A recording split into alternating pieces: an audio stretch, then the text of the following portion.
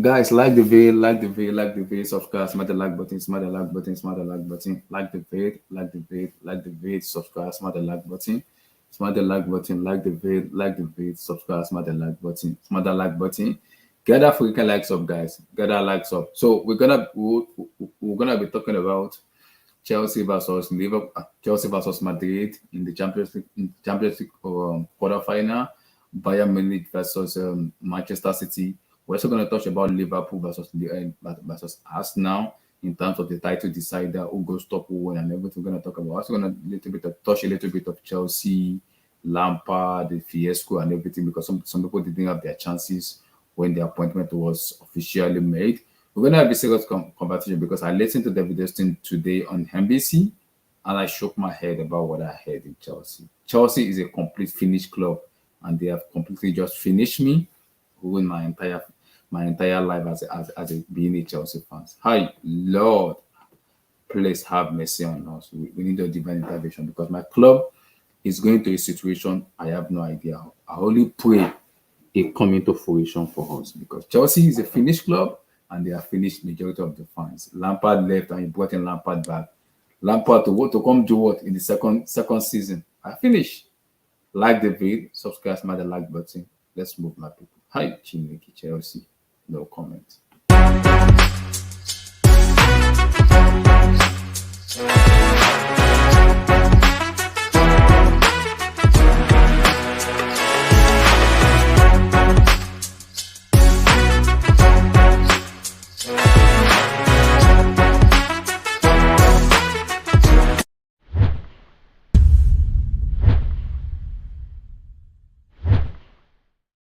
Yo, my people, like the video now, making a subscribe, smash that like button, smash that like button, smash the like button, guys. So let's talk Arsenal versus Liverpool because Tom, the last time we did this to me, we said it to you. I said it, Carl said it. Arsenal does it. See, I said it already. Liverpool, Newcastle, Chelsea, Manchester City. In those matches, you have to get a point or you have to win. If you draw a point and Man City win the remaining 8 matches, they will become the champions of Premier League. I said it to Arsenal fans, and Arsenal fans come at me.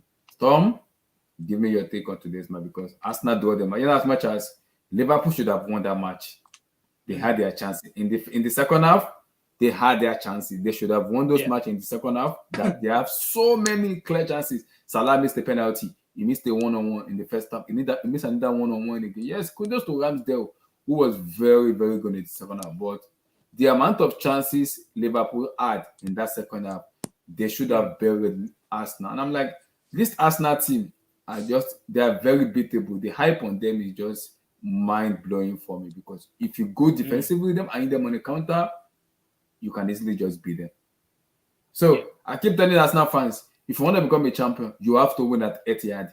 You have to win at Anfield. You have to win at St. James's Park. You see those stadiums, if you did not win there, forget about you being a champion. You cannot be a champion without winning that stadium. Very difficult to go to and win, but you have to win there.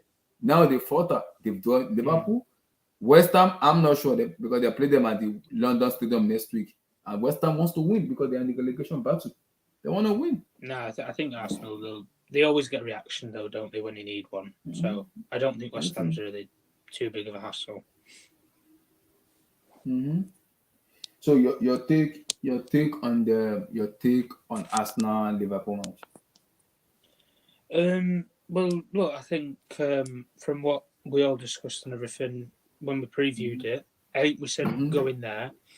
We're going to see if this Arsenal team has the cojones, if you like, to stand up to the crowd, the authority of it, the atmosphere that we know Anfield always brings. And sometimes, you know, even the biggest of players, we know Lionel Messi went to Anfield and completely capitulated. You know, that front three duo, that time, and Liverpool blew them away 4-0. So we know magical things can happen there. And look, I think with Arsenal, with especially the first goal, I did think there was a bit of luck in it, but there was also a lot of smart play in it because, listen, if you get something on the end of it, like Martinelli did, there's a chance it might roll in. And he's done that, and ultimately you have to give the credit and kudos to that. The second one, from a defensive point of view for Liverpool, it's criminal. I'll be real. I think, listen, Jesus ain't the biggest physical presence in the box, but his movement inside the 18-yard box is brilliant. Whether you play him off the left, forward or right, and side of a front three, it's brilliant inside the 18-yard box. And he's very hard to keep a track of. Even like you say, was one of the best defenders in the world. I think Liverpool today played the best defensive defensive lineup that they had with Trent, Robertson, Van Dijk, and Konate.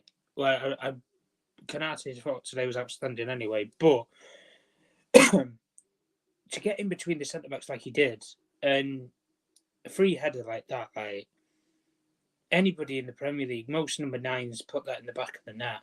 Like Kane, even listen, I'd be surprised if Kai Havertz maybe didn't even score that one. If I want to big up Chelsea a bit, but ultimately, I just think the overall performance from Arsenal in the first half, I thought they should have been out of sight. Similar to like what me and Chimere said when we previewed it, where we said about Man United, we had the chances to be 2-3-0 up easily in the first half, and you could have taken the game away from them. Okay, they got the goal back with Salah. Ball, ricocheting and things like that, gets the chance and smashes it away. You've got to, credit and hand up to that. We move on to the second half. There was a point in the match anyway, in the first half though, with Arsenal were 2-0 up. They'd silenced the crowd, the atmosphere was dry, it was dead. But then there was the little reaction that happened with Xhaka, with Xhaka and Trent.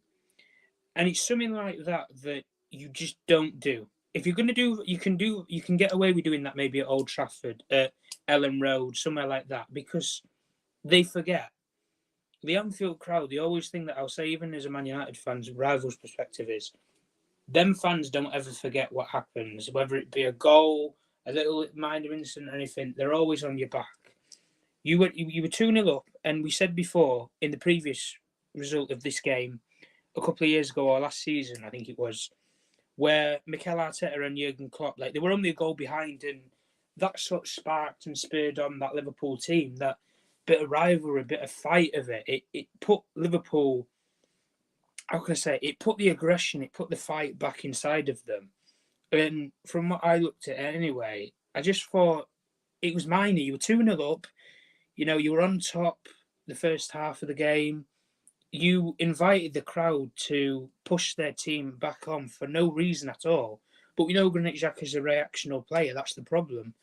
And ultimately, the incident happened and everything. They get the goal and then go into half-time 2-1. There was obviously the bit of commotion that's happened with Robertson and one of the linesmen, which I don't know if we'll get on about or not, where apparently the linesman's elbowed Robertson in the face and things like that. But it's going to be investigated by the FA and stuff. So I wouldn't really play too much into that. But we'll go back into the second half, and Liverpool came out. Like, they came to play. Jota picking up into spaces in the box, and then obviously the foul happened. You get penalty. And listen, Salah, I don't know what it is. Bournemouth, he blew it out of the stadium. This one pulls it massively wide. Like, I don't know what's going on with the penalty in that scenario, in that case. I mean, if James Milner plays, he's not the designated penalty taker, but like, he's not scored, the last couple now. And I do think maybe there has to be a different taker, or he has to change his technique or something with that, because in big games like that where you can equalise and then you're 2-2 and you can go for the game and it's open and you can potentially win it, like, you need to convert your chances when you get them, especially against teams like Arsenal. But I thought the first half Arsenal completely dominated. The second half, Liverpool came into it and they grew into the game a lot better. And especially, like I say, you are only one goal behind and you need that bit of a chance. And yeah, it was end to end in the game. And counter-attacking wise, I thought Arsenal were toothless, I'll be real. I think in some scenarios, if they had the energy, maybe they had not rested legs, but they just had more ideas of what to do in the final third on the transition with the counter attack. They could have killed that game off 3-4-1 easily, and the game would have been done and dusted. Because Liverpool, at the back, they're wide open. As soon as you play that lateral ball, diagonal pass over the top, and it connects to one of your front three, like Martinelli did, and he played the ball through. But there were some points in the game where I think they got, like a lot of Arsenal players, they gassed out towards the end of it. And look, we went to the end of the game, and I think ultimately the bringing on Firmino and Thiago, especially, it completely changed the game for Liverpool, because I think, especially in the midfield, there was that zip in the play, there was the creativity there, there was a lot more forward thinking, if you like, with the passes, playing it out wide, dragging Arsenal's defence out. Zinchenko was getting, turned over like a bottle cap with Salah on the side at the second half. Like it was more fluid. It was more of the old Liverpool, if you like. And obviously, then Trent gets the chance where he gets the half yard, beats Zinchenko, and we know he can stick a ball in the box and ping it onto somebody's head. It's just a case of if somebody's thinking the same mind as him. And Firmino and him have obviously have been nearly at the club 5-6 years as a partnership together in a successful team. They know each other's styles and runs. They know where the ball's going to be, and sticks up, gets on the end of it, and puts it away. And listen, like 2-2 toward the end of the game, equaliser. I'm looking at it and I'm thinking, this Arsenal team, mate, they're bottling it. They're fumbling the bag. And I think ultimately, you get towards the end of the game then, and there wasn't anything that Arsenal I saw anyway, especially on the track. The only thing that they had was the counter attack, but they weren't using it to good effect, because they didn't have the ruthlessness to go for that third goal before they even got to 2-2. But then they get to 2-2. Liverpool, the atmosphere, and those players, especially the Arsenal players, and Mikel Arteta even himself, I think needs to, save and count his graces that he's got Aaron Ramsdale as his goalkeeper, because that player stood up today. And we can take this game and bookmark it as potentially the game that won Arsenal the title, because that 1 point that they got today might be the difference in toward the end of the season, if they win the title or not. Because the first save off of the deflection from Salah, I think it was off of Gabriel, and then it curves the ball even further away from the goalkeeper's arm, and he gets a fingertip to it. Like, it's a match-winning, save, and ultimately is a world-class save in that regard. You then get to the second one with Konate. I'll be honest, I think Konate, I don't know how he's not scored. I think, listen, you give that to maybe an attacking player, that you stick the ball in the back of the net, but again, Ramsdale, decision making, positioning in on his line and everything, and the connection, like I said, to even just parry it away, like, it was world class from Ramsdale in that regard. And to say Arsenal only spent, I think, £30 million on a player of whom was at Sheffield United, like, it's a brilliant bit of business. Distribution, coming for the ball, like we just said, shot stopping as well, reflexes, like the complete goalkeeper in many cases for £30 million in a market, like we talk about with goalkeepers nowadays, is like brilliant business that Arsenal have done. And ultimately, he's saved them the game today, because Liverpool, they should have won that game 3-2, 4-2, especially from the second half. But we can only speculate on that. And look, I think it was more a case of with Arsenal, it was a point gained than 2 points dropped, because they should have lost the game at the end of it. Because if you don't kill off Liverpool, especially at Anfield, if you do not kill them off by 3 goals, we know this team can come down from 3 goals upwards, because they've done it before. They did it with Barcelona, one of the best teams at that time. And when you can do that in your own backyard, psychologically, you're thinking, oh, right, we're still not even safe. We're not safe at 2-0.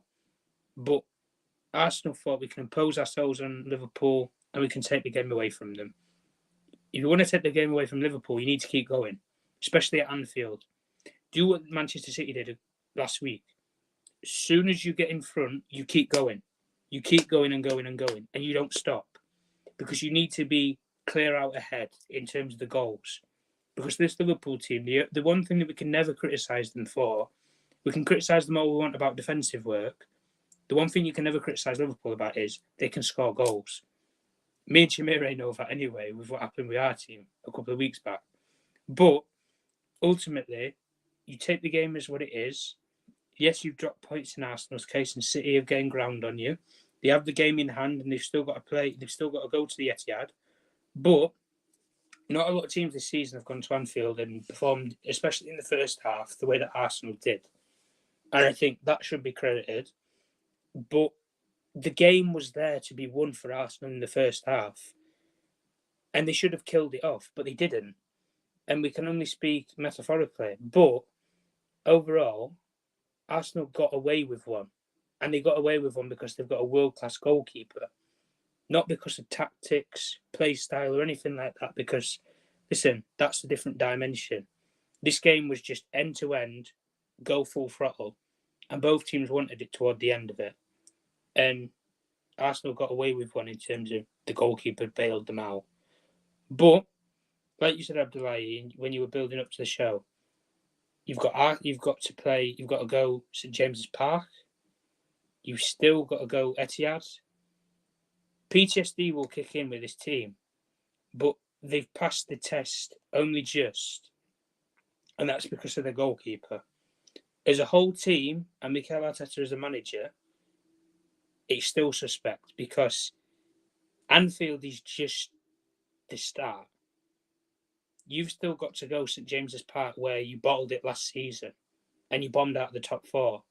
PTSD, psychologically, those players are going to be thinking, oh, we've been here before, we know this fairy tale, we know this story.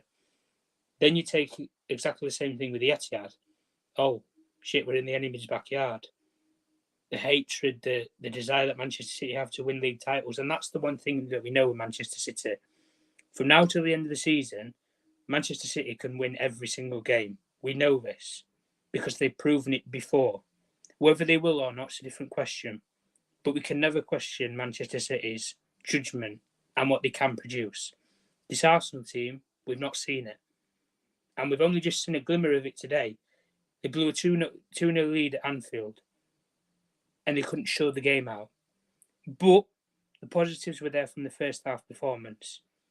But they need to take this and keep the consistency going. Because as a squad and as a team, they've got something good. But ultimately, they did drop the 2 points. And that's all that matters in this game. You can take performance, you can take anything. But if you don't get the 3 points, at the end of the season, this point might mean nothing. But at the end of the season, in hindsight, it might mean everything.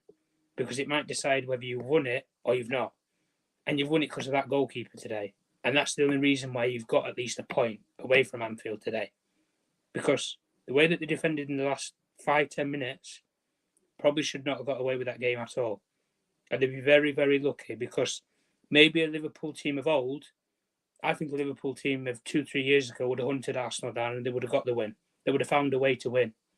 Whereas with this Arsenal team, we don't know if they can do that because we haven't seen it. But the final 6 weeks of this season are going to play precedent because we have to see what this Arsenal team has in the reserves. Can they go away to the Etihad? We've seen it now. They've gone to Anfield. Yes, you've got a point. But you have to go to Etihad. You have to go to St James's Park. You have to go to all these hostile grounds where there's something behind the game, whether it be from last season or that impacts this season. And to these Arsenal players, it has to mean more. Because sometimes in your career, you only get one chance for a title. And if you don't take it, you'll regret it. And a lot of players tend to regret it at the end of their careers when they sit back and think, could I have done more? Could I have pushed myself more? What if I'd have got in this area? And it's all what ifs and buts and maybes. But overall, I think Arsenal can take the performance from the first half and be contented. But I also think from a Liverpool perspective, it shows the authority that they do have at Anfield. And especially if we can take what they have at Anfield and potentially try and move it into the away games, that same aggression, that same desire that to hunt teams down in the second half, like they did at Anfield, but do it away from home, they might get somewhere with the top four because we know with Spurs, especially with Spurs anyway, they fumble the bag. And that place is there to be got. But at the end of the day, Newcastle have something to say as well. But overall, I think Arsenal performance was good. And I think Liverpool can take positives from it because at the end of the day, they gave Arsenal a really, really tough test. And they probably should have won the game at the end. Yeah, I agree because I said it to me and Mr. Carl said it too in the last time that Arsenal need to win at Anfield, they need to win at St. James Park, they need to win at Etihad for them to guarantee them a Premier League title. And I don't see them winning in those three teams because today Mikel Arteta looked very naive as a manager. And that's why people might praise him that he has done a fantastic job. He looked very naive. You came out in the first half with that performance, and in the second half, you capitulated. You started defending from 45 minutes. I was like, why are you defending for like 45 minutes? Just play your game. Liverpool are there to beat you because you can beat them. Why are you being naive as a manager, just doing nothing? You look like a naive manager who has not been in the game for a very long time. That's what pressure does to you as a manager. It's not been there before as a manager, so that's what the pressure does. Yes, Arsenal has been sensational this season. Yes, I gave it to them, but as a manager, he looked like a clueless manager. And I'm asking myself, why are you bringing in a central back who has not even played a minute in the Premier League before? Why? This is what we defy in terms of there's good managers, but there's great managers, and it's these decisions that toward the end of the season, they might either, praise you or hinder you because you'll always have that reflection. I know for myself anyway, because of what Sir Alex Ferguson said, if I'd have put Jason Park on Messi in the Champions League final, I think we would have beaten them. And things like that, like, you can't control that now. That's the past. We live in the present. And like you just said, right, with Mikel Arteta, it was naive in terms of what he did because, listen, you don't go to Anfield where it's 2-1 or it's 2-0. It doesn't matter. Unless you physically take the game away from them and it's maybe 4-0, something that's impossible almost, even though it is Anfield, this team has come back from 3-0 down before. So at the end of the day, if you don't go there and take the game away from them, like Madrid did, for example, you don't go there and take the game away from them, they'll come and have a bite back at you. And they did that in the second half. And they hunted teams down. It was the Liverpool of old. Find a way to get back into the game. And almost, find a way to win. And they should have won in the end. And I think in a lot of people's eyes, they probably did win. Because if they didn't have Aaron Ramsdale in there, they would have won. Whether it be 3-1, 2-1, whatever. 3-2, 4-2, doesn't matter. Liverpool would have found a way to win if Arsenal didn't have that goalkeeper. But on the whole precedent, the standout, like we say, standout performers today was a lot of the players. Martinelli, brilliant. Jesus, brilliant. Liverpool, like Canate, I thought was solid. Canate, I think he's a brilliant defender. The only problem is he has the fitness issues.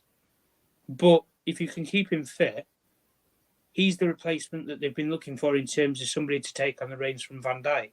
Like Van Dijk, they weighed so much on Van Dijk for the last 6-7 years since he's been there. It sets the precedent for the whole season.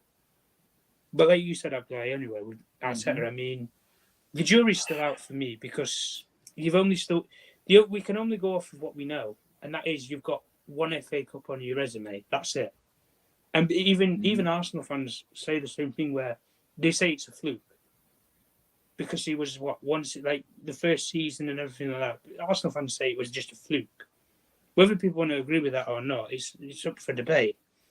But like you say, when you set such high standards, and then you get what you got today, especially in the second half, they got lucky. They did get lucky. And like we say, at the end of the season, it's going to play precedent.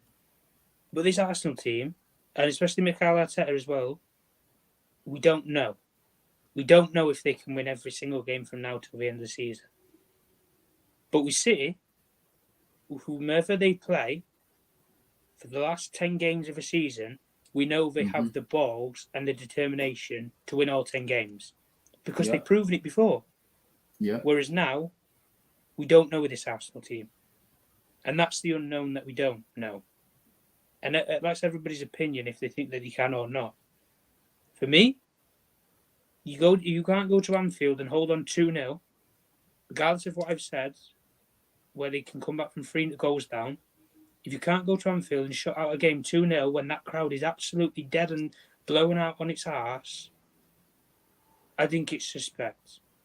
And you still got to go Etihad, and you still got to go St James's Park. You've got to go to all these grounds where they're having a buzz and they're having a highlight of a season because these teams have something to play for. Even West Ham, like you said about it, going to teams like that is not easy because they have something to play for. Whereas you play somebody, no disrespect this, you play somebody like Chelsea, for example, it might be an easy 3 points. Not because of the way you're playing, you don't have anything to play for. Yep. You don't have anything to play for. Newcastle, top 4, City, title. Like, whoever you want to play, Brighton, Europe, West Ham, relegation. Like, teams have something to play for. Whereas, at the end of the day, Arsenal need the points. And it doesn't matter how you do it or what performance you get. You just go for the points. And like you said, they got the point, and that was probably maybe even one of the saves of the season. Yeah, before I go to other guys, because I said it, Mr. Kawai, me and him talk, and I said this run of game, Arsenal must not lose one match or even draw. If you draw or lose any match, and Manchester City win their next matches, they will become a Premier League champion. And it will get to a stage where it's already getting happening already. So, Vilton, give me your take on Arsenal Liverpool. Oh man, what a game of football that was, man. That was one of the best draws I've seen so far in the Premier League this season. This is a really, really good game, man. Overall, I would say it was kind of a tale of kind of two half and a half, one half and a half, I would say. Like Arsenal started the game like I knew they were gonna start it. To be fair, I thought Liverpool would have come out a little bit stronger because they're always more hyped for the occasion at Anfield. Because I've told people this, bro. People were saying, "Oh, I was watching a lot of reviews before this game. A lot of Arsenal fans were saying, "Oh, we're gonna go up there and go and beat them 2-1, 2-0, 3-1." I'm like, mate, you haven't won there since 2012. Like, why are you so confident you're gonna go up there and just beat them? I've seen worse Liverpool team beat you guys. So why you guys? I don't know where. I don't I don't get it. It is what it is. I guess you have to be optimistic as an Arsenal fan. I get it. You top of the league, this and that. But bro, it's Anfield. I saw what Liverpool did to City over there. I saw what they did to United over there. The only team that came out alive over there, Chelsea, somehow Potter kept a clean sheet over there, 0-0 over there. So I saw what they did to Newcastle over there too, man. So and Tottenham still has to go up there. We all know Tottenham's gonna lose over there. So Arsenal could be happy. I mean, out of everybody, Arsenal and Chelsea are the only team that survived Anfield this season. So they should very, very be happy up at this point. But overall, but the game, that was a very good game, man. As a neutral watching that game, it was an amazing game. It had everything, drama, quality, especially the first half from Arsenal. Like Liverpool just couldn't get near to Arsenal at all. Like it was honestly embarrassing. Embarrassing, bro. Like shocking. Liverpool was just shocking. Like the first 30 minutes of that game, Liverpool just shocking. The press wasn't there. Trent getting tearing apart. We see that often. Virgil van Dijk, man, like you just can't let Gabriel Jesus win that. You can't, bro. Bro, you way bigger and taller than this, man. You can't let Gabriel Jesus win that header off. You got to know what's behind you. But after, what the game changed for me when Jaka, when he fouled Trent, like when he kind of fouled Trent and Trent pushed him back, that's when you kind of hear the crowd got into the game. That's where the crowd reunited. And it's funny enough, I think 2-3 minutes or 5 minutes after Liverpool scored, and obviously the momentum just shifted. If you're an Arsenal fan or Arsenal player, you're just waiting for the referee to blow for halftime because I guarantee if if the ref would have allowed the game to go for 2 more minutes in that first half, I think Liverpool probably would have tied it even before halftime because they just went crazy. The second half, I knew Liverpool was going to bully them because they were going there with all the momentum. And the second half was a mismatch. It was honestly absolutely embarrassing for Arsenal, bro. Like you 2-0 up, why are you going into your shell? Like I don't get it because I remember when Arteta went to play United. I mean, he didn't give that much respect to United, which is understandable because they were chasing the game. But my thing is though, in the second half, why were Arsenal so defensive? Like, there's no way. I'm sorry, there's no because the thing about Arsenal, they win again fantastic. They be going into this game. I think they're on a 7-game Premier League winning streak, something like that. But at Anfield with that crowd, there's no way you're gonna be able to host them for like 40 minutes plus defending. It wasn't gonna happen. And if you're gonna defend, have a counter attacking position because let's be real. To be fair, though, Liverpool played it really well because I really thought Saka, and Martinelli was gonna hit them on the counter, but they played out really well because they were really pushed up. You saw how high up Konate and Virgil van Dijk was. Shout out to Konate. I think he was by far Liverpool best defender today. It wasn't even close. But that second half, man, it was absolutely embarrassing, bro. Salah should have scored brace. I don't know what's going on from the penalty spot. He's been acting Darwin Nunes, miss a 101. And like Ramsey would have saved it was Salah almost scored again. It was gonna be a nasty deflection. Would have saved by Aaron Ramsey. The Konate chance, like Ramsey is very clutch. Like Arsenal fans, honestly, man, you guys have a very good goalkeeper in your hands, man. Y'all should cherish it because having a good goalkeeper can it's very crucial to go, especially going for Premier League when you know a team like Manchester City that's very relentless. I mean, if you're an Arsenal fan, you could say it's 2 point drop, but me personally, I see it as a 1 point game because let's keep it real. Arsenal should have lost today. I think Liverpool should have won today, but again, Aaron Ramsey made clutch save it. This you need a bit of luck when you're going for the Premier League. It's gonna happen. Like they should be happy getting a draw at Anfield. They should be happy based on how that game was going. They should be happy because I truly believe that game just went on for 5 more minutes. Maybe Liverpool would have got the game winning goal because you can tell the Arsenal players you just wanted the game to end. When Salah made that save, you just can't tell, man. They just wanted the game to end. And like once they got the corner, obviously Konate almost scored from it. And Renzo made a crazy save. Then you have the counter attack. I know people are bashing Martinelli, but I just think he got tired, honestly. Obviously, he's a professional football player. He should be making that pass, but I just think the legs were gone, man. Like, I just think he just didn't have the energy to work. He's because you I mean, it was a simple pass, but I just think he was so tired in the moment. And obviously Allison cleared off the ball. It was end to end, like in the first like in the second half, man. Like the final 5 minutes, because up to that point, Liverpool battered them. Trent, what in a Zen. This is my issue with Arteta. If you're gonna defend the entire second half, why not bring on that the guy Tierney? Why not bring him on earlier? Because you know Zinchenko is not a very good defender. We saw it. Him and Trent are not very good defenders. You saw what Trent did to him. I don't know why he didn't bring him earlier. Because if you're not gonna attack anymore, just bring him on earlier before Liverpool score that second goal. Man, it's honestly embarrassing because Arteta been very naive in the big games away from home this season. Because I saw it against United. City, we can't. Well, to be fair though, City did give him a lot of respect, and that's it. I just think City beat them because City were just the better team on that day. But today he was very, very naive, man, because you can't go into that game up 2-1 and Zinchenko still on that pitch. You know he's not gonna do anything defensively. It just isn't gonna work. But my thing with Arsenal is that why did they go why did they switch to a back five? Why do that? Because why don't you just play how you've been playing the entire season? I get it. You're under pressure. That tells me they were under pressure. Like they just couldn't, they don't know how to deal with pressure. It is what it is. But fantastic game. Me personally, I think Arsenal bottled the league in my personal opinion. I already told Carl this. I think City's gonna win all their remaining games. That's just me. I could be wrong, but I just think now City are smelling blood because they know their fate is in their hands. Arsenal fate is also in their hands. So City knows all they have to do is win their remaining games. They're gonna be champion. But I guess the only thing you could say for Arsenal fan, they should be happy about City is still in Europe and they're still in the FA Cup. So they still have a lot of games. Maybe City might drop points here and there, but me personally, because I'm looking at their schedule, man, I don't see where City drop point. Maybe I just don't because they're scoring 4 or 5 goals, they're putting 4 or 5 goals past size. So I don't know. I just personally think this might be the game that changes it all. I could be wrong. Arsenal, I'll say this next weekend against West Ham. That's a must-win game. They can't draw that game. They have to bounce back. Credit to this Arsenal team. They've been bouncing back. We're gonna see what they're gonna do next Saturday, but me personally, I just think that game was there for Arsenal to win because you're up 2-0. I get it. You up 2-0, you have to take that game home. If City are up 2-0 at Anfield, they win that game, personally. If Chelsea, the big Drogba Chelsea team, even Manchester United, if they're up 2-0 at Anfield, they're going to take it home. They just do. That just tells you the team just missing that lacks of experience. They just don't have it. It's their first time ever going into a title race with, I mean, they're going against a juggernaut. A guy has like 44 plus goals in the Premier League, and you're going with Pep Guardiola. So it was going to be tough. But me personally, man, Arsenal fan, you should kind of be happy about today because I think you should have lost today and you got a point out of the game. But it is what it is, man. Shout out to Liverpool, man. Once again, man.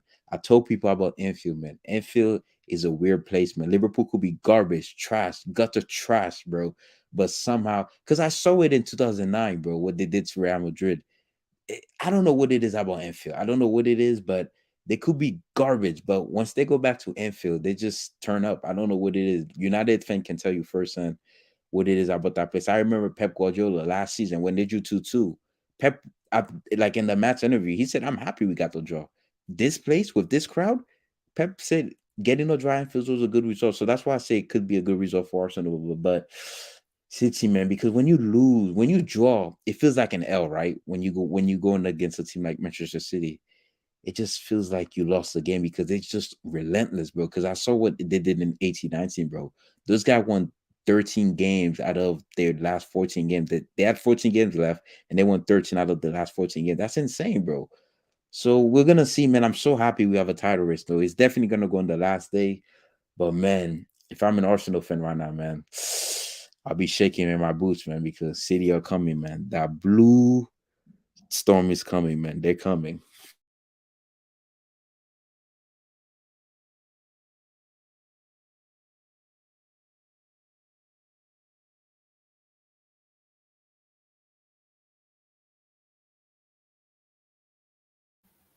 Jimmy, give me your take on Liverpool now in terms of what transpired in the match. Ateta, because for me I'm so it looked very sorry, nicely. guys. Guys, is Go it ahead. just because it's Easter? But everywhere just sounds, everyone just seems so calm, relaxed. It's almost like people are at that point of the season whereby it's either you're disappointed, you're really anxious, you're really pessimistic, or you're just like you've given up hope. Everyone that's spoken thus far just sounds sad. Chimera, go ahead. I'm sorry.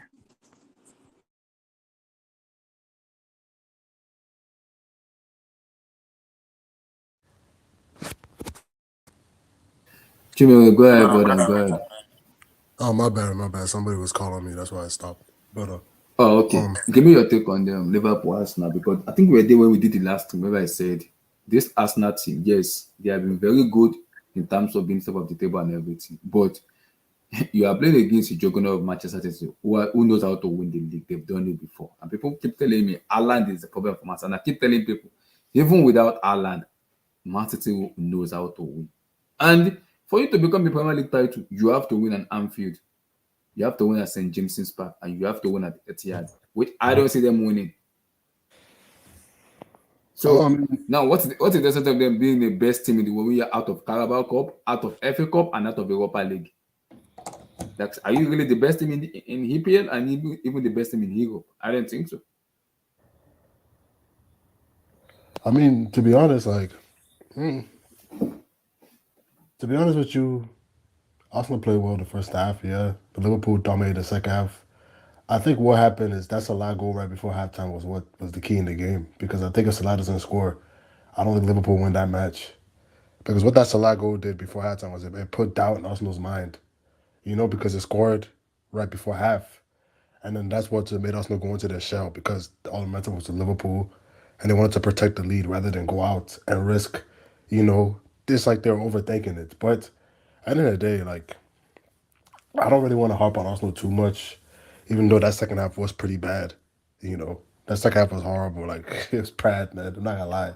That second half, they got killed. But I don't want to harp on Arsenal too much because at the end of the day, going to Anfield is hard, man. Like, if you can get a point there, you take it, especially because that's not guaranteed. I mean, nothing's really changed to be honest. Arsenal still have it in their hands. If they win their games, they're champions. So nothing really changed in that regard.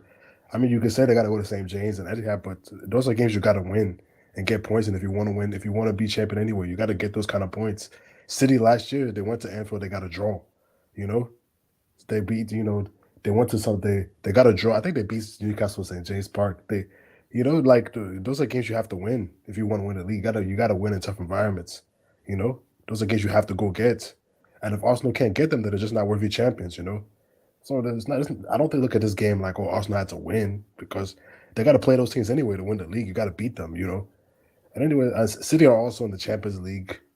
You know, they're also in the Champions League. They're in the FA Cup. They can win every game because they see them do it. They have the ability, but it's not easy. You know, still a lot of ball left. So we have to see what happens. But I don't really look at it from Arsenal perspective. Like this is my thing. Like I can't really fault Arsenal too much because they went to a tough environment and got a point. But this is my thing. Like Liverpool, man, is like Liverpool had to win this match. Like they had to win this match. They're playing at home. They had to win and kind of have a chance at top four. You know, I think there's more of an indictment on Liverpool because they had to win this match. You know, most of the pressure was on them to win the match because regardless of whether Arsenal won or lost the match, they'll still be in first place. It wouldn't impact their first place setting or their first place status, regardless. But Liverpool have to win because they're now 12 points away from top four, and we have 8 matches left. And last year they were in a title race. You know, I think it's more so like what's happened to Liverpool for them to go down this low. You know, that's something that I know what we're not talking about. It's not even because I'm trying to ban to Liverpool. I'm just saying in general. That's something we're not talking about a lot. You know, like they were in a title race just last year, and the fact that you saw the way they played it in the second half tells you that they can still control games in midfield. They completely control that game. Everybody's telling me that midfield is hard, but like that game, they completely nullified Arsenal's midfield the second half completely. You know, so I'm just looking at them, looking at it like this is a match they had to win and they got a draw in. And this match they really should have won. They missed the penalty, they missed chances, and that sums up their season. You know, and this is like, and it's not, like I said, they're 12 points away from top four with 8 matches left. So I don't look at it more as an indictment on Arsenal because they got a point in enemy territory. They would have taken that probably before the game, you know. They would have taken that result before the game. But Liverpool, they had to win the match. You're at home. The momentum was on your side. That's a match you needed to win to get top four. And you were just in a title race last year. You lost the title on the last day. And you went from that to now you're 7th or 8th place. I think that's something we don't talk about enough because that's big. Like what's gone wrong this season at Pool? That's what I look at it more so. Not really Arsenal because you're playing against you're playing in a tough environment. You know, I mean 2-0, you're up 2-0, but I mean, it's hard, man. It's hard to win there. Like everybody knows it. You're up 2-0. It's hard to win there. And Liverpool scored in what, the 89th minute or something like that. So they almost won it anyway, regardless of all that Liverpool what they did in the second half. And that speaks to me they hung on like like it's annoying to draw after you're winning, but they hung on, so you can't really fault them too much because it's a good draw. I mean, getting that draw at Anfield is something you can't really complain about. You know, it's not something not something that's given to you. But that's more so I look at more so like Liverpool. They, you know, like they had to win this match. This is a match they had to win. You know, this is a match they had to win to have a chance at top four. You're 12 points away with 8 matches left. You know, like I look at it more so than diamond on them. You won the title race last year, and now you're 7th or 8th place. You know, so I'm looking at it more so like I think we should focus more on Liverpool and how far they've fallen compared to last year, not really Arsenal, because getting away a draw at Anfield isn't a bad thing. Like I think more so the focus should be on how bad Liverpool have fallen compared to last year, in my opinion.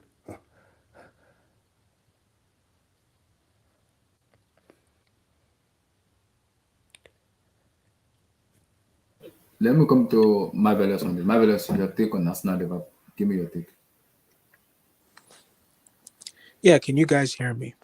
We can hear you. Go ahead. Okay, I'm going to keep it brief. I think it's a double-edged sword, right?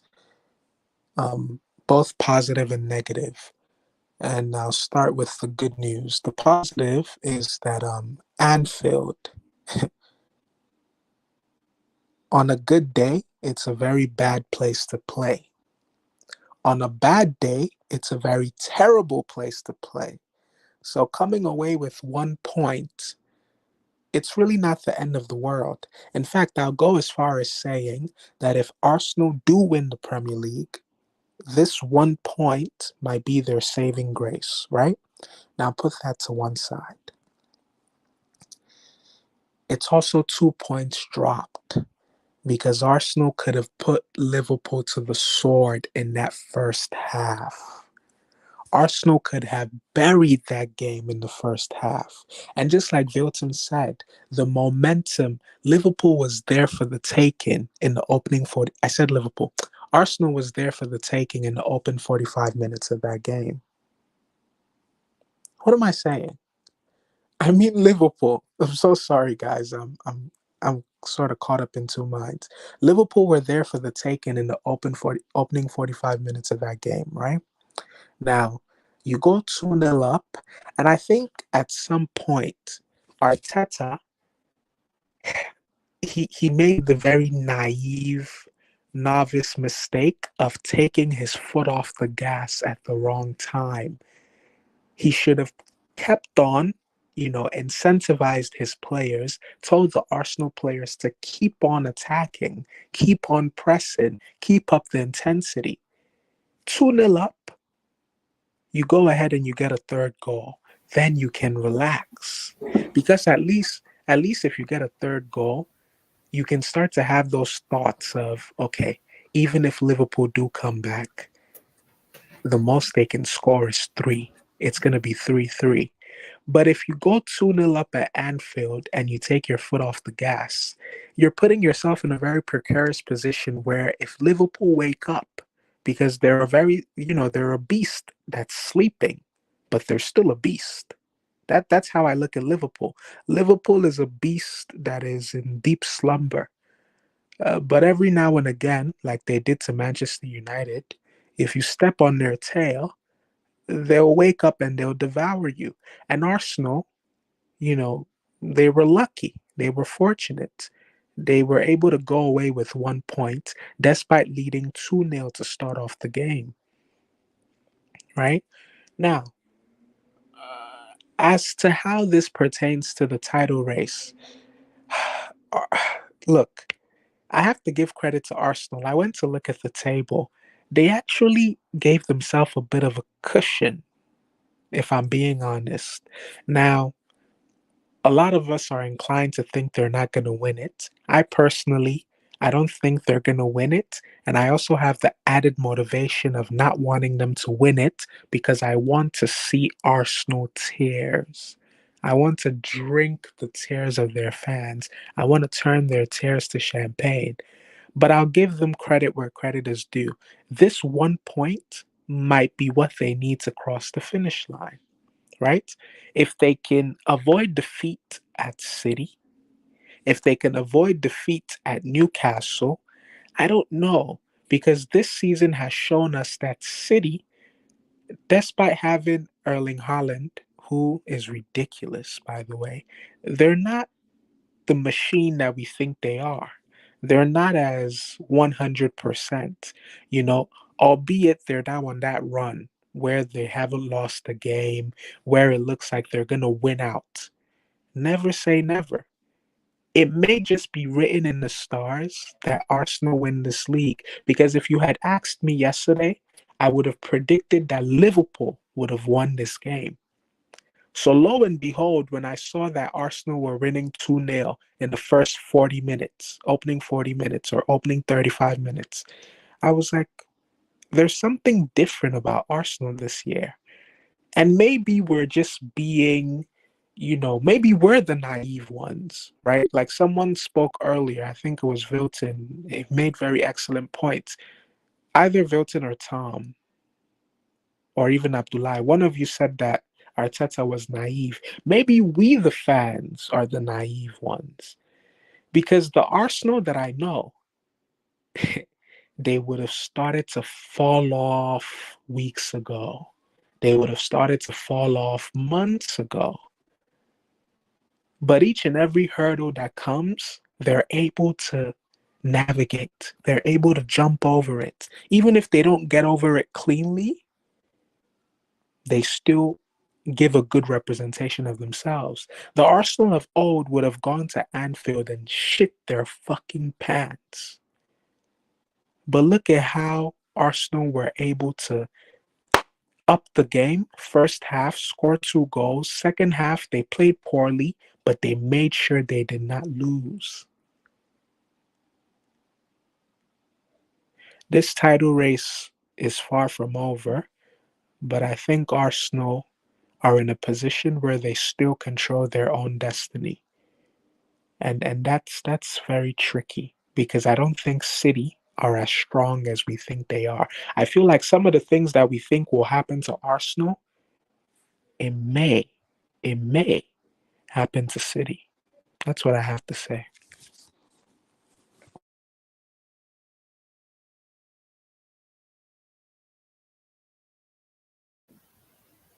Phillips, give me your take on them. Arsenal, Liverpool.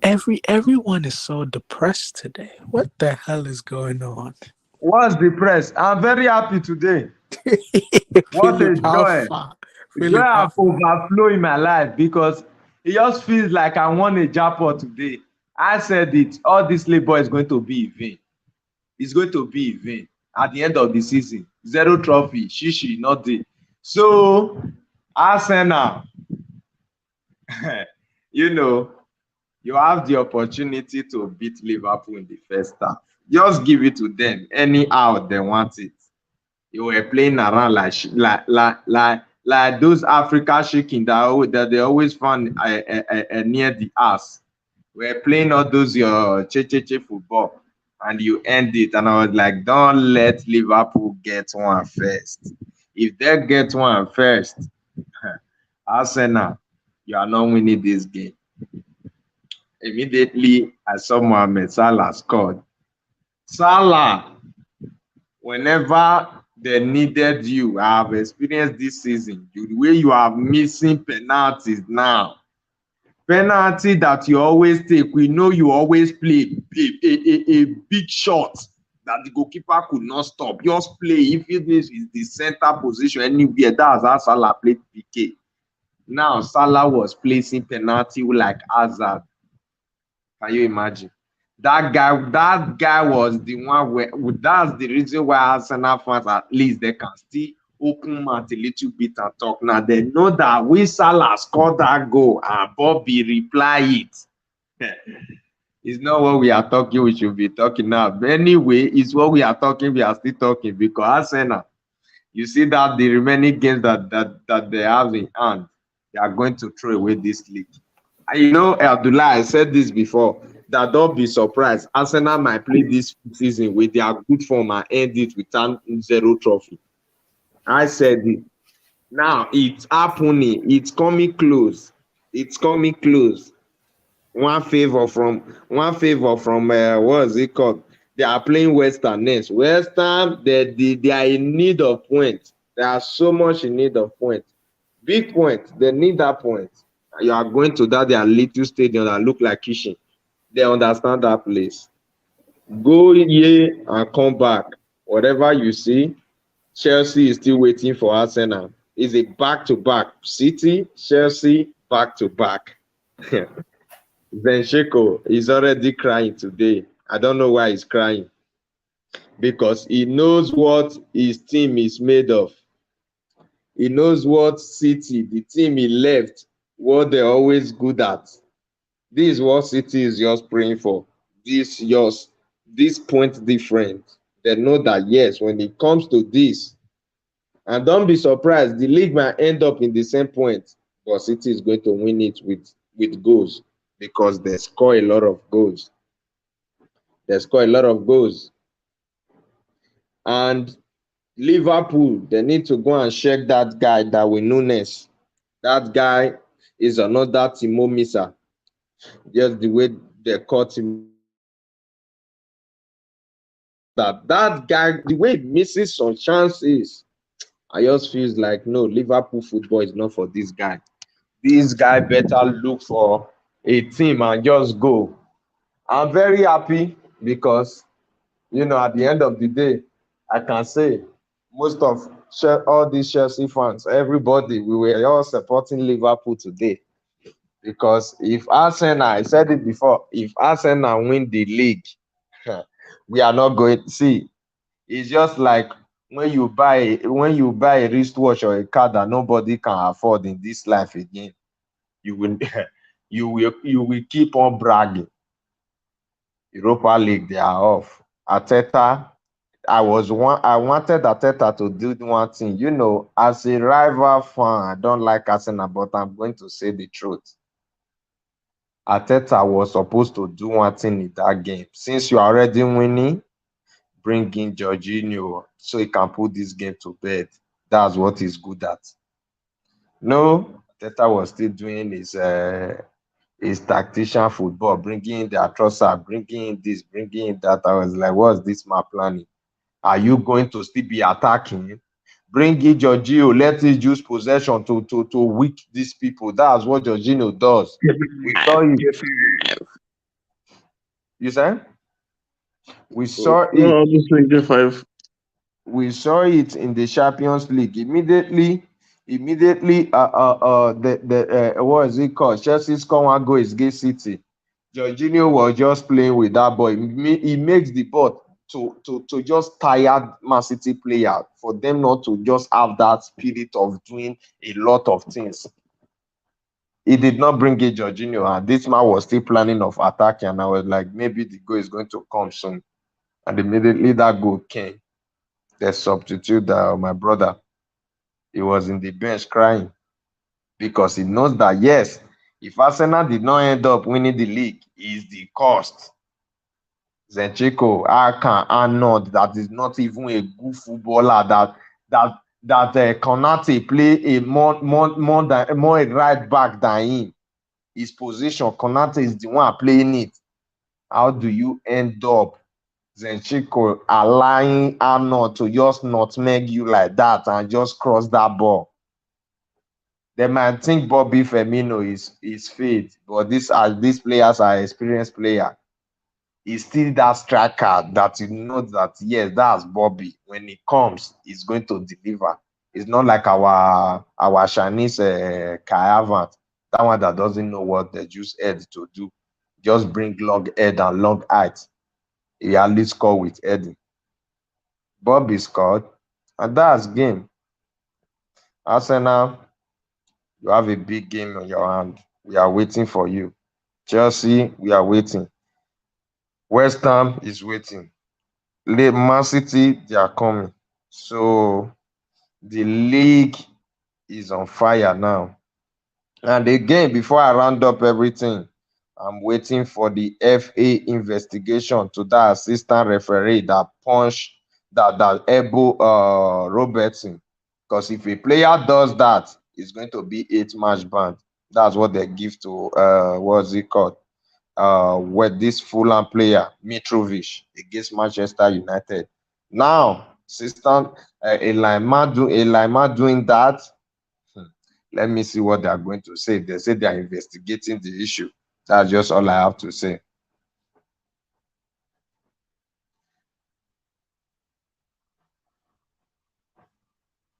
Abdullah, are you there?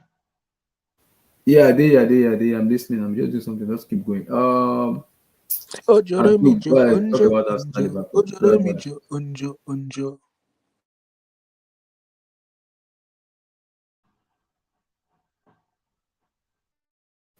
Ancient man, talk. Oh. Yeah, Ojoro mi jo unjo. Abdullah, check your the DM. I put this Jorginho and Abumi. Ancient man, can you talk now? I'm here now. Oh yeah, talk your talk. Oh. Your take on Arsenal Chelsea. Arsenal Liverpool, sorry. Keep calling me ancient man, but you don't accept the wisdom I come with. Ancient man, you live in the era of Hook him. 1875. Everyone just sounds I have down. Why is everyone sounding so down? Let Ancient man Marvelous. talk. That's not it, Abdul, man. It's not it. 1875 talk. Talk your talk. Abdullah, Yes, you have bro. to stop calling me ancient man because you don't accept my wisdom. So anytime you call me ancient now, I've got to like start charging you. Ancient man, you live in the era of 1875. I live in the era of 1990 2000. So relax. Yeah, so that's why I keep coming to the stream Abdullah, and I check keep your repeating Twitter DM. myself. Okay, go ahead. I kept repeating myself. I said this, I said that. I told you last week. I told you 3 weeks ago. You don't accept it. Abdul is like the oracle of the stream. So Well, I accept Okay, it. Abdul, wait, because me and Carl spoke, and Carl even said it. I even told Carl, I said, To win a Premier League title, you have to go to a tougher ground to win matches. And people started calling me, say I'm too kind of nosy just because of Arsenal stuff. I was like, Arsenal cannot win the league. The reason they cannot win the league is because of one, their fans are too cocky and they are too loud for my liking. Imagine we won the Super Cup last year. The Arsenal fans is telling me we won. They told me we won the Papa John's Cup because we won the Super Cup. Somebody told me it was a Papa John's Cup we won. I'm like, excuse me? When last have you ever even been in the Champions League final 06 and Thierry Henry, your legend, left your club and went to Barcelona and won the Champions League? What does that tell you? So how dare you compare with us winning a Super Cup and you are saying we won the Papa John's Cup? Are you kidding me right now? Oh, That okay. was how cocky Arsenal fans are. So, They are too loud for my liking. That's why this league, I don't want them to win. And I believe they won't win that league. At least social media can have a rest. We can have a rest on social media. So the thing is, marvelous. It's not like everybody's quiet. It's like we're getting to the end of the season, and everybody needs to be careful on what they say because we are coming to the delicate part of the season. So everybody's calming down. You know what I mean? You know, like when it gets close to the exam, everybody starts calming down. The moment the day of recording is close, so people start calming down. They start spewing garbage. So you don't want to say at this stage of the season, oh, Arsenal are gonna win or City's gonna win. They're gonna come with it logically now because it People comes to that becoming very stage. conservative, very, very Yeah, conservative. Ah, you it's gotta nil use nil, you gotta 1-0. use logic. So the thing is, Abdullah, there's nothing that says to me that Arsenal is gonna win or that Man City are gonna win, but I know it's just between the two of them. The only thing is, I'm convinced if City can win the rest of their league, the rest of their games in the season, they're going to win the league. That I'm convinced about. But I'm sensing that they will drop points again. You see, that's the tricky part of it. That's the dicey element of it. They are more likely to drop points than win the rest of their games. So that's where Arsenal has a chance because the way I see it is very likely Arsenal still have maybe like a game or two where they will actually drop the entire 3 points. So that's how I see it. But I can't really place my bet to say either Arsenal will win or City will win. If we look at it logically from a football point of view, with today's game, I was actually very impressed. Um, up to the point where Arsenal actually scored their first two goals because they were really pressing from the front against Liverpool at Anfield. That I thought was a risk. And I doubt it if they would have tried that with Liverpool, if Liverpool was the the the real Liverpool we know, or the Liverpool of maybe like 2 or 3 seasons ago, because that's suicidal. So I was really impressed with them on how they play. They did everything correctly, football wise, until they scored their first two goals, and then afterwards, you know, Liverpool started creeping back into the game. You know, And one thing is, either you like it or not, either they're on form or not, Liverpool is still the best team to play pound for pound. When you go pound for pound, like you attack, we attack. Liverpool are still the best team at doing that mhm. because that's their game. You attack them, they attack you. Because when you do that pound for pound with them, you open up. You get stretched to some extent. And when you open up and you get stretched to some extent with Liverpool, they're It's so game good over. with that. And They you know will the have worst part is chances. actually, Abdul. The funny thing is that when Xhaka did that, when he started antagonizing the crowd, it Mm, that is when it started going downhill. Because all Yeah, right, Arsenal came. They wanted to do a job. They wanted to keep it professional. They Yeah. came. They did what they had to do. But when you start antagonizing fans, this is what Liverpool do. They're just passion FC. This is the type of stuff that they do. So you have to be careful when you're playing Mm-hmm. Liverpool. You have to Mm-hmm. study you have to consider a few parameters, you know, because if you give them that chance, dealing with Liverpool, I don't care how you say it, but it's not really tactical. It's like It's more it's mental. like It's you mental. sneak into somebody's house at night to steal Mm-hmm. something. That should be your mentality. What that means is you have to be highly disciplined. Don't get carried away by the fans or when they start going at you and things like that. Don't get carried away. You have to be Don't very start don't composed. start, don't start sitting in the living room and start eating nachos when you just hopped in. Exactly. After you've taken the diamond from the room, then you start, like sitting in the living room and like start sipping champagne and like taking pictures, taking Wearing the selfies. background.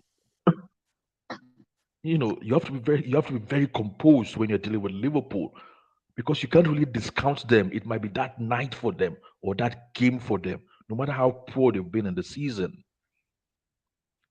So Arsenal lost a bit of their composure after they scored the second game. And it seems like Liverpool just started writing the song after that. And Liverpool could have easily have scored 4 goals today. Yeah. Seriously. They could have easily scored. You see all this like, oh, Arsenal just dropped 1 point. Oh, Arsenal, they were good. They were pressing. It could have ended like 5-2. And we'll Yep. be talking about a different story. But they weren't that lucky. And, Arsenal, credit to them, they were able to take a point away. But it's still not over till it's over. So we'll enjoy, considering people like us don't really have anything to look forward to for the rest of the season. We might as well enjoy and just, Although we have a big game this week. This week, eh? oh my Oh my God, god. man, that's a wrong A test, big man. game. Oh my god, man. I think we should just go to we should play 9 at the back and one striker so that we Uh, don't concede like 7-0 and Vinicius Junior. Inter, Inter, don't Inter use- Milan, huh? Inter and Milan. yeah, so Vinicius Junior don't use that game to win the Ballon d'Or. Yeah, yeah. No, I think you should play Top B's 4-4-3. To be honest, What? No, When this is what? Please, when is Man City playing Chelsea? why do you Oh care, my Man god. City? Are we even I'm playing the just asking. I'm just asking because I'm just gonna beg Frank Lampard, please, if there's any way you can use the under 21 and play that game. I want to lose, please. Yeah, sacrifice Yes, I want to sacrifice yourself. myself See, to Man City. Lampard has just shown you the kind of manager he is from the last game, man. No, no, The guy, wait. First, forget. No, Philip, no, no. I just want City to win that game, but I'm going to knock Real Madrid see out the of, game. of the Champions See. League. Look. Okay. this is how low we have become. My goodness. See. Lampard. Lampard is going to disqualify himself from getting that job. So No, wait, wait. Abdul. I kind of The understand funniest what. thing is, Yeah. watching how all the fans that were so supportive of him. The shade is like the what should we call it? The shades are being ripped off their eyes. They're starting to see the light. They're like, wait a minute, what is this guy? But hey, guys, I Look. want to throw you guys a curveball. I want to throw you guys just one quick curveball, right? Zeman, look, Zeman. 2015, 16. Huh? Chimere, who is a Man United fan, have been counseling me since Lampard was appointed, telling me not to worry, he will be gone at the end of the season. But I couldn't accept it. I'm still traumatized from the last time he was in charge. So I couldn't accept it. After that game, I'm now more relaxed. The guy is going to disqualify himself from the interview. He's so So out of his depth. He's so out of his depth. anyway, before we get there, this is a very good game. I really enjoyed watching it. Which is good. Like Vilton said, it's a very entertaining game. It was box office. At certain point, you thought like, oh, Liverpool has just like disappointed all of us and just given up. But then Liverpool, for what they are at Anfield, actually showed us what they still can do in a 90 minutes game. And Arsenal were lucky today. They know they know they are lucky today. The gods were still on their side. That game will have ended up like 6-2 or 5-2 or something like that. But you know what's scary? You know what's scary? If Liverpool if they can revitalize that midfield, The Liverpool if they midfield. can, if they can get a McAllister, like others Oh, saying, no, or no, no, Bellingham, no, just revitalize it. no. That Liverpool team still need a bit of work, but I would say this is they are in the phase where they have got to the stage where the team needs to refresh because they've been playing delivering quality football for like the past 4 seasons. So they Yep. need to refresh, and not only They the played midfield. maximum number of games last season. They're finished. eh, They're depleted. Exactly, and not only the midfield, but I agree with you. The midfield should be the priority because Yeah. up front, I don't really see, anyway. Gakpo is still going to settle down and become Mhm. a better addition for them. But they still need a bit of needs. They need somebody. Robertson Gakpo needs is to get okay. out. Uh, Gakpo is okay, but they still Yeah. need somebody that has a killer instinct. That guy that needs just half a chance. That guy that can create a chance for himself. Because I think Salah is getting to the end of his But but footballing career to some extent. but guys, So what basically, happened to Jota? He fell off. the guy was injured, He man. just You he have just to came back allow it. from You have to injury. allow it. So, He Jota has just came back been from a injured and terrible we can injury. hardly pick that good form, and so let me and let me hear Gullet, let me hear from you. Arsenal, Liverpool. Give me your take, sir. man. Good evening, panel. Good evening, everyone. Good Good evening, evening, bro. man. Good evening. Man, I think this was the best draw game this season. I mean, it was end to end from the beginning. I would say the first 35 minutes, it was Arsenal Mhm. because they were pressing very high. But that goal before the first half for Salah changed the tide completely. And especially what Keyman said about Zaka trying to intimidate the fans in Anfield. That's the wrong thing to do. Man, what a game. You see, with Arsenal, right? They have to understand this is the Premier League. And I hate when certain fans are arrogant, the way Arsenal fans has been. They think it's going to be a walk in the park. Until the last game of the season, nothing is over in the Premier League. Unless you can win by 12 points and there's 6 games to go and you're leading by 12. Sorry to cut you short because me, Arsenal fans always kind of DM me a lot and talk out, and I laugh because I said it today.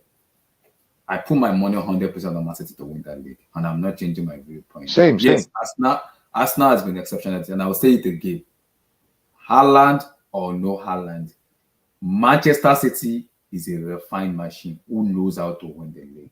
They might not be good enough, but this team knows how to. They have the experience. They know how to win the league. So if you want to win the league, you have to either outplay them if you home and away, beat them home and away, or go to a stadium like Anfield, St. James Park, or Co. and win in those stadium. If you don't win in those stadium, you cannot win. The Arsenal fans are telling me, blah, blah. The most annoying part about Arsenal is we want to use the Arsenal fans is telling me, Papa John's, we want a UEFA Super Cup. Arsenal fans have the audacity to tell me it's called Papa John's Cup. It's not a UEFA Super Cup. No. You guys are sick in the head. You are sick in the head having that audacity to tell me. When last have you been in UCL? 06, and you lost to Barcelona. Your legend Thierry Henry left your club and went to FC Barcelona and won the UEFA Champions League. What does that The tell last you? time they goes to the Champions League, they were still holding Saka and to come out So to the no. stadium. Arsenal fans, your legend, the club legend, No, Thierry Henry. he meant the final, Philip. He meant the No. final. Thierry Henry. The last time you guys went to a final is 06 and you lost. And your club legend Thierry Henry left your club and went to FC Barcelona and won the UCL. What does The that tell guys you you lost to. as a The club? guys you lost to. So don't you have the audacity to even say when you're talking to UCL, you don't have the audacity to have a competition with Chelsea fans when it comes to UCL. So know your level. Whenever you ask Premier League fans, say what is better, the Champions League or the Premier League? The biggest Premier League defenders are Arsenal fans. Go ahead. Biggest. Man, I'm glad actually. You know what? I was a bit disappointed because Liverpool were supposed to tear them a new one, with all due respect. But Salah was not in his game today. Ramsdale decided to become prime Buffon out of nowhere.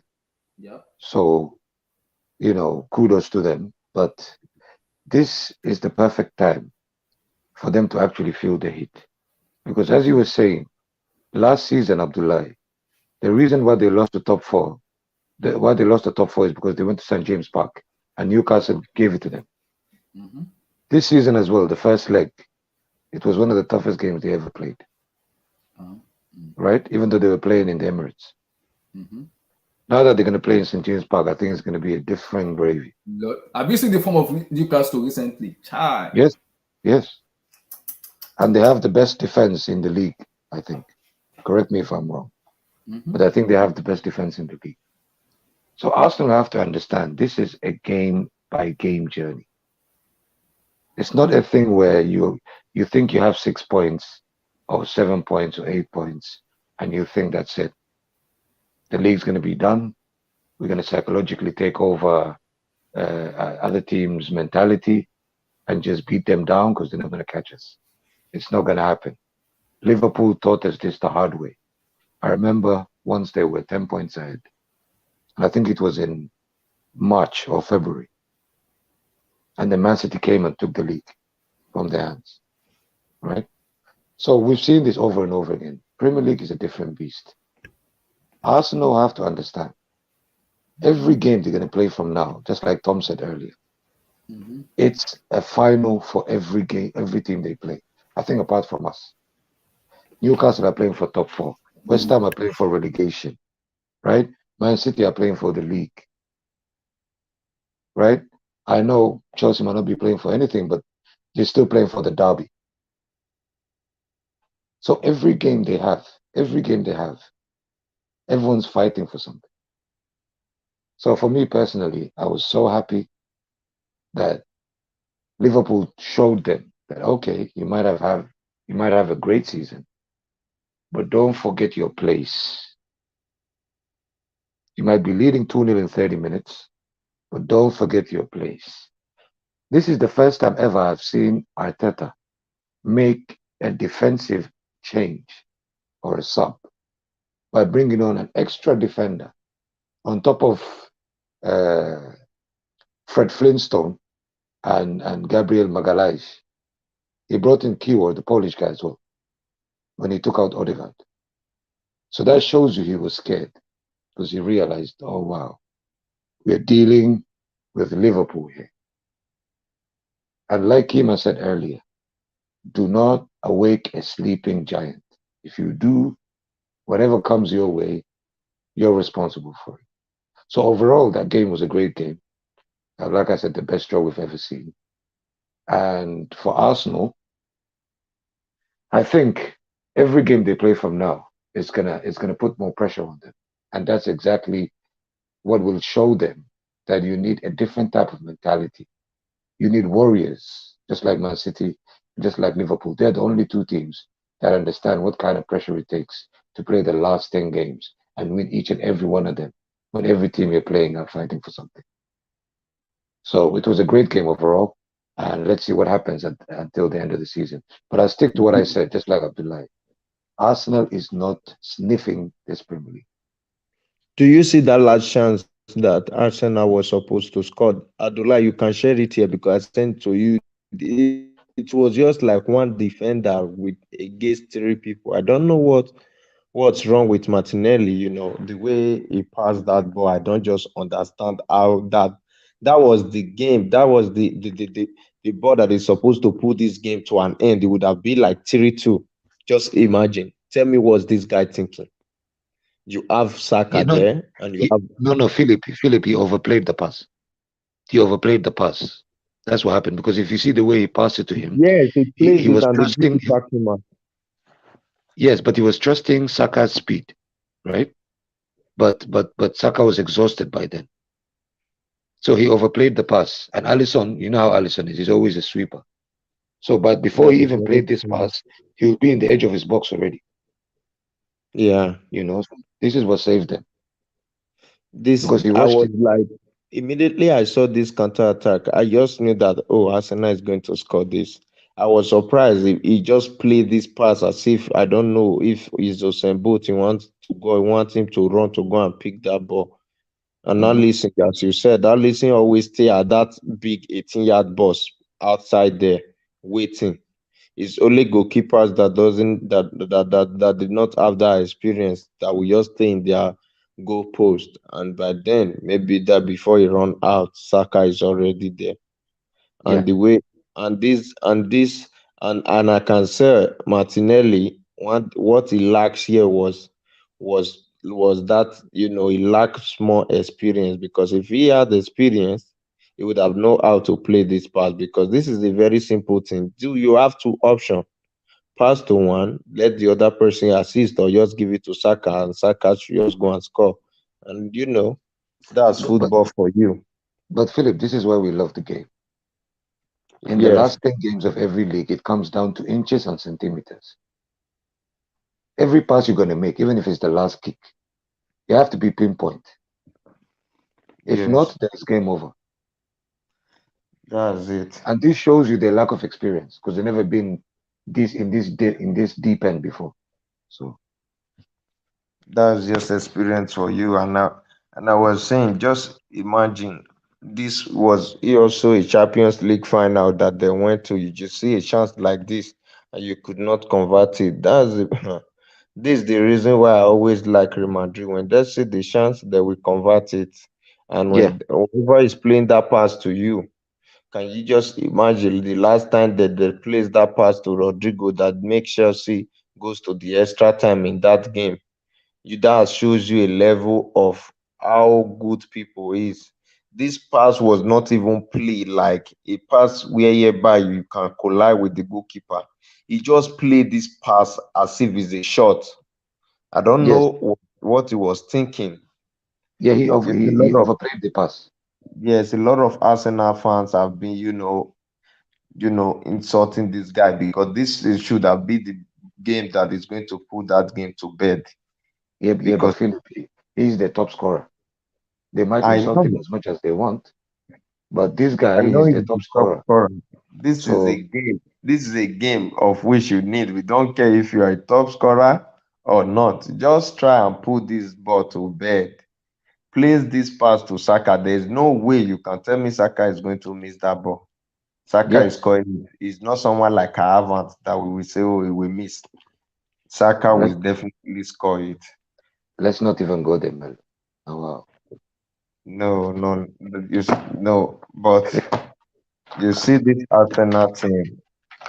This Arsenal team, what is causing them this problem now is because they don't have that money, and they didn't make a lot of like three transfers, three better transfer in that past window. Because I was hoping, I said this before, that if Arsenal wants to win the league, it's better you go and bring in somebody that you know that yes, when you sub this person out, you bring in this person, the person you know that at least is good. But you see, bringing in Jorginho, those 15 million, those 10 million or 15 million transfer, bring in Trossard, thinking that's all you can use to win the league. It's not done that way. And I'm going to tell you, this Arsenal team is not beating Chelsea. I'm just going to let you know this, because that what Chelsea is good about. They always wants to spoil other people's or league title. They have been doing it for years. Just Especially, imagine Chelsea. especially, especially since Yeah, it's a derby game. That's gonna put even more pressure just on imagine Chelsea to imagine actually beat. Chelsea winning Arsenal. Modric scored the winning goal. Oh, oh, Modric scored the winning goal against Arsenal. Hmm. That, or Aubameyang came in and scored. That will be a very a big nightmare for Arsenal that they will never forget in their life. I The feel thing, sorry for them anyway, but I don't still want them to win the league. That's just the fact. I feel sorry for them as a team because they have worked hard this season. They work so hard because they want to win the trophy. But yeah, but Philip, they never been into this much pressure before. And yeah, as you know, experience is what gets you out of pressure because in that pass that you was talking about, that shows you that in a game, you cannot have a concentration lapse, even for 1 second. So yeah, now that you can see, because they're inexperienced and they're young, he was trying to rush it, trying to do the right thing, but you have to be pinpoint with everything you do. of course. It's just like sometimes when I rush and do something, you don't. This is that's the reason why when you are playing in it in that's the reason why people always say the Champions League is all about experience.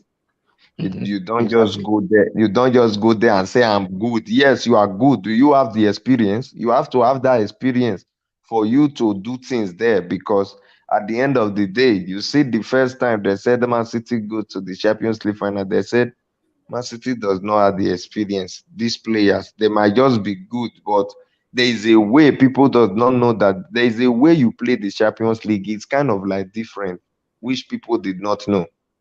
That's the Mm. reason why I keep saying it. Champions League, when you see those kind of chances, try and convert it. Make something happen.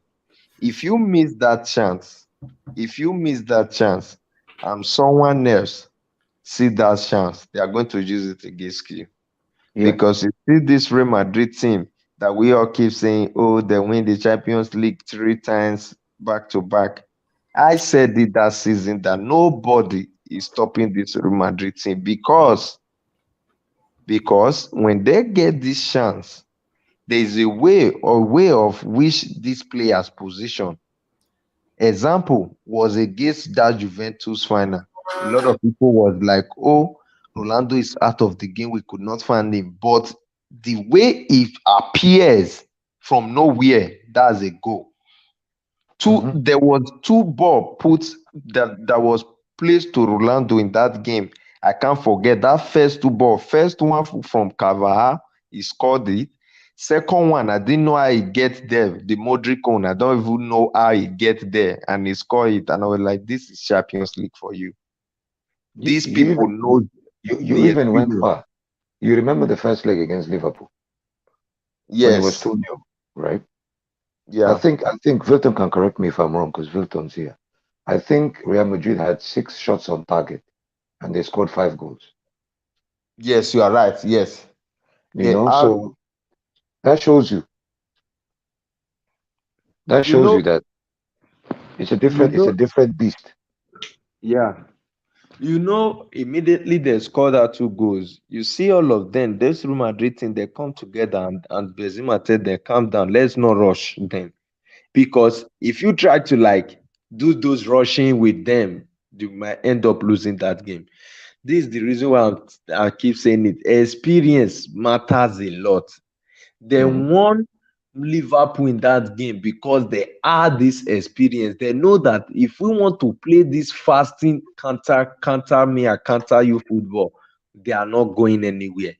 They have to bring Liverpool man down, let them rest, then they will start getting the goals. And that's how they end up scoring those goals. Yep. It's just a simple thing. This is the reason why I'm angry with this, especially these Chelsea players. You Don't worry, whenever Melo. We're you gonna get there. We're gonna get there. whenever Hey, you get can yeah, I can I talk about the Liverpool Arsenal game? yes. Yeah, go ahead, Amy. Go ahead. See, you know one thing there, this Liverpool Arsenal game told me so many things, right? And Arsenal lacks something in that midfield. And it's something that most teams that win any title, whether you win the Champions League, the Premier League, the La Liga, the World Cup, they need someone that controls the tempo of the game when they are under pressure. They don't have that. They had Jorginho. They didn't bring him on. Yes, and that's where it now comes to Arteta. Arteta does not trust Jorginho. That's what I found out today. Because if he had brought in Jorginho in that second half, Was that not the first thing I also said? You will put this game to bed. yes, Go on, Jorginho would have made Liverpool start chasing the ball again. What Liverpool did was Liverpool just hounded, kind of cloaked Arsenal and forced them to make errors. And Mhm. those errors made them to start to lose trust in each other and that's what Arsenal has played very well this whole season. The ability to trust that, hey, I can put this ball to space. I know Saka will get there. I can put this ball to space. Xhaka will get there, or Martinelli will get there. As soon as Liverpool applied that full press, and tactically, Klopp was spot on in that second half. He knew somehow he played Arteta to his game. He made Arteta say he dared Arteta to bring in Jorginho. And Arteta he chickened out. He chickened out because if Arteta brought in Jorginho would have just balanced that game. That's all they needed. They needed someone to hold on to the ball and make those passes, intricate passes, and force Liverpool to go back. You know what's funny, Emmy? Liverpool made the correct decision when Arteta made the wrong decision. Correct. Because Klopp brought in Thiago, and Thiago changed the game completely. This is what I want. See, this really shows that Liverpool game ever since then, there's one issues they are having is that midfield. Immediately Diego Alcantara stepped in, there was a big difference. That was like Liverpool is back. I see the reason why they are chasing after Messi Mount because these people did not have any midfield. Curtis Jones is not good enough. No, Curtis Jones, it's not like he's not good enough. He's not matured enough. Yes, he's not matured enough. Fabio has lost his legs. Fabio is not fast. He's easily getting I don't even know what's wrong. And there's one thing. When they got that penalty, I was like, my mind was just telling me Salah was going to miss. Yeah, I was like, Salah. See, let me not lie to you. They said the Arsenal-Liverpool game has produced 180 goals in about 61 matches. I think that's the most ever in Premier League history. This fixture, the average goals this fixture gives is 4 goals, like for the last 30 years. Every time they play, there's always 4 goals. They score. But one thing I saw today was Arsenal has 8 more games to go. They've played 30. They have 73 points. They just need 6 wins to win the title. If they win 6 matches now, between now and May, they win the title, no doubt. The problem is, I wish I could pull up. Abdullah is not here to pull up Arsenal fixtures. Let me see. Arsenal's fixtures, they don't have. They have West Ham. They have Southampton. they have Mancity. They go to Mancity. They have They go to Chelsea. They go to Newcastle. Now you see that Man City and Newcastle game. Those 2 games are the games that I believe you are removing Brighton, upset people. Nah, I think they'll beat Brighton. I think they will have enough to beat Brighton. They just need to win 6 matches, and the only 2 Brighton matches that they are apologizing to just today after the Tottenham game. Why? Why they apologizing? The referee. They got robbed. It was robbed. That game was. Brighton was supposed to have more than 2 penalties or 3 or so. Who did Brighton? And they just blew that ball. They just blew that ball and make sure that game just end with that 2-1. And Brighton players, everybody was upset after that game, and they were coming out. The FA and everybody is coming out today to come and apologize to Brighton after collecting 3 points from me. Emmy, if you want to see daylight robbery, go watch the highlights of that game.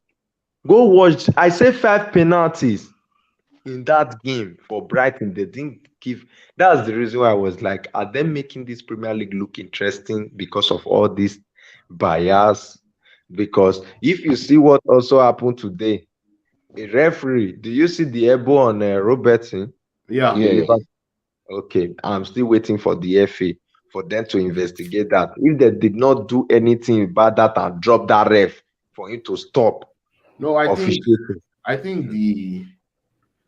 think the what do you call it? I think that ref they will. I don't think he will officiate any more matches. The reliance man. I mean, The yeah, last man, I don't. It's better they just tell him to stop, drop, and just replace him with someone because your job there is for you to protect all these things, and you are doing it. Just because a player come to you and ask you a question after the first half, you just shove him and give him that elbow. I was like, look, the one that what was it called? Mitrovic did that is in 8 match ban now was not up to that one. yeah. No, that was that to me. I think that linesman. I think is over for him. I'm sure. I don't. I doubt. I doubt if he'll be able to come back.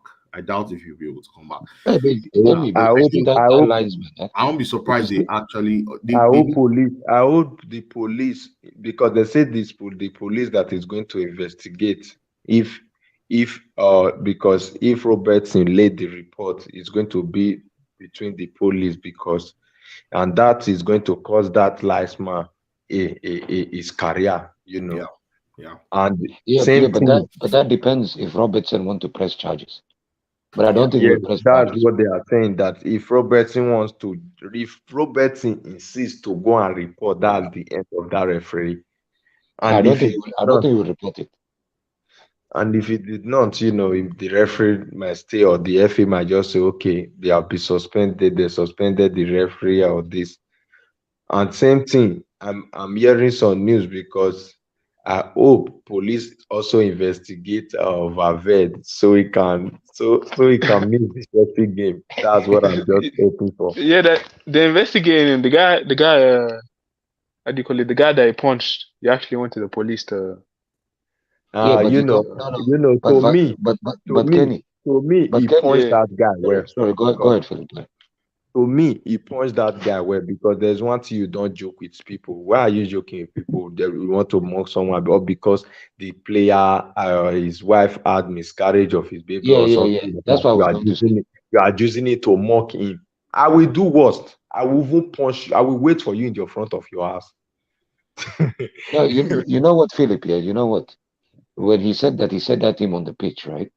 So after the Yes, game, he waited for him in the parking, in the just park. to just to talk to him and tell him like don't talk about this kind of stuff. And the guy said something again, and then that's when he lost it and he punched him. Yes.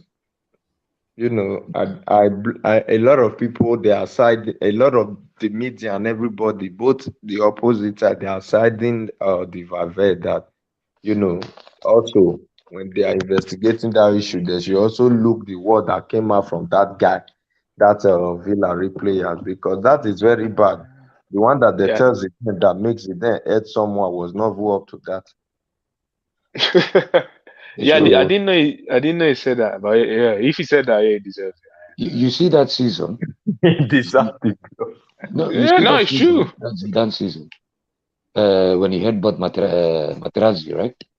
Yeah, You see that season because I think that was one of the best seasons of Zidane, and he would have at least been nominated for the yeah, Ballon would d'Or. have won the Ballon d'Or. he would have Yeah, won but it. He because would of have that won it. He would headbutt, have yeah, but won it, because not of that he would headbutt, have been nominated, he would have won it yeah, because they but already because of started saying it. The next Ballon d'Or winner is Zidane, and he just it's did true. Yeah, that. Everything just messed up. when Everything. Zidane had an history with the headbutt and all that. He was very hot tempered. Yeah, but he cussed his mother, man. Yeah, he Do did. He did. you Yeah, hear he So what did. Rudiger said? He said oh, Materazzi, Rudiger. yeah, yeah. He said the Chelsea that he plays before, that the Chelsea that he knows before, that is not the Chelsea, so he think it's not going to be difficult. That's what he said. Oh my I god. just laugh at I just laugh at I just laugh at Rudiger. I I don't. laugh at him. You know why? You know why I don't blame him for saying that? Because you remember he was with us when Why? Lampard was coaching us. Yeah, Okay. wasn't he one of the reasons why Lampard got sacked? So one Yes, of the guys. this guy Lampard literally put Rudiger in the bench for a season and a half. He didn't sniff the He was trying ground. to sell him. He was trying to sell Yeah, him. yeah. So now that Lampard is back, that's why he can talk like that, Philip, and say, "This is not the Chelsea I used to know." If you remember me, you are right. He was using Tomori and Zuma. Yeah, Yes, that's true. and That's Christensen, and Christensen. And Christensen, yeah. He even bought Thiago true. Silva as That's well. true. Yeah, yeah. Even Thiago Silva came the second season, but the first season, Rudiger didn't even sniff the ground. Yeah. So I don't I blame him. think, yeah, I don't blame him. I don't blame him. But Okay, where's but Abdullah? What's scoring Abdullah today? No, I guess Abdullahi. I guess he's praying. Oh, okay. So Maybe it's time to break his fast because this is around the time they break fast. you say you Oh, see that okay. Yeah. but that Trent Alexander-Arnold, this guy, I feel like Konate is the one playing that right back for him. No, if not for Konate, there will be no Alexander Arnold. Konate is a jewel in their defense, right? And And that Van Dijk, that guy is that Jesus goal, Van Dijk, I don't know what it was then. I don't know Van what it was. Dijk, Van Dijk is not Van Dijk, the part on this Van man. Dijk, Bro, not even Virgil van Dijk. We need to talk about this fraud named Mo Salah, bro. I almost broke my TV when he missed that penalty, bro. I was saying a lot of stuff. I was saying a lot of words that you're not supposed to be saying on Easter Sunday, bro. Yeah, but Wallahi, bro. Wilton, If they would have Wilton, lose he that was game, bro, I would have fasting. been so Wilton, angry, bro. he did his best. He was fasting, man, and he's human. What do Yeah, you but a expect? penalty? You can't score a penalty because you You fasting? know what? You No, know but what he really pissed tried his me off best, bro. about that penalty? You know what really pissed me off about that But the fact penalty? that it wasn't even a target, but what is going Let me on with him in the penalties? let me tell you what pissed me off about that penalty. The thing is that Mohamed Salah, not today. Everybody knew that guy. When that guy wants to play penalty, he plays it with shots. Just Power, just power. just power for you to, even if he put it in the middle, in the left or the right, but he's going to play it with power so that the goalkeeper cannot save it. I was surprised. This guy, how come today you come out play penalty like Edinaza placing penalty as if the ball did not, you don't feel like scoring. I was like, oh, if it was even Ramsdale that saved it, I will know that yes, it's Ramsdale. But you see Salah playing a penalty that nobody saved. That's the Honestly, worst. man. Ramsdale was big. He made some big saves. James Miller would have scored that penalty, bro. No, Yeah, I but was expecting them. I was expecting him to give that penalty. That penalty, I was like, Fabinho. Fabinho is good in penalty. Fabinho. But Because if they I scored don't that know who. penalty in the No, he 50 scored the minute, first Do goal. He you, was do, going to take do the you, pen. even- do you yeah, even but see look how the many chance chances missed? he had. Do He you even tried, see man. the chance missed by Darwin Núñez? That Darwin I, Núñez. oh yeah, the and do you 1v1 remember? he missed, Darwin Nunes. No, Darwin. No, you know what, Wilton? Darwin Nunes is the Uruguayan Timo Werner, bro. Except Timo Werner is better than that guy. Timo Werner is better than that guy. That guy, I don't know what. I'll tell you why, right? Look at when he received the ball, right? Mm-hmm. Ramsdale was coming from his right hand side, which means all of his left hand side was open. All he had to do was move to the left, take one more step to the left. The goal is wide open. Now But they this guy said wants to poke it to the same side that Ramsdale is coming from. Is the and he guy did high? not even tip the ball. I don't know what he think. Oh, experience. I don't know. I don't know this Van Dijk or so. Now people said he's not even a top 10 defender in the Premier League. Konate really carried that defense. Yeah, Do yeah, you yeah. notice two things? Do you notice these two players, Konate and Upamecano in Leipzig? These two guys, Yeah. after they left Leipzig, they have been insane. They have been good. You remember even in the World Cup, they were the same. They were the pairing for the defense until Konate got injured. Yeah. For the World Cup, they were together. No, it's just Varane came back and Varane is Deschamps' guy, so he took his place back. Yeah, but you remember Konate was playing well. Yeah, they And played then he got together. Yeah. injured. Yeah, he got injured. And And I then that's think when. did he? Ah, did he? Yeah, he got But injured. anyways, if Varane was gonna Varane was gonna play anyway, because Yeah, but Varane is not the same though. yeah, but like, do you know Deschamps is like if he has his guys, if like Deschamps, even if he has to choose between two black people, he'll go for the lighter one. You know what Frank Lampard said Yeah. about the game on Wednesday? He said, "If you are worried, don't come." I know those things. This But guy, yeah, Abdullah, are we gonna talk about the Champions League game that are coming up? No, we will. He's such a fraud, man. He's such a He said, fraud. "If you are worried, don't come." I cannot wait, Fraud, man. man. I cannot You wait better for that stay at Chelsea home. game, man. I'm so excited for Champions League, man. So excited. Of course you are, Vilton. Of course you are. See, after Chukwueze adopted Nacho, Lampard. you guys need revenge, man. Guys, correct me if I'm wrong. In this game, I would have preferred if Bruno still stayed our injury. No. I'm so happy. I'm so happy. I swear to God, people they don't want to hear the uncomfortable truths. Bruno is Potter. No. Bro, Bruno is better than Potter. Bro, I went to watch the game. Lampard's gonna make this game end to end. Exactly. Like Milton, yeah. Are you worried of Lampard ball? Like his juju? Guys, with Bruno, we would have had 40 points. Yeah, man. Yeah, to be fair, he actually has tactics. If you're being honest, but Wilton, yeah, my guy, yeah, the Madrid, guy, yeah. Like, imagine like Lampard does his juju. Remember when Everton was beating Chelsea and doing the juju? Like, will you be pissed at Carlo if he does his juju at the Bernabeu? But this is the thing, right? One thing I've learned, bro. Juju doesn't work against Real Madrid, bro. No. Let's be honest, right? I don't know why. Even Juju cannot save Lampard. Lampard's coaching skills is -0 to the power of infinity. His coaching skills are nice. Yeah, man. Kenny, man. Lampard is class. It's embarrassing, bro. Like the guy got sacked from Chelsea, and he got sacked from Everton because they were gonna get relegated. Exactly, bro. And look at how Everton are bad right now because of him. And they got saved from now. Everton might not even get relegated. I don't even think. No, they will get relegated. They have a chance to get relegated because we lost to United. No, they have Sean Dyche. I don't think they're gonna. Look at Unai Emery, right? When Steven Gerrard was at Aston Villa were scared they're gonna get relegated. They got rid of him. Then they got and now look at Emery. He's cooking. Look at Emery. Yeah, they're like 6. They might even. Yeah, they're above Liverpool, you know. Yeah, they might really? Be Europe. Yeah, they're 6, man. And Emery, maybe you never know. He might win the Europa League with Villa next season. Yeah, man, he might cook with Villa, man. No, I mean he's a Europa League merchant. Yes, the Europa League. That is true. That's true. But that's what I'm saying. But Chelsea, how do you go from Tuchel to Potter to Lampard to Lampard as well? Super frank, man. I tell why, yeah. Let me explain something, yeah. Season. That's just embarrassing, man. Yeah, I tell why.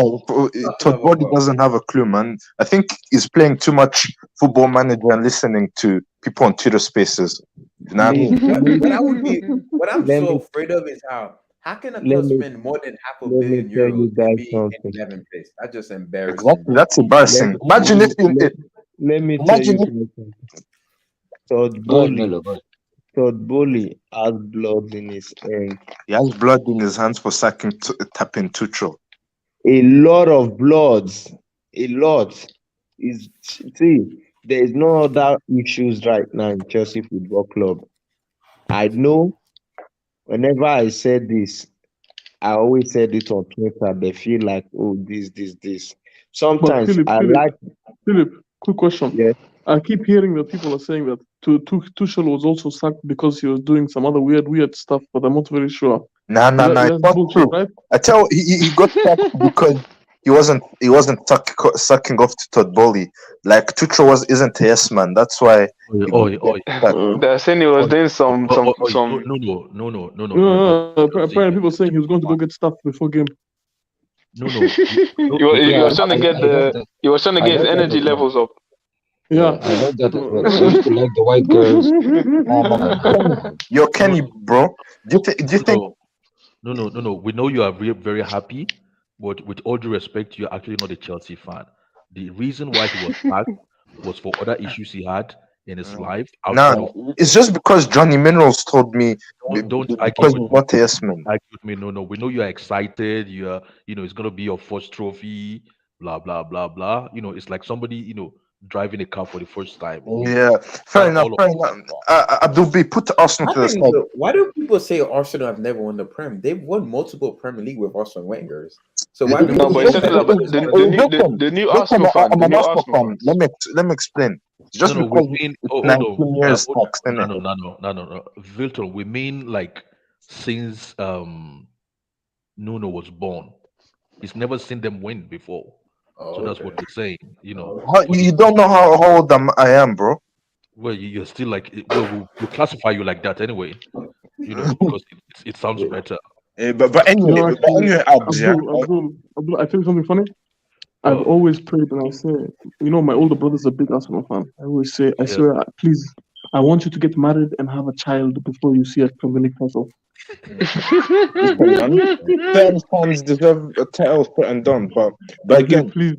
I yeah, always say, God, please let him that's have a true. child. But Kenny, but Kenny, man, like for you, it's a madness, man. What's happening to you guys, man? Like, do you think Todd Bowley wanted the yes man for his model? No, we don't need. No, I don't think he's died. We don't need I counseling don't. from Arsenal fans. What's your problem? No, Abdul. Just asking a No, question. he's asking a question. He's asking a question. One That's thing it. I'll say, Go respect. to You guys need to newspapers. put some respect on Man City name because people always say, "Oh, they just have billions of dollars. That's why they're so successful." It's not just about spending money. We see it with It's Chelsea. about the structure and Yeah, and we how see it you with Chelsea spend it. this season. Like 700 million euros spent in 11 plays. So it's Exactly, not just about money 600 spent. M's, It's bro. about short. We see with United. We saw with Still United. can't win the Champions League. United have won a good trophy since 2013. The last time they won. They haven't won a big boy That's trophy since embarrassing. 2014. Embarrassing. So bro. Vilton, Exactly, bro. if that's not the case, why are they being investigated then? Who? But United. that's just allegedly though. They're going to court. They're going No. It's they have like 10 lawyers. It's not something small. Now, Wilton, bro, don't worry, man. Abdul, innocent till proven guilty. If they're guilty, fine. But until then, let's talk football. Yeah, innocent All till I'm saying proven though, guilty, man. money's and everything because people just think because you have oil this, oil that, you're just gonna be winning Premier League. No, that's not how it works. It's structure. Because if it was, United would have dominated the Premier League long time Exactly. ago. Because they spend $1 billion. United spend $1 billion. From 2013 till today, United has spent more money than Manchester City. They spent Exactly. Exactly. Has anyone noticed that ever since City took dominance, oil prices have been going up? Is it weird? Mad feeling. Kenny, don't forget Everton as well. They spent 500 M's. Look at them. I think Chelsea gonna be fine. They just need to rediscover themselves in the summer. They Yeah, need to exactly. get They need to be consistent. they need to get a proper coach, not a guy like Potter. No, Vilton. Potter is a good coach at Brighton, to be fair. That's not No, Abdul, go ahead. Abdul, go ahead. It's not his level. Yeah, Abdul, go. Abdul, go ahead. Can you just be patient with us here, for goodness sake, man? This excitement is getting too much, man. Anyway, Vilton, banter aside, that actually indicates to us or shows to us what Mourinho said like over 20 years ago, that the most important signing is your manager. If you don't get your manager right, you can get all the Zidanes and the whatever in this world, you might still not deliver. And that's what is making a difference with City now, is because of the sign Pep. That's why they've able to accumulate Premier League trophies much more than they did before Pep arrived. So what you're saying, I actually agree with it. We need to get an elite manager. Yeah, you need an elite manager, man. All this garbage pushing around, who is the next English guy available and all this stuff. It's not going to work at this level. There's levels to this things. I watch Madrid again, and I tell you, Madrid has been giving me a joy since that season when they won it. Was it last season they won it, or the Yeah, season you before? won Yeah, it last season. last season. Yeah. Last season. Since beginning of last season, Madrid has been giving me joy, because if anybody don't know, that thing we used to say players carrying a team is what this Madrid are actually displaying now. It's Karim Benzema and Karim Vinicius. Benzema FC, and even Modric to an extent. Hang But on a minute, hang on, please. Those two are actually carrying Real Madrid. If you don't know what carrying a team is, those two are actually the ones carrying Real Madrid. The rest are just there to just do their job. exactly. It's Nah. phenomenal to watch. If you know anything about football, it's amazing. I mean, you have to give credit to Modric. You know, he's still Yeah, kicking the ball. they still have midfielders there. Like, come on, you can't just be Come on, like, come on. You can't even even the defense. the defense. But this season, And the goal the guy, and they have a goalkeeper. The thing is that in important positions they have yeah, big players. I mean, if Nuno just allows me to learn, the Red Okay, Bull land, has land, land. to get off his system. Oh my God. God, it's not easy when you want to win the league in like after 20 something years. yeah, man, it's not easy, man. It's about the structure, man. You're spot on. I agree with you. But I was just saying to Wilton that last season you had all of the above, but like, how comes this season for Madrid it hasn't really been the same? Like Barcelona basically whitewashed you this season. Like, what went wrong But this the thing season? about Madrid, right? If you look back, since the 2007 2008 season, Real Madrid are very inconsistent in the league. We just In the are. league, yeah. Which always been like that. The last time we went back to back league title, believe it or not, was 2007 2008. That's why I'm kind of jealous when City just dominating the league like that. I wish Real Madrid would do that. Like, do you think the defense has been a problem in La Liga, or it's just not the same as last season? Well, obviously, our defense has massively, because we only kept, I think, like 4 or 5 clean sheets this entire season, bro. Every single game we get scored on. Like, it's honestly It's embarrassing. just like basketball games, isn't it? And Like, it's like the last 2 games when we beat Barca like 4-0, we kept a clean sheet. And in the game before that, when we won 6-0, when Benzema scored like the hat trick in like 7 minutes, we kept a clean sheet then. But we don't keep that many clean sheets. And obviously, we kept a clean sheet against Liverpool in the second leg, but that's because the tie was already over. But last season, we were better defensively. But honestly, I just think the players this season is giving me 17-18 season all over again, where we finished 3rd in La Liga. Barca won the league by like 20 plus points, and we won. Is it I think of being checked out, or? Yeah, I just think the players, they just don't feel like waking up to play Osasuna and Elche and Real Vallecano. It's honestly embarrassing. It's weird. That's a disgrace, man. Yeah, you're a considering their professional money. player. Yeah, Don't forget their big boy money as well. yeah, that's what I'm saying. Like, for example, look at Eden Hazard. This guy is embarrassing of a footballer. This guy's getting paid millions of dollars just sitting on the bench, winning free Champions League and free La Liga, is not contributing to anything. It's honestly embarrassing. If I was this guy, I would honestly leave this summer. He's having a shocking season. Embarrassing, bro. You guys are talking about Mudryk. See what Eden Hazard is doing at Real Madrid. This guy has just been picking up checks for the past 3 seasons and not playing anything. But he hasn't even played one. Let me tell you, Hazard. Hazard hasn't played one El Clasico since he's been there. This guy's just there for holiday. No, but obviously the first season he got injured. No, but let's be since Ancelotti's come, 4 years, he's barely. I went to go and break my fast. Kenny, Abdullah, just 2 seconds. Kenny, please, 2 seconds, guys. Kenny, this guy turned up overweight in his first. No, I agree. Kenny, but we knew that already from him. Kenny, if Real Madrid signs you, the first season, at least the minimum requirement for you, at least to turn up in shape. Yeah, but we knew that. We knew the guy was not serious from all the so he had the training. Okay, I saw what Vilton shared to me. Vilton, yeah, sick. What did you share to me? What is this now? What's all this? No, this guy has been on holiday like for 3 seasons at Madrid. I just don't. This is what Vilton said. Aguero has more El Clasico goals than Hazard, and Aguero only played 1 season. Guys, before we talk, guys, it's embarrassing. It's honestly embarrassing. Aguero has more El Clasico goals than Eden Hazard. You see, that's true. I want to say something. I heard what Emmy said when it comes to Arsenal Liverpool. Ogaimi, mute your mic. I heard what you said. Mute your And I mic said for me. was Ogaimi, unmute your mic. Because this is me talking now.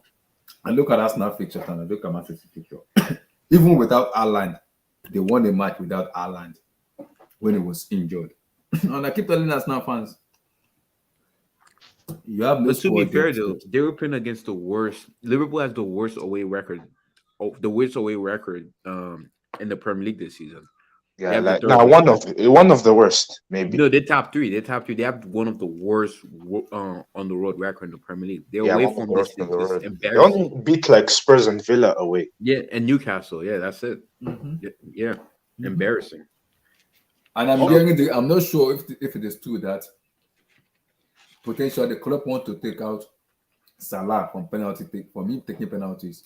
They want to take him out of taking penalties. I think That's Klopp needs to important. chill. Salah only missed 2 penalties this season. He He needs only to missed chill. 2 penalties, yes. Yeah, he needs to relax, bro. It happens. Remember last season when Benzema missed 2 penalties? Yeah. In the same game against Osasuna. Then we had Manchester City in the Champions League. And what did Benzema do in that game? He scored Panenka, like a Panenka penalty against Ederson after missing 2 penalties in one game. So it happens. So Emmy, do you hear? I think Phillips also heard it. David Austin talk on NBC today about Chelsea stuff, the ownership, Todd Bowley, new manager, Frank Lampard, and everything. I heard what he said, and I'm shaking, and I shook my head like, Lord have mercy, when I heard that. When Austin talked about Chelsea potential and talking to the celebrity, whatever his name is, Lord have mercy on us. Jimmy Cohen. That fat sausage. When I heard that, that fat sausage, that guy. I shook my head when I heard, because see, this is me talking, and I said it. We have to do an overhaul in the summer. I don't care how many players want to sell as much as possible to balance it when it comes to financial fair play. It's very, very important. You have to, whether we like it or not, we have to. And I know the board are doing that already. And the new manager coming in, that is gonna be the new message. Sell as much as possible to balance the book. What players, besides obviously Loftus-Cheek, who said Kepa, Mason, Gallagher. But Mason Mount, I don't think Mason Mount's a bad player. I think he wants to. No. Victor, the reason we are selling him is not that because of contract situation, and we have to balance the book because of FFP. Honestly, Kovacic can go as well. Kovacic will go. Robert will go. Gallagher, Mason Mount, they will go. Wait, but didn't you just recall Gallagher from Crystal Palace though? No. Yeah, we can go, man. See, Chelsea fans need to understand something. We have to take some bad decision to be good, and that comes to the youth players, to the Lacobam guys. We have to sell them to make money. Exactly. I mean, that's the mother. That's the mother for being it. To come back again, we have to do it. Yeah, you have to tell a couple of players, didn't it? Even Mason Mount. Apparently, you guys want to sell Mason Mount. Do you think is one of the Cobham lot that you potentially sell to make the money? Most of them, they want to sell them because when you sell players from the academy, there's basically, since they were free players technically, it's a profit, man. It's all profit. Exactly. Any money you can, even if you get 5 mil, it's profit. Yeah. We sell them, we get money. We sell them, we make money. Man. I think Mount goes for 70 mil. Tell why? Because English tax.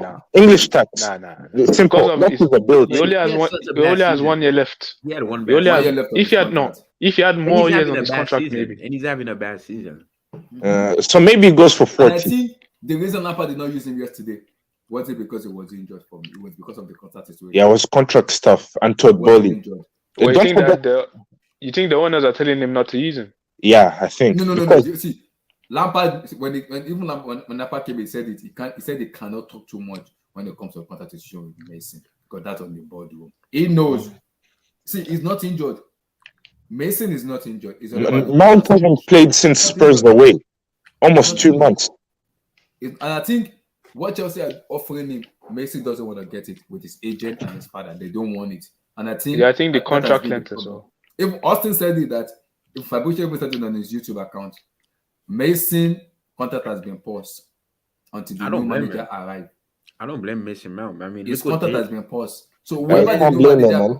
whoever the new manager is, we don't know yet. I think Fabrizio and Austin said maybe possibly next week or early May. Everybody will officially know the new Chelsea manager. I don't We blame Mason know. Mount, Abdullahi. So Like, look when what that he happens, managed. when the new manager comes in, when that happens, maybe they can resurface that back and have the conversation. But right now, I don't see him signing. Even if the new manager comes in, because Chelsea want to offer him 7 to 8 year contract. Even he said he only won 5 years. Chelsea they're not going to give him 5 years. They're not giving him 5 years contract. Yeah, you can't blame Mason Mount because he's looking at the trajectory of the club as well. And like he kind of feels disrespected. Wilton, I agree with you, mate. Like you can't blame Mason Mount for this situation. You know what I mean? It's Chelsea's fault. Mason Mount is also looking at his mate, Jadon Sancho. It's embarrassing. He's making 30 million euros a year and he's not doing anything. He hasn't played for what? How many weeks now? Jadon Sancho been out. I know he's back in the team now. No, he's been playing lately. He's been playing now, but it's honestly embarrassing. Mason Mount is like, bro, I've won a Champions Let me read the shots. People in the chat, let me read their shot. Let me start. and I'm not making any money, so I don't blame I mean, this guy said, Mikhail Modric could be sent back to relax, easy. Wow. SSB said, Emi, you say Arsenal needs 6 wins, but if Man City win every game from now to the end of the season, they win the EPL. 9 games, I believe. Yes, City can do this. Yes. Yeah. It's in their hands. It's in both. Yeah, Man City. It's in both of hands. The game would. See, this is it. Arsenal must not lose at the Etihad Stadium. Yeah, we must not lose at the Etihad. We don't know that. That's the thing. We don't know. That's it. Yeah, we don't know what's going to happen at the Etihad, didn't it? So we don't know what's the gap point is going to be before that. We don't know what's going to happen in between. Exactly. Plus, we'll be 9 points clear of them. If we beat Southampton we play on Friday the 21st. So like I think we'll beat West Ham and Southampton, right? And then the problem is you beat West Ham and Man City still have to play Leicester and the other guys before they play. So yeah, they have games in hand, Man City, to be fair. Only have one game in hand, only one. Yeah, that's only one game, but we just need to not capitulate at the Etihad. That's it. Let me ask you: do you blame Arteta for this match, or would you? Yes, of course. I blame Arteta because why? You can't sit back that early and you can't throw the lead like that, man. Unless you see me on it, honestly. But what would you have done differently? I don't know. The naysayers and Arsenal fans, they don't want to blame it. They only blame on the players. Even the players are to blame as well for choking, like Granit Xhaka. You know what I mean? And I think he made his sub too late too. He made his sub too late. But my question is, why did he use that central defender? He's never played the Premier League matches before, and he used him. Now he played against Crystal Palace. Yeah, he did. Who else do you want him to? Who else do you want him to use? Are you talking about Rob Holding? Rob Holding was okay. Rob Holding. Keep that guy that they just bought for. Who we are. As bad as Rob Holding is, Rob Holding's a brick and class B and zero. He was okay. Besides the penalty, I mean, you could scratch up the penalty because Salah missed, but he did good, I think. He was okay. The only issue I have with Arteta, right? Why did he keep Zinchenko on? Because if you're gonna sit back, you gotta bring Tierney on. Zinchenko, bro. You have to bring Tierney on earlier, man. That's the thing. Zinchenko is not a very good defender. Zinchenko is horrible defensively, man. What happened to Bukayo Saka today? He looked off. What happened to him today? First half, I thought he was okay. But he faded. That's the thing. Is it too much matches or what happened? He just faded, bro. It's just an upgrade. Yeah, he just had a bad game. No, in the second half mostly, bro. First half was okay. He had a bad game. Even Martinelli was electric in the first half, but second half. But like I said, Liverpool battered them in the second half. That's why I said if you're an Arsenal fan, shout out to them. Be happy in the second half, they battered Arsenal. It's 2 points dropped, bro. Liverpool are shit, Nigel. No, but the thing about it at Anfield, I knew you were not gonna win today. I've said it. Me too. Like I've been saying it. I knew Arsenal wasn't gonna win today just because it's Anfield. Bro, we should have won, bro. You have your number. Let's look at it, right? In the 89th minute, man. Like how they did today. But let's keep it real, right? They miss a You guys could penalty, have right? lost 5-2 Yeah, today. they 5-2. miss a penalty, right? Salah Thank miss God a you didn't. penalty. Nunes miss a 1v1. What you may call it? Then Ramsey made a ridiculous save on Salah. Then he made another good save on Konate. So Liverpool created so many chances to win that game in the second half. So that's why I said, Yeah, if you're an that Arsenal fan, Konate one was crazy. yeah, like if you're an Arsenal fan, I know they're disappointed, but you should be happy you got a point because City lost over there. United got battered there. Chelsea's the only team that managed to keep a clean sheet against Liverpool at Anfield. They're the only team to go to Liverpool and get a clean sheet. So that's why I think it's a good point for Arsenal because I didn't think you were gonna win today. I've said the best That was result on top. Arsenal gets there is a draw because I know how Anfield is because I remember those, bro. I remember in 2014 when Liverpool, not 2014, the 15-16 season. Liverpool were dog trash, but it did slap you guys like 4-0. Yeah, but Anfield they would like turn up. But bro, we went 2-0 up, bro. When you go 2-0 up, you expect to win Yeah, I again. get Come that. on now. But the moment the Salah goal happened, you just knew Liverpool was gonna get back in the game. You knew they were I gonna knew get it. that. Yeah, I know. Same. Yeah, I knew it, bro. It was inevitable. I was watching that game because I was watching that. I swear, if the game was going on for more like maybe 2-3 more minutes, I think Liverpool probably would have won that game the way it was going. Arsenal were just praying the whistle just blow because the game just lost out of control. Like you guys could just get a hold of yourself. Y'all couldn't control mid. Yeah, couldn't control the game. Mostly second half, to be fair. Yeah, the second half. Yeah, the first 35 minutes of that game, like Liverpool dog trash. Like Yeah, Liverpool were dog breath. They're in Siberia. second half though, like Trent, Robertson, Konate, They all both come on. They all Bobby Firmino came in clutch. Nunes should have scored, I think. Yeah, Nunes should have scored, man. Like that's the thing, but it was a we brilliant. have West Ham next. So let's talk UCL. Abdullah, you went in Real Madrid, bro. Abdullah, 1 minute. I want to ask Mino one question. Why didn't Atletico bring on agent J5? I was waiting for the whole day for that one. J5 didn't come on, bro. That's what I'm asking. Why didn't he come on? I was waiting for him the whole day. Exactly. He should have came on with KT. You know what I mean? You know what I wanted? Abdullah, you know what I wanted? I wanted J5 sleep. You know the back pass against Arsenal that he did. I wanted that to happen to me. Exactly. He should have brought in Jorginho to control the game. You know what I mean? Easy, Galas. Respect J5, but we move. No comment. Yeah, man. Okay. So now let's talk UCL. Mr. Goodhead, how you feeling, sir? I'm good, good. The nightmare is upon us 2 days more before we officially face the nightmare is upon us. UEFA Champions League, Madrid, Chelsea, FC Bayern Munich versus Manchester City. Is here, brother. It is here. Let the nightmare begin, Abdullah. How you feeling first? How you feeling? I'm okay. Feel confidence with Oga Frank as a manager. You feel the confidence? Listen, for me, I know Lampard is the coach, but for me, in my head, there is no coach there. It's just some sort of an interim. So, in my head, I'm only putting my faith in the players. So, in my head, Lampard is non-existent. Don't tell me about Lampard. Because good, if you win the UCL is a problem. Lampard will not gonna win the UCL. Come on, Abdullah. Yeah, man. Yeah, man. He won't get the job. I know we like to dream, but come on, Abdullah, you're not gonna win the Champions League this year. No chance. Come on, man. So good, how are you feeling for Tuesday? Give me your permutation and talk. Man.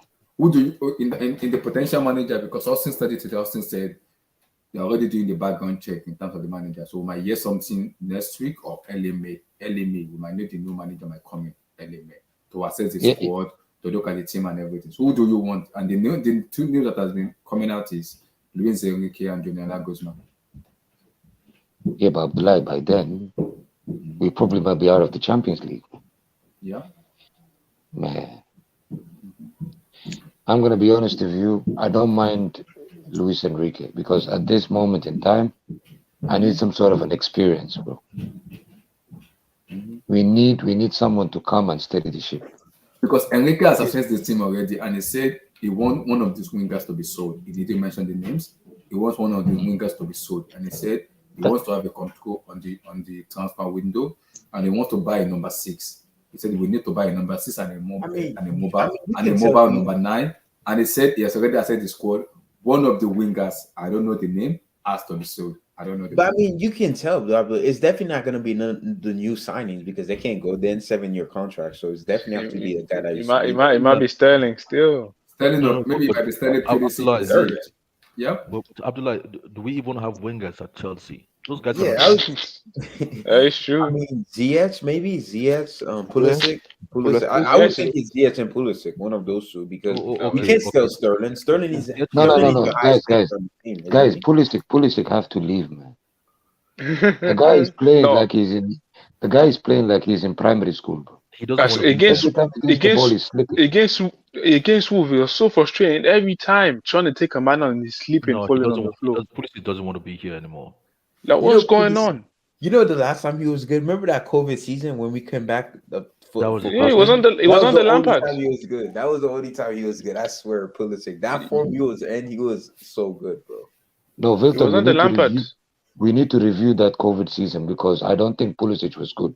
I think everyone else was bad. After the when we came back, you remember the season stopped, and when he came back, he was bad for your best player. He was bad for your best player. That's crazy. That's what got the number 10. But the guy cannot even keep the ball. It's crazy. No. Guys, you know what interests me most? From what they reported that Enrique said, him saying he needs a mobile number 9. Number 9, yeah, and he did a number 6. Who could a mobile number 9 be in Europe? Maybe Osimhen. Yeah, but Osimhen, you wouldn't call Osimhen a mobile number 9. A mobile number 9 is like Benzema, like Kane, like Harry Kane. Nah, Osimhen is mobile. I don't mind Harry Kane. I don't mind him. I'm not saying he's I don't mind him. I'll take him. Abdul, Osimhen is immobile in Nigeria, but in Napoli is mobile. What about the Juve guy? What about Vlahovic? Would you guys say Vlahovic? Guys, I'm not saying he cannot run, but you wouldn't tag him. He doesn't carry that label, a mobile number 9. You know what I mean? So it's not like a Benzema. It's not like Is Benzema mobile like that? You know what's scary? He drops down in place. He drops in place. He does, but he can carry that label as a mobile number 9. But what I'm saying, but you know what's scary, Abdul? Which other ones do we have in Europe? Yeah, that's what I'm about to tell you. That's what I'm about to tell you. Why didn't you guys go for Gabriel Jesus when he was available? No, stop. That's a mobile number 9. He wouldn't have come. No, he wouldn't have come. He wouldn't have come. But that's why I call mobile Jesus. I don't know if Benzema now. Yeah, Abdul, you know what's scary? Yeah. Luis Enrique, when he was choosing his Spanish national team, this guy went for Morata. So I don't know if he means Morata as mobile. Oh my God! Not again. No, I don't know. I cannot have. I mean, Spain doesn't have that many options though as number 9. I mean, you have to take. That is true. That's true. You don't have that Vivio tour. That's too big. Because when Austin and Fabrizio were saying, because Fabrizio kind of said it in his YouTube I think yesterday, they first said that because everybody kept asking the question about the new Chelsea coach, and he said it before the end of this month or early May, a new manager will come in because he has to assess the squad and talk to the board in terms of player going and player staying. And he said particularly with Enrique wants to have power when it comes to transfer. He wants a number 6, and he want one of those wingers to be sold. I don't know the name of the winger, and he want a traditional. He want number 9, someone that is mobile. It's already assessed the squad already. Even both the incomings and Nkunku and the Malogusto. Those points, just to make 2 points here. Number 1 point is they are going to announce at the end of this month if our result continues to be bad, because then they will want to lift the fans. So they will announce it quicker just to lift us. That's number 1. Number 2, some of those points Enrique made are very, very interesting points anyway, because if he says he needs a number 6, it means we're going to back 4. Yeah, and Enzo can play as a number 8. Sorry? And Enzo can play as a number 8. Yeah, then Enzo can play as a number 8. But if he says he needs a number 6, he's number 6. He's telling me he's reverting back to it permanently. He thinks he wants to go with a back 4. When he's always played back 4. Yeah. So when he says he needs what do you call it? He wants the winger to be sold. Mm-hmm. We are going to sell more than one winger, even if he needs 2 or 3 to be sold. We have quite a few useless ones at the club. But the one that intrigues me is the mobile. So number 6, I believe he has somebody in mind. So he'll probably want somebody like that guy from Barcelona. What's his name? The Dutch Which guy. oh, De Jong. the young. Maybe he wants the young. Frank, I think the Young, right? De Jong. De Jong, Yeah. yeah.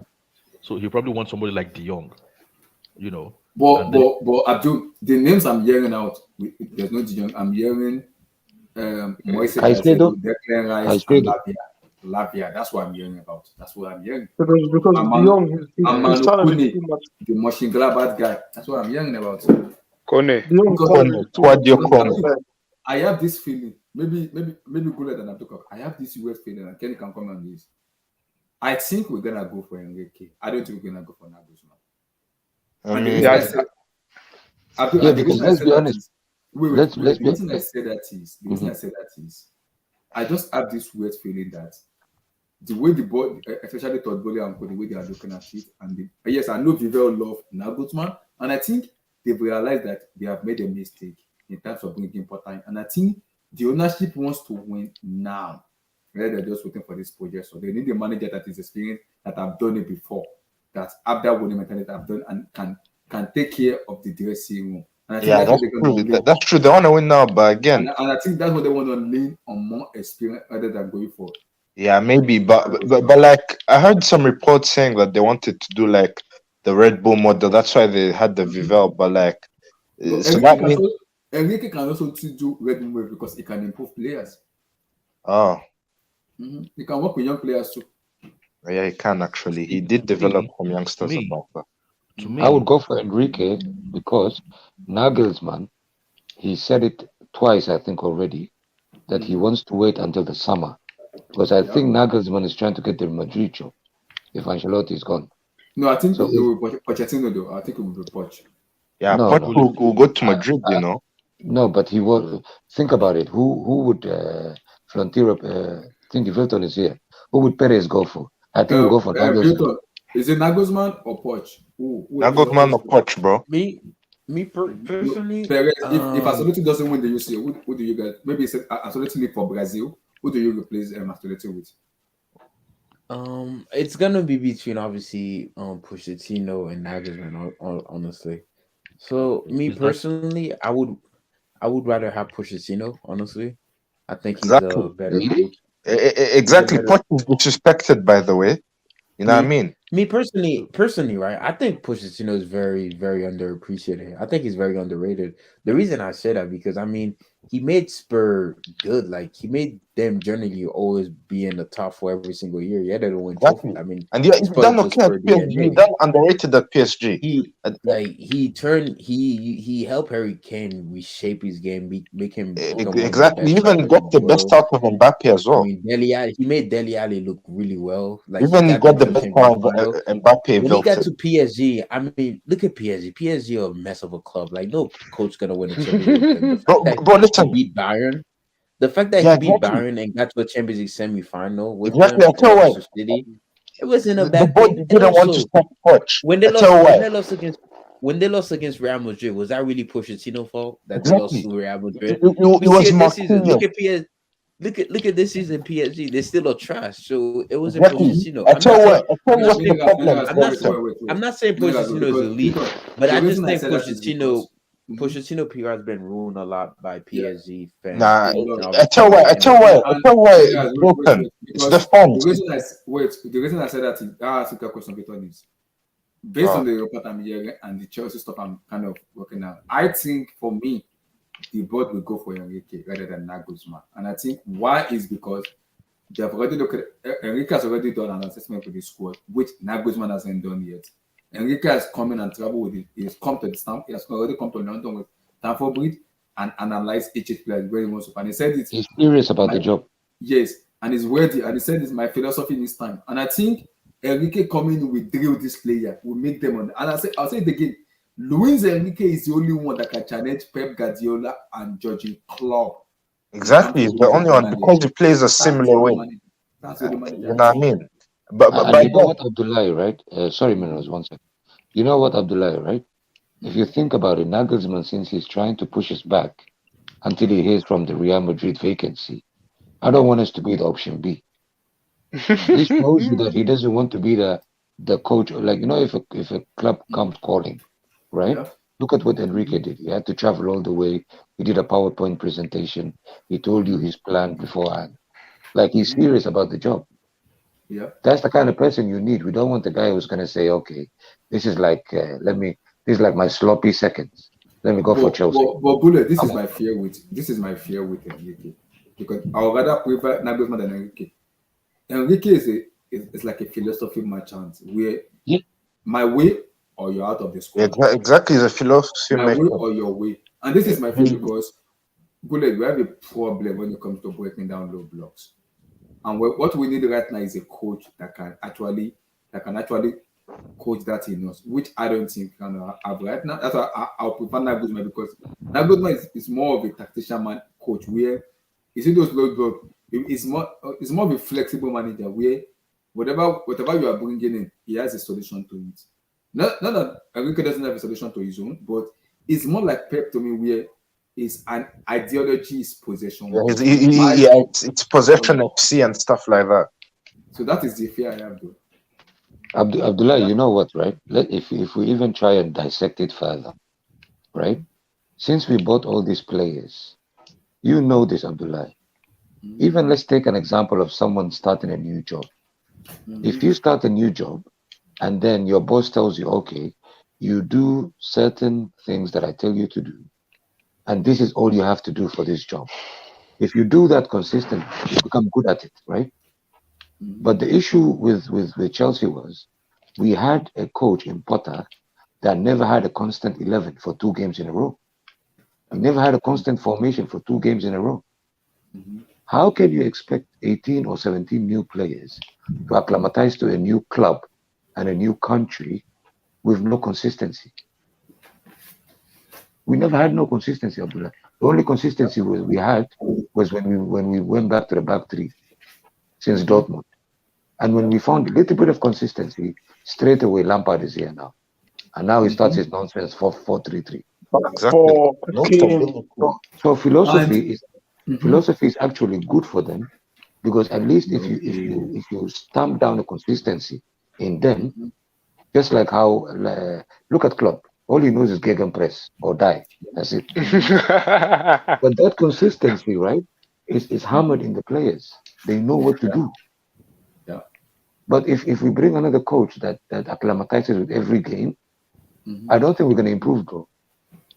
So you prefer Enrique because he has a philosophy. Abdullah, I don't know what your fear is because my fear with him is because of the Spain national team. I don't think your fear is registered because it's like saying you have fear about Ten Hag before he came to Man United. It's the same kind of mold. And I even believe Enrique is better than Ten Hag. These guys are committed to a philosophy for a reason. It's not that because out of option that I just like this because of how it looks. They've been studying this philosophy since they were players. They were obsessed with it. Okay? He played according to a philosophy since he was a Real Madrid player and he was a Barcelona player. These guys have had it since they were kids, some of them before they are 10 years old. So this philosophy of a thing, it's not like they just pick up a book and they say, okay, we have preference for this one. Okay? They know all the wisdom behind everything they are doing. This is what young players need. When you say philosophy at the highest level, it means wisdom. So they're not just telling you, do this. They are telling you, do this, and they have the reason for you to do it. They're looking at every scenario in the game. You might not have the reason to do an alternative step. You get it? Yeah. So you are talking about people of the highest caliber. It's not just philosophy for philosophy's sake. No, I like the philosophy. This is what young players like we have, they actually need. Okay? if not if not that maybe Pep or whatever. Some people even say Enrique's Barcelona was better than Pep's Barcelona. I Some agree. people. I agree. Okay, so we Nah, cannot there's no just nah. we cannot just wish this guy away. The MSN era was good though. Even if this Nah, guy nah, stays nah. for 6 was months, probably The, better even than if this the guy Pep. stays for 6 months, even if he stays for 6 months, these young players will have learned something of him. And Exactly. Well, even in his personal life, Enrique is a fitness junkie. So for sure, these guys will be knocked into shape. exactly. And then they will be He would drilled. go to them up, man. And then He's a drill surgeon. they will be drilled with a lot of repetition. Exactly, they'll be drilled with it. You know what I mean? He likes But to drill it in the players. Abdul, one quick question about the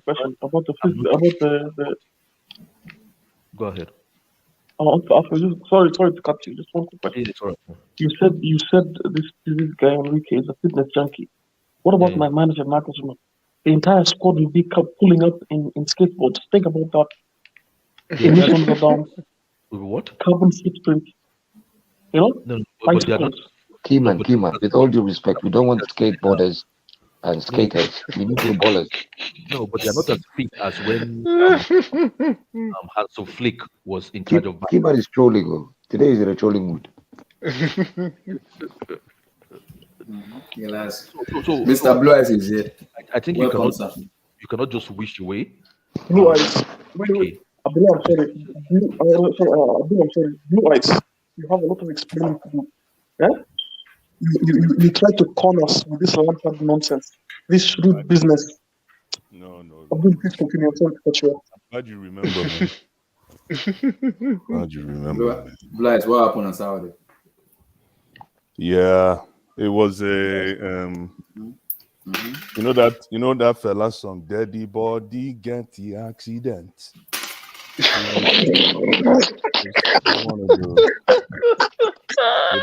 at Blue Eyes quoting fella for us, no comment. Baba. That Blue Eyes, so. I hail, man. Yeah, listen, that game, man. That's gonna be a hard game, huh? Listen, that game, man. That game against Wolves, man. That was nasty. Against Wolves, man. I don't understand what's going on. I don't understand because I don't know if it's a player. Is it a player problem or a coaching problem? Altogether. Oh, guys, you understand. Your players are great. All together, all of them, from coach to player. And Lampard's coaching brain. For me, I think this Chelsea team need a rebuild in terms of they need a fresh idea. But I think the fear about them is they don't know the long-term manager, and that it has been in their mindset that is Lampard going to be here for next season? No, because they know it's an interim manager. So maybe if a new manager comes and they know, okay, this is a long-term manager, they can decide because they are players and they are human beings. We know how good these players is on their day. We know how good they are. So maybe they are looking at it that who's going to be a long-term manager. Maybe we can actually just play our football and enjoy because they need a better environment to play football. It's been very bad. It's been toxic. How good are these players really? That's the real question we should be asking. I know Mason is good on his day. They're bad. They're so bad. Thiago Silva. They're so bad. I mean, last season the same group of players like pretty much got you top 3. So like, but obviously top 3 is cool. Like we don't want to be like this same group of players. What they've been going on since 3rd or 4th. That's it, and that's not good enough at the end of the day. So there's a lot of they're on their day players, but they're not consistent enough. So for me, I'm like most of these guys they're not good enough. Man. Even the guys that have performed, like they might be good enough to be squad players, but they can't be starting consistent. Because for me, looking at that Saturday match, I just laugh. I look at Lampard. I'm like, Lampard just came in and you implemented 4-3-3. I'm like, this team can't even play 4-3-3. We are not beat to do it. Remember the other game, right? I said this better be the first and the last time that we play 3 in the midfield, and then we hire Frank Lampard the next day. So we did it. So again, So again, right? Listen. I think now we all. Hold on. I'm gonna. Let me just say something here, guys. I'm gonna start with one person. and I don't care what anyone thinks. Enzo Fernandez is below average. Guys, come on. He's a young and up and coming player. Come on, guys. Let's stop this nonsense. World Cup winner. Or So wait, Blue Eyes. Are you blaming Enzo Hi. Fernandez for lack of Best player in tactical, best player in tournament. No, you awareness? cannot. Are Right? you blaming Frank Lampard for coming into a mess on his first What? day? I will And trying blame him to until the look, day I die. Who Come are you back. not going to blame? Who are you going to I'm blame? blaming the players because the players are No No, way. blame No way. blame Can I the have board. can I have an Blame the opinion? board. Can I have an No, no, opinion? no. Let him land. Can I have an opinion? This player is crashing. You know, No, man. it's This true. player You is can crashing. have an I was opinion. enjoying my Eastern rice and having a blast. You guys were talking all day. Can I talk? but come on, Blois, so that guy won the World Cup, man. Come on. Let's stop. Go ahead. And he played the final. I tell you one thing, but it's not about Enzo. For people that are thinking I'm going after Enzo, the whole idea, right, is you cannot listen. Frank Lampard is not a good coach. We know it, but you cannot evaluate Frank Lampard based on that game. That's criminal. Anybody who no, hold on. Let me just say something. Then you talk. Let him finish. Who's trying to say something? Let me just say something. Again, you cannot blame Frank Lampard because of that performance. Because listen, he came in. I know it was 4-3-3 was terrible. He played Gallagher instead of cementing that midfield, etc., etc., etc. I get it, but there comes a time, especially in the season, right? Especially at this time of the season, when you expect the players to have a little bit of pride and play for themselves. So this whole thing about trying to give a dog a bad name so you can hang it, trying to make, because Frank Lampard had a terrible coaching debut, all of a sudden it's all Frank Lampard. This is lazy. It's lazy. What do you call it? Punditry. The dog was bad from the beginning, guys. Yeah, but They going gave him a back, bad name. I know, but going back, hold on. Whoever said that, going back to Frank Lampard, that it's too lazy of punditry that we have. I mean, what else? Tell me something new. Exactly. It's the Because same not players. new. Give me time. It's the same players, bro. See, let me tell you something. Hold on. So the reason I made my preamble was that yes, Frank Lampard was terrible on the day, but that's not our problem. Because you expect this team to perform even if you have Joe Cole managing for a day. You expect this team to perform, but unfortunately, like I think it was Kenny that was saying it, is this team really good enough? And that's why I went back to Enzo. Come on, let's be fair. How many touches did Kovacic below average? I agree what you said, but below Yeah, average. we don't do that. I noticed something. I noticed something even before Potter left. Maybe before Potter left is I know Mason has been below par. Oh, first of all, happy Easter to everyone. I don't know. Yeah, happy Easter, happy Easter, man. Yeah, God bless, bro. Those Easter chocolates have been killing me. Don't forget it. Guys, we don't do Easter chocolate. We do Easter rice. Sorry. I know you you kind of wanted him to play. I also want him to play too. Maybe you can challenge the like of Felix and Madueke. Oh, Felix is horrible, man. Like, don't get me started. It's amazing. It's amazing because Lampard has said he's injured, and I can guarantee you for the fact he is not injured. He's saving him for Champions League now. Mason has to start on Wednesday. Or Tuesday. Bro, I just stopped, bro. Like, Lampard is a trash coach. He got sacked from Chelsea, and he got sacked from Everton. Stop capping for your legend. He's embarrassing. He's an embarrassment to Chelsea. I was watching that Wolves game. This guy was playing chaos football. Like, what type of coach does that? It's just embarrassing. That's so lazy, man. Listen, if you guys want to talk football, let me know. But this whole thing about bashing Frank Lampard on the first day, I'm not ready for that nonsense, man. Talk to me next week about Frank Lampard. Yeah, listen, let me tell you guys, criticizing Frank Lampard doesn't make you a football guru. Let me just tell people out there. No. Blue Eyes, you're getting it doesn't wrong. make anybody a football guru. No, this way.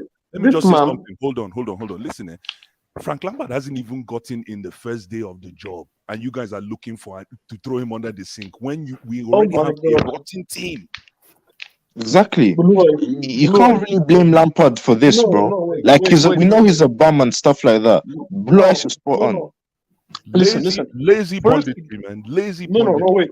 Blue Eyes, wait. First game away, you take a team that we know that it cannot play back four. Every time we play back four, we get spanked.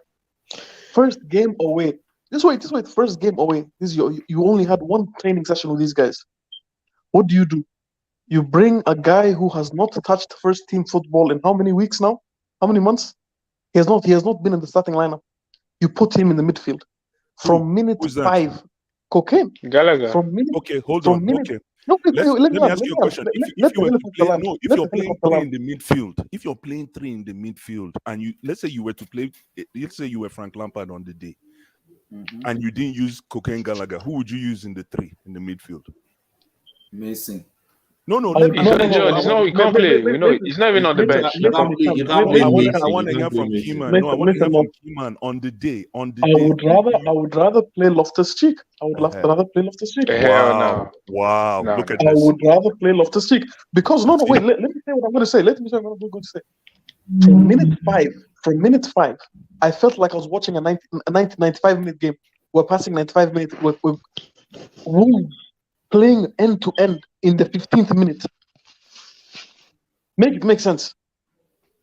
It makes sense. Frank Lampard came into the squad and he says, No, "Listen, no, let me make this sense. guy Let me help you came. make sense." Frank Lampard came in on his first day to a team that was already in tatters. Okay, he came in and says, "You know what? We got to change things up here a little bit. Let's go back for and see if this thing can work." And I bet you, if he doesn't learn from this sample size, that back four and midfield three doesn't work, then he's got to go next week. We have to let him go next week. If he, if he can, hold on, let me just finish, bro. If he can adjust quickly, I'm all for 4-3-3, but use the right personnel. Yeah, he needs to use the right person. Use the right Are you personnel. seriously defending Lampard, bro?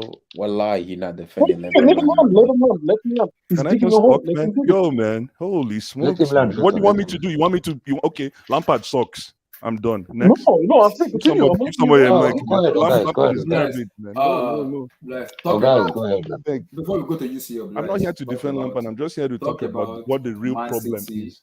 Sorry? Yesterday and talk about Man City yesterday and today Arsenal match. Man City, man. Man City, man. Goals. But today, he had only 5 touches in the game yesterday and he scored 2 goals. 5 touches. 5 touches and he scored 2 goals. Yeah, City, City is by default. City is that, you just know that they're going to be in the area at the end of the season. They're going to be up there. Now, for me, the topic of the week, of the weekend, is today's game. Arsenal game, yeah, go ahead. Hi. That was a fantastic game. Listen. That was not fantastic, man. We boiled it, man. Let me tell you something, bro. It was entertaining. Let me tell you something about that game. I don't care what anyone says. Somebody please go and get me Kojo Curtis Jones. Hi. Oh my goodness. Somebody give me what? What do you want him to do? I don't get it. What do you want to get him now? Curtis Jones. Hi. You guys don't know. Wait. Blue Eyes. Curtis Jones, the guy who made Henderson look like Maldini. What? Curtis Jones. That boy. The guy who made Henderson shine today. Listen, let me tell you something. The reason why Liverpool didn't win this game, can you guess? Apart from the Salah shitting They on didn't the take their bed. chances. No, they didn't take their chances. They took Klopp disappointed me because I thought he was coaching it was a masterclass day for Klopp, if you ask me, because they had a bad team, but they were able to contain Arsenal. But Klopp took out Curtis Jones and brought in Thiago Alcantara, and that game changed. Anybody argue with me unless you didn't watch that game? No. The balance of the game changed. It changed for the better. No, if you ask me, it did not.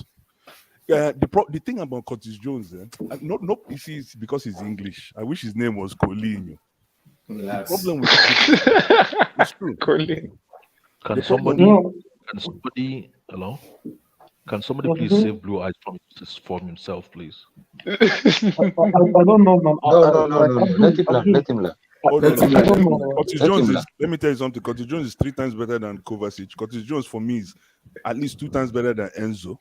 Okay.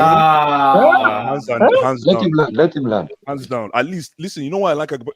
Can somebody tell me what was unique about Curtis Jones? Why I'm actually talking about Curtis Jones? You tell us now. That's a brick. You tell me. Let me tell you why. Is that Curtis Jones? Is that guy a dancer or what? Blue Eyes, you've had Palace too against much. Brentford. You've had too much Easter red wine. I swear. You've had No, too much. whiskey, man. Happy We drink John. whiskey on Easter, man. You say what? Ah, I Blue tell no, Eyes. but I tell you, see me, I just the thing I like about Curtis Jones. First of Curtis all, how old Jones. is he? 21? Which 21? He need like 23, 22 No, already. he's young. He's Yeah. young. He's 21, 22. He's He's young. young. He's Nah, young. nah. No, How that old is boy. he? He must be 22 at least. Blue That Eyes. boy. Brother, this is a question to you, Blue Eyes. Who's asking me? This Oh, I have a is a question question next. to you. Yes. Wins 5-1 with Crystal Palace with no Zaha. Ayew scores 2 goals. Olise against 3 assists. All Hudson did was simplify things, simple football. Well, Exactly. Thank you. your feet, you see you're forgetting the fact that Roy Hodgson, right, is coming back into it's totally different. You can't compare what Roy Hodgson did to what Frank Lampard did, man. Because let me tell you, Crystal Palace, who did they play? Leeds. West Ham. West Ham. And Leeds as well. Away. Leeds will play you. West Ham. You know Leeds will play you the best high line you've ever seen in the season. But look at Wolves now. Look at Wolves. When they package you low block, how can you think you can dance in a low block street? You Low cannot. block, man. He also continued by saying He wasn't even low block like that. It was low block. Roy Hodgson is 75 and he's showing Blue Eyes, and he said this is to continue with Blue Eyes 75 and already showing low class. And they also said Crystal Palace made 34 successful dribble against Leeds United. Why not? Because they played Highline. Because who wouldn't make dribbles against Leeds? And they also said again in 2 games, Roy Hodgson achieved Crystal Palace. Blue Eyes, what is your gaffer Lampard done? Mike, listen, Lampard hasn't done anything because he hasn't started. His first game is this week. Oh my God. On Wednesday. Why Talk to me after the Champions League game. Then we can have a Oh discussion. my God. Blue Eyes. Jesus If you want Christ. to use this game, guys, if you want to use the game against Wolves, that was such a heartbreaking game. You have no idea. Those guys Okay, are Blue Eyes. destroying Blue us Eyes. by I 5 have a goals. simple question for you. What do we do if you find the same exact lineup against Real? You can't do Cocaine. that. You cannot do that. No, I'm just asking you. What do we do? What do we do? Then the players have to play for themselves. I will lose hope in Lampard immediately. Listen, guys, you see where my concern lies. This guy is not in shape. Sterling looks very heavy. Yeah, he hasn't been playing. I could hear his footstep from out, like where I was sitting in front of my TV. Like, So why start him? Why start him? Did he start that game? Yeah. But you have to start him because you want to start him in Champions League. He needs kilometers under his feet. I'm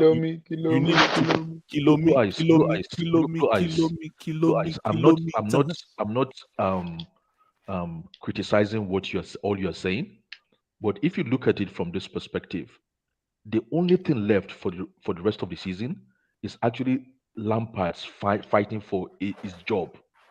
Exactly. Okay, we are not going to win anything, but this is for Lampard to secure the job. And the first thing you do is you expose yourself in a game. At least be conservative.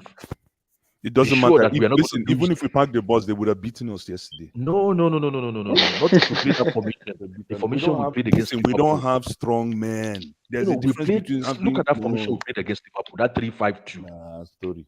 Story. Mm-hmm. Liverpool. Listen, at this rate, you think Lampard will secure the job? I'm not here to talk about whether Lampard will get the job or not. I'm here to. But that's what the rest of the game is about. No, hold on. Lampard is gone at the end of the season. Oh my God!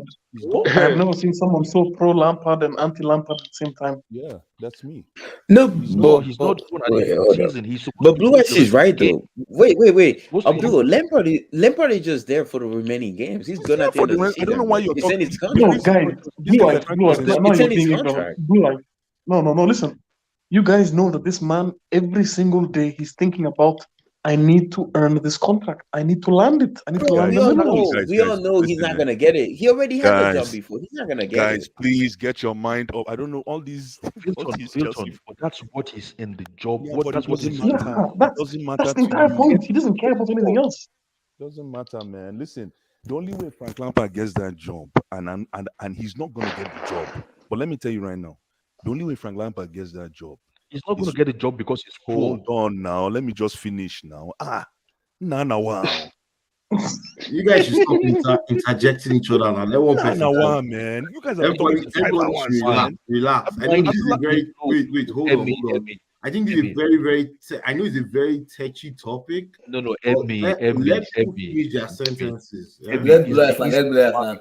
Bless land. wine. It's making our voice sound louder to Blue Eyes. Is the Easter wine. The Easter wine. I don't think. I don't think Blue Eyes has drunk. Blue Eyes is actually quiet when he drinks. He said the whiskey. He said the whiskey. No, It's the he Easter Whiskey, not wine. Remember, whiskey. I can't even remember what I was talking. What were we talking about again? Emmy, you see that?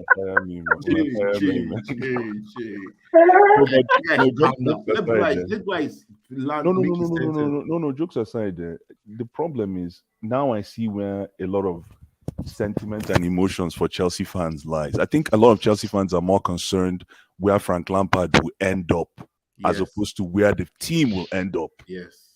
And that's why I want to have a discussion about where the team would end up. Then I'm interested. But if you're talking to me about Frank Lampard and the politics of where he would end up, I don't care. Exactly. I already know where the team will end up. They will end up 10th, 11th, 12th. Then talk. Let's talk team. Nobody's here to talk about. I'm not here to talk about. If you want to talk about Lampard, that's different. I'll listen to you guys. Talk about Lampard. We're not talking about Lampard. I know. I'll listen. I want to learn, but I'm not going to say a word unless you guys are talking about football. Bless, I want to say something because Bless. Every day, Lampard. Honestly, I don't even know why you guys brought in Lampard. Lampard is just there. You know why Lampard is here too? Lampard is there. He lives in our heads rent free. No, the reason why the reason why they're not letting Bruno, the reason why they're not letting Bruno finish up the season because all the fans are mad at Todd Bowley right now. So Todd Bowley's like, hey, let me just bring back Frank Lampard for the remainder of the season. So Bruno didn't want the job. Bruno did not want the job. Yeah, Bruno didn't want the job. He didn't want the Bruno, job. fine. So you need a guy to take over. I don't know why you guys change the conversation to this Lampard. Can we? Because you don't get it. No, we know mad at Lampard. He's not getting the job. Guys, he's not getting. That's before we talk. You see, let me just say this right. Let's just be very clear, right? I want to say something.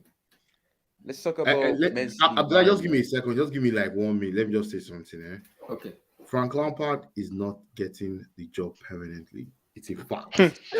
Simple, man. Get that off your head and get yourself free. He is not getting the job permanently. He is just here to round up the rest of the season. Emmy, you didn't say this. I believe Chelsea. Wait, hold on, Abdullah. I believe Chelsea would announce. Wait, now, Abdul. Now, wait, you guys. But you didn't say this before the Wolves. I'm not saying anything here. Yeah? You didn't say this before the Wolves game now. I didn't say this before the Wolves game. You didn't come up with that categorical statement before the Wolves game. No, I think I said it here too before the Wolves game. Say that, bro. That wasn't your argument there. I think you're following general sentiment. I've said it before. No, that wasn't your point then, man. That wasn't your stance then. I accept what you're saying now. I accept what you're saying now, but don't say like you've taken that stand from day one. That okay. Let me tell you what I said before the Wolves game, and it's not far from what I'm saying now.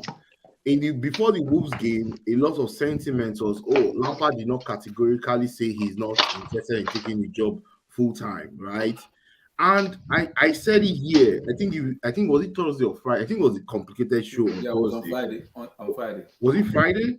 Yeah, I said it on Friday for the preview. I said, see, whatever Lampard does would not change unless these owners, like on Friday, I was more on the owners than Lampard because I don't really care about Lampard, right? My own grind is with these owners, and I categorically called out all the blunders they made in the last 11 months they own this football club. And I've said that you did. I've said that the next step that they will take that would also, if it ends up being a blunder, they should just sell the club. I said that here. Yes, they should just go ahead to sell the club. There's no point because they don't know what they're doing. It's very clear. But the thing, what I know is after watching this Wolves game and analyzing how things are with the team, and listening to David Edson and Fabrizio, I'm like, okay. And I'm telling you guys that I can tell you facts. They are looking to get a new manager before April ending. I believe they'll announce a new manager. The only Austin thing and that Babosho said that it the might be end only, of this the month only or early yeah May. the only thing that I'm just kind of is Chelsea fans have to understand that this team, this current team, what is happening in the club from the hierarchy is affecting this team. In this current Chelsea team, there is no leadership. I've never seen a team that will function without leadership on the field. It's not possible. Now, because now whichever coach you bring has to now instill that leadership in this team and actually build this team from ground zero up. A lot of players are going to go for sure. But one thing I need to see is the hierarchy making the right decisions and taking a step back or even 10 steps back and just stay away from football. Because the current state of Chelsea is appalling. Man, Chelsea is in trouble. Like it's not looking good at all, right? It's chaos, isn't chaos. Yeah, this is what you call crisis, pretty much. And if I won't talk about the Real Madrid game, I'll talk about the Wolves game, what we saw yesterday. Yeah. See, in that Wolves game yesterday, I think first of all, I don't know what Badiashile did, but Badiashile to me would have been a better pair to what's his name to Fofana than Koulibaly. And then I don't know why they start Cucurella in football matches. I mean, Cucurella is a sham. Is a total sham, right? Yeah. Then in front, in the midfield three, Lampard also, I don't know why he went to the back four, but that's fine. He plays 4-3-3. That midfield three he played yesterday was imbalanced. It lacked balance because you are playing Kovacic, Enzo, and Gallagher, who are all pretty much like box to box or pretty much number 8. There is no, and then you took out a lot from Enzo's game by telling him to sit. Enzo is not a sitting midfielder. He is not a sitting midfielder. You are taking out 70% of his game if you tell him to stay in between the lines. You're just killing him. He's not a DM. He's not a natural DM. Enzo should have been playing where Kovacic played. If he played where Kovacic was playing, I can guarantee you those chances Kovacic was skying, and Kovacic was a mess yesterday, total mess, right? Yeah. Wait, quickly, can I say something? All those chances, and then also, why is Lampard not playing Dennis Zakaria? Dennis Zakaria is the closest thing to a DM that Chelsea have. You want Blue eyes. I think the guy committed. No, the guy must have done a triple homicide. There's no other way to explain it. See, to me, the best midfield three without Kante would be Zakaria, Enzo, and maybe I'll put Kovacic because but Emmy, that will reduce the liability of Kovacic. Because one thing about Kovacic gets exposed when you play. Wait, let me just say this. Kovacic's problem is like in that midfield three of yesterday, you would see all the weaknesses of Kovacic exposed to the blind light. Horrible, man. He was so bad. Now the problem there yesterday was Kovacic did not know whether to cover what's his name, Conor Gallagher, who likes to run into the box, or whether he needs to carry the ball, or whether he needs to sit and stay with Enzo. He was torn in between, and that's where I always say there is lack of leadership and communication into this team, especially when they are set up inside the match. If it was a tactical coach, as soon as he saw all those kind of indecision in terms of movement from Kovacic, and then Gallagher running and coming back, and then Felix cutting in, and all that chaos going on the left side of that team, he would have restructured it at least in halftime and said, "Hey guys, I'm not saying this on what's in Lampard, but even if Lampard does not catch it, if they had a senior player on that field that will say, hey guys, see what's going on. See why they are overloading us on this side of the field." Sorry to cut you, Blue Eyes. I want to say something. Blue Eyes, don't respond to what I want to say now. Emmy, what you say? Blue Eyes. No, Blue Eyes, mute your mic. What you say, Emmy? Zakaria. Wait, Emmy, sorry. There's a guy that can do what you said now, in which majority of Chelsea fans doesn't like is Jorginho, because When you play Jorginho in that aspect, he can point and orchestrate that method and tell you, you do this, He's you gone. do this, and Jorginho is then gone. this. Leave him Jorginho is alone. gone. You can't bring back Jorginho. And Jorginho. No, I'm talking about when you're talking Jorginho. about leadership. No, That's no, kind of yeah. We can't talk about someone that is not here anymore, right? Mm-hmm. There's no point. There's no point. I'm only making a comparison to what you said. No, that's what I said, right? This leadership in this team, I'm sorry, in this club, right? They've made very bad errors, and most of their errors are kind of, I'll say, are this sentiment. I won't say they're sentimental errors, right? I think I'll put it as ignorant errors, like they don't know what they are doing really, because I can't believe that you know what you're doing and your only natural, not DM, but register or someone that actually that connects your defense to your midfield. You actually let the person go to the opposition. But that's another gist for another day. You have Zakaria. Zakaria is 100% fit. Every time Zakaria plays, Chelsea actually plays better in that midfield. At least we move the ball faster. We have the physical presence to stop the opposition when they are countering us or when they want to bully us. Yesterday, the team was being bullied non-stop by these guys, Wolves. Like Nunes was a thorn on everybody's flesh. Jesus. Mateusz. Why didn't we get Mateusz instead of Enzo? Like, I don't get it. Oh. Who does these deals for Chelsea? Which is Mateusz? Mateusz Nunes. Mateusz Nunes. Do you know? Wait, let me tell you. Do you know that Nunes guy, right? In the summer, wait, let me just tell you. In the summer, the guy had said he wants to play for Chelsea. He was twerking so badly that he even made the deal. He came from Benfica. Was it Benfica? Yeah. No, Sporting. I know he came from Portugal, somewhere. He came from Sporting. Sporting. Him and Palhinha used to play in the same. Exactly. And the problem he was pretty much twerking. Do you know what Chelsea did? Chelsea did not buy the guy. I don't know. I think he was one of the players. He wanted to come to Chelsea. All right, man. Chelsea just. I guess how much was paid for him? 40 million. 40 million. Or 40 million euros. And guess what, Emmy? In the summer, Liverpool want to buy him. And guess how much? He's not going to be twice that value. No, honestly, I like Nunes, but let's be real. Even if he would have come here, honestly, I think he would be as bad.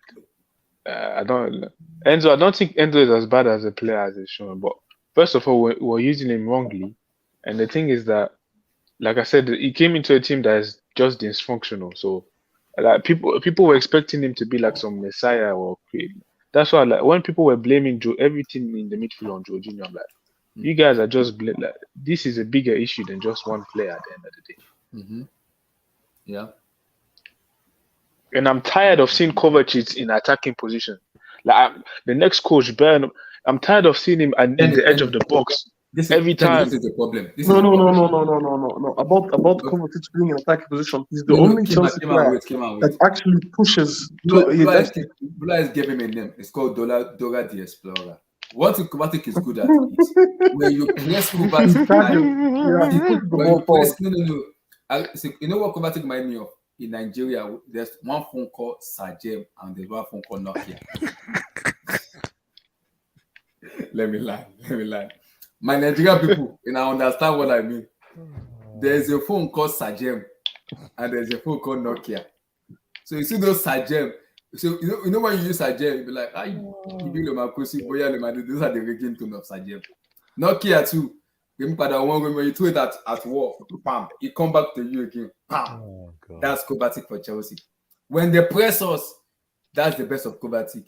But when they simply low block, my Lord in heaven, I don't know who is bad between Kovacic and Nokia phone or Sajem. I don't know. It's useless. When people play mid-block against Chelsea, terrible player. You guys are not agree here now. I don't really why he has. When I talk, very useless player. But when you press us, when they are pressing Chelsea, oh my God in heaven, that is the best of Kovacic. Emmy already made him. Emmy did not know that what he did when he was making his submissions. He already threw Enzo under the bus, unfortunately. And the way you threw Enzo under the bus is like you said, Enzo cannot hold the fort. If Enzo cannot hold the fort, then he's not supposed to be at Chelsea because trust me, he's going to be holding the fort a lot of times. No. I'm sure in the summer they're going to buy a defensive midfielder and get I him hope so. for I that hope role. so. He can't. No, he that's not his role. Blue Eyes. When he plays that role, he's too restricted, right? It's like forcing the Lamborghini to How drive. can you say? Like How forcing can the you say Lamborghini. He Enzo? doesn't. How He can you doesn't say have the. He doesn't have the abilities to be doing Hold on. even like. Hey, that's How what I want to hear. Thank you. Keep can you talking. say Enzo should not be at Chelsea when he's our best midfielder? So Exactly. who That's should be, crazy. so who should be at Chelsea? That's You know what? that's Blue Declan Eyes Rice. agenda. Declan Rice. Declan No, Rice. no. All I'm saying. There'll be no Declan Rice. I don't think Chelsea is going. Listen, all I'm saying is, I'm glad that you guys are going to stay here. You know what's going to happen. All these people that have been twerking for Enzo, I'm glad. You We guys are are not going to. talking for Enzo. You are the We're one not who is working. you You're are the only twerking for one who Enzo. sees Let me. something wrong with Enzo. Okay, We're no not talking problem. for But Enzo. okay, Okay. finish. Okay, finish. Then I'll talk. Abdul, with finish. this I'll talk. team, okay, the problem Finish. with this team, as we've said several times, No, stick is to Enzo. I beg. Don't go too a far. lot Go of to the Enzo. mistakes they are making. Hold on now. A lot of the mistakes they are making is coachable, is rectifiable by an elite coach. We've not seen an elite coach in Chelsea for so long. If you remove Tuchel, that's the problem they are having. They need to get in an elite coach. Okay. All this garbage error, 43, when you don't have a midfield, you don't have a defense. But all I'm You saying can't is, play Kante. can You somebody can't please, play Ablai, can I ask? I want to ask the moderator a question, please. Can I speak to the moderator? Thank you. Sure, go ahead, sir. Moderator, please. Can you check number of touches? I want to see Enzo's heat map yesterday. Yesterday. Yeah, and tell me if Why you need do you a want coach. Why do you want to see Enzo's Because heat he's map useless. You in pay a poor 120. Chelsea? You pay No, 120. in a Let me poor just finish. You Chelsea paid 120 million for a player that cannot even control your midfield, and you're telling me Enzo. But The guy's not a Blue Eyes, controller. he cannot control the midfield. He's not a controller. He's not a controller. Blue Eyes. Wait, Abdul. Let me answer Blue Eyes. Amy, I beg, answer me. I want somebody No, with a head. Talk to me, I beg. Let me Hold on, I want to hear Amy. I beg, Abdul, may I hear Amy? No The vex. problem that you have with Blue Eyes is you the are only player you constantly talk about thinking that Abdul, Chelsea. hold on. Make I players just hear is Amy before Enzo. you talk. Hold on. Make I hear Amy before you And talk. then you said you I want know to see a your heat point. map. What else do you want to see? Sweat No, map. wait. Let me explain. See, Blue Eyes stretch marks. Oh, geez, the best. See, the problem you have with Blue Eyes is this, right? With Enzo, because we sold Jorginho and bought Enzo in the same window. I think Blue Eyes thinks that Chelsea bought Enzo to replace Jorginho, which is not true. Isn't It's that the not whole true. idea? No. They didn't buy Enzo. Chelsea already started going. Enzo is a Fabregas replacement. Yeah, but Let's be honest. if you watched him at the World Cup at Benfica, you would know the guy's never been. He's never been a Jorginho type of player. Even in Liverpool, it was more like even in Liverpool, it was more of a box to box. It wasn't even a DM. No, but listen, guys. Enzo is more dangerous in zone 14. He's more dangerous right in front of the box because he can pass and he can shoot and he can carry. He can make that final pass, right? That's where you want to play Enzo, and then he has the ability to come back and actually open up and get and receive the ball. Let me ask you a question. He's not a sitting DM. Let me ask you a question. How many players in Chelsea squad are actually playing in their natural roles? That's a good question. Exactly. Kepa? Mendy? No, obviously all the defenders. No. All the defenders. I wait to answer. Amy, I wait to answer, my brother. Amy. Sterling. Yeah, he said how many what? How many players are playing in their natural position? Are actually playing in their natural positions for Chelsea? I'm talking just Chelsea. You have Rhys James, you have no, come on, man. Yeah, all the defenders. No, come on. The attacking players. Rhys James, they don't play back five. They don't play back three. Are you talking of the attacking players? Just you know what? Forget about the defenders because the defenders is more stereotypical. It's more you know they play in those roles. But think about midfielders and attackers. Kovacic played his natural position. Well, Kovacic is not. We don't rate him. Whoa. Yeah.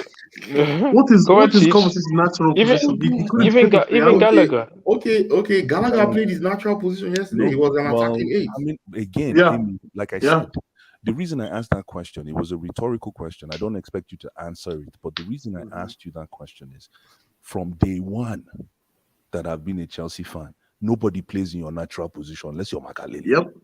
No, that's not You're right. coming. No, when you're That's coming not to right. Chelsea, you're coming to Chelsea to do a job. You're coming to our club to do a job. Anywhere they put you, gum body. And when I mean gum body, it's not like you're a midfielder and they are playing you as goalkeeper.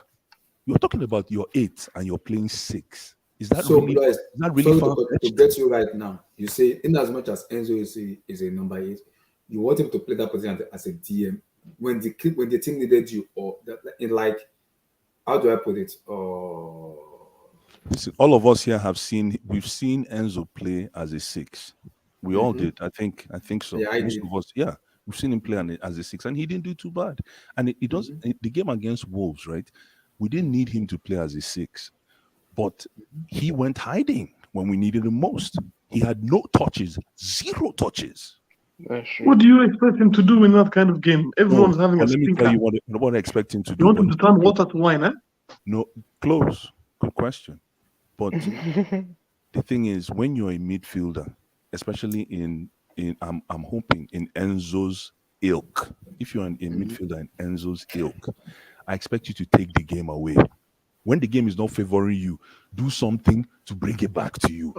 You know, Blue Eyes, what I will concede, I want to see him shoot more. He's too afraid. He's too timid in front of the goal. Because, okay, you know why? But he doesn't get in the positions. Exactly. No, but you're supposed to take that drive. You're supposed to have that drive. You say, you know what? No, but the thing is that when you're playing 6, but the thing is that when you're playing 6 as well, you don't want to move too well because the ball. because that's where the lack of consistency the team. No, but what is killing us because you guys are forgetting something. Sorry, Kenny, is that Enzo, right? The reason why I'm really critical about Enzo is because Enzo has the long range pass in his back pocket comfortably. Yes. So when you have that as part of your toolkit, right, it means you can actually play number 6 because you can create from deep. That's why when people say he doesn't control the game, I'm like, what? Well, he's not alone. He's not alone. I know, but that's what you want him to do. Is no, that's not what I'm saying. He has the IQ, I hope, to be able to relieve himself by making long passes, doesn't he? See, he does switch the play. Hold on. Even if you can make long passes, right, doesn't make that you can play that lone 6 by yourself. No, but you're missing the point, Amy. When you make long passes, right? Can you tell me the advantage of making long passes, Amy? Let me even know if you understand what I mean. If you can make consistent, accurate long passes, it means that you can relieve your team of pressure, right? And you can actually help advance the ball in the opposite direction where the opposition don't have the numbers to cover, right? So you said the first thing is relief. That relief factor. Forget about the what happens up front, Amy. But what happens up front, you're absolutely spot on. But the relief factor, Amy, is underrated. And if you can make those long passes, right, then it even makes you don't have to run up front anymore. You stay back. You stay. You relax and play for your. I'm not saying he shouldn't have done anything that he doesn't do, but if he was making those passes, releasing those long passes, right? Like Amy said, you relieve the team of pressure, and you can relax and play there. But he wasn't. He went hiding completely. Bless. You know what I wanted to do is. Bless. You know what I wanted to do is. I would like to second. Here we go. You're not here to criticize me, but you're here to hold on. You've spoken now. Yeah. So you've given this synopsis about Enzo for the past 20-30 minutes in a poor Chelsea team. Which other player are you going to jump to? Or is it only Enzo? I think everybody played poorly though. Yeah, but you've spoken about Enzo for like 20 minutes. No, I don't get it.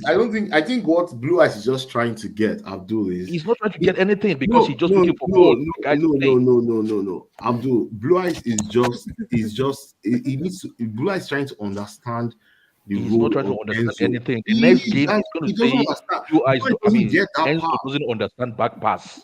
This is just nitpicking. Next game, he's going to say One Enzo doesn't understand bad it's pass. a Yeah, scapegoat. He cannot Abdul, make get it right out. pass. Get it out of your system. You He need to cannot lead it make out of your left system. It's pass. okay, no problem. No, What I'm not does getting out of my system. what does he have to say? I just think it's okay. Abdul, it's okay to educate ourselves No, no, sometimes. see, We might not all Enzo see has things in been. the same, in the No, same but this is perspective. not education anymore. It's just fault finding.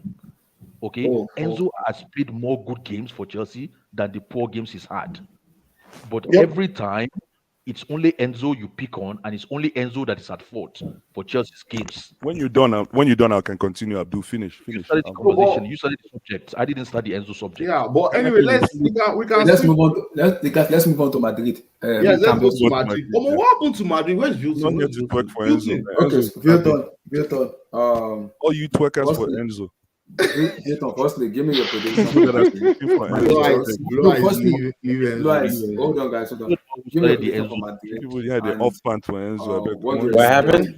You guys need me? We're gonna talk Tuesday, but give me your take on them. Leave Enzo alone. It's okay, my brother. Guys, Enzo is let's move on. average. We're already in UCL. This is Enzo the is UCL. garbage, man. Enzo Vilton, is let me ask garbage. Vilton a question. Vilton, what happened to Madrid yesterday? Why give did me you your guys take on lose Madrid. to Chukwueze yesterday? I mean, yesterday, honestly, I thought we were either gonna draw that game. I didn't think we were gonna win yesterday. You guys were 2 goals up, right? No. We're losing. We're losing from the beginning of the game. We're always losing. No, you guys were winning 2-1, isn't it? Yeah, 2-1. Where they were up 1-0. And 1-0. Tied the game. No, then they tied. No, you scored first. No, I'm saying. Wait, what game were you guys talking about? The Villarreal game? Yeah. But Yeah, you guys scored I didn't first. think we were gonna win the game though, just because we were playing with 4 attackers. That they were just not gonna track back. They just weren't. I mean, we were playing a 4-2-3-1 with Denis Ceballos, Benzema, Asensio, Vinicius Jr., Toni Kroos in play, Modric in play. So obviously, Tchouaméni played yesterday. I knew it just wasn't gonna work. Those players are good enough to beat Villarreal. But honestly, though, I could care less about that game, man. The league is done for me. Like, it doesn't do. Yeah, Villarreal finally beat us at home after 9 years. Congrats, Villarreal. I'm so happy for you guys. But that was a golazo, though, from my boy. It was a golazo. Because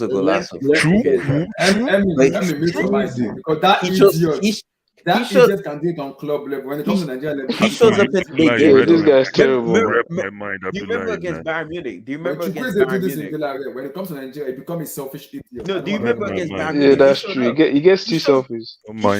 He shows up in the big games, bro. Not gonna lie. Yeah. No, but the thing is that even at Villarreal, the guy is talented, but he's not consistent enough.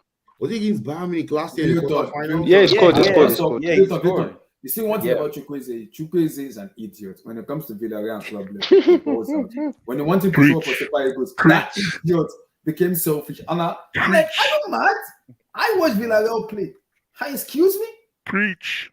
No, please. Don't talk to me about Chukwueze. I'm annoyed. Please, Biko. Abdullah, you read my mind. After I saw that goal, I'm like, but I'm not surprised. I'm really not surprised we got ripped apart, man. I mean, you can't be playing a 4-3-2-1 with multiple attackers that don't even bother tracking back, man.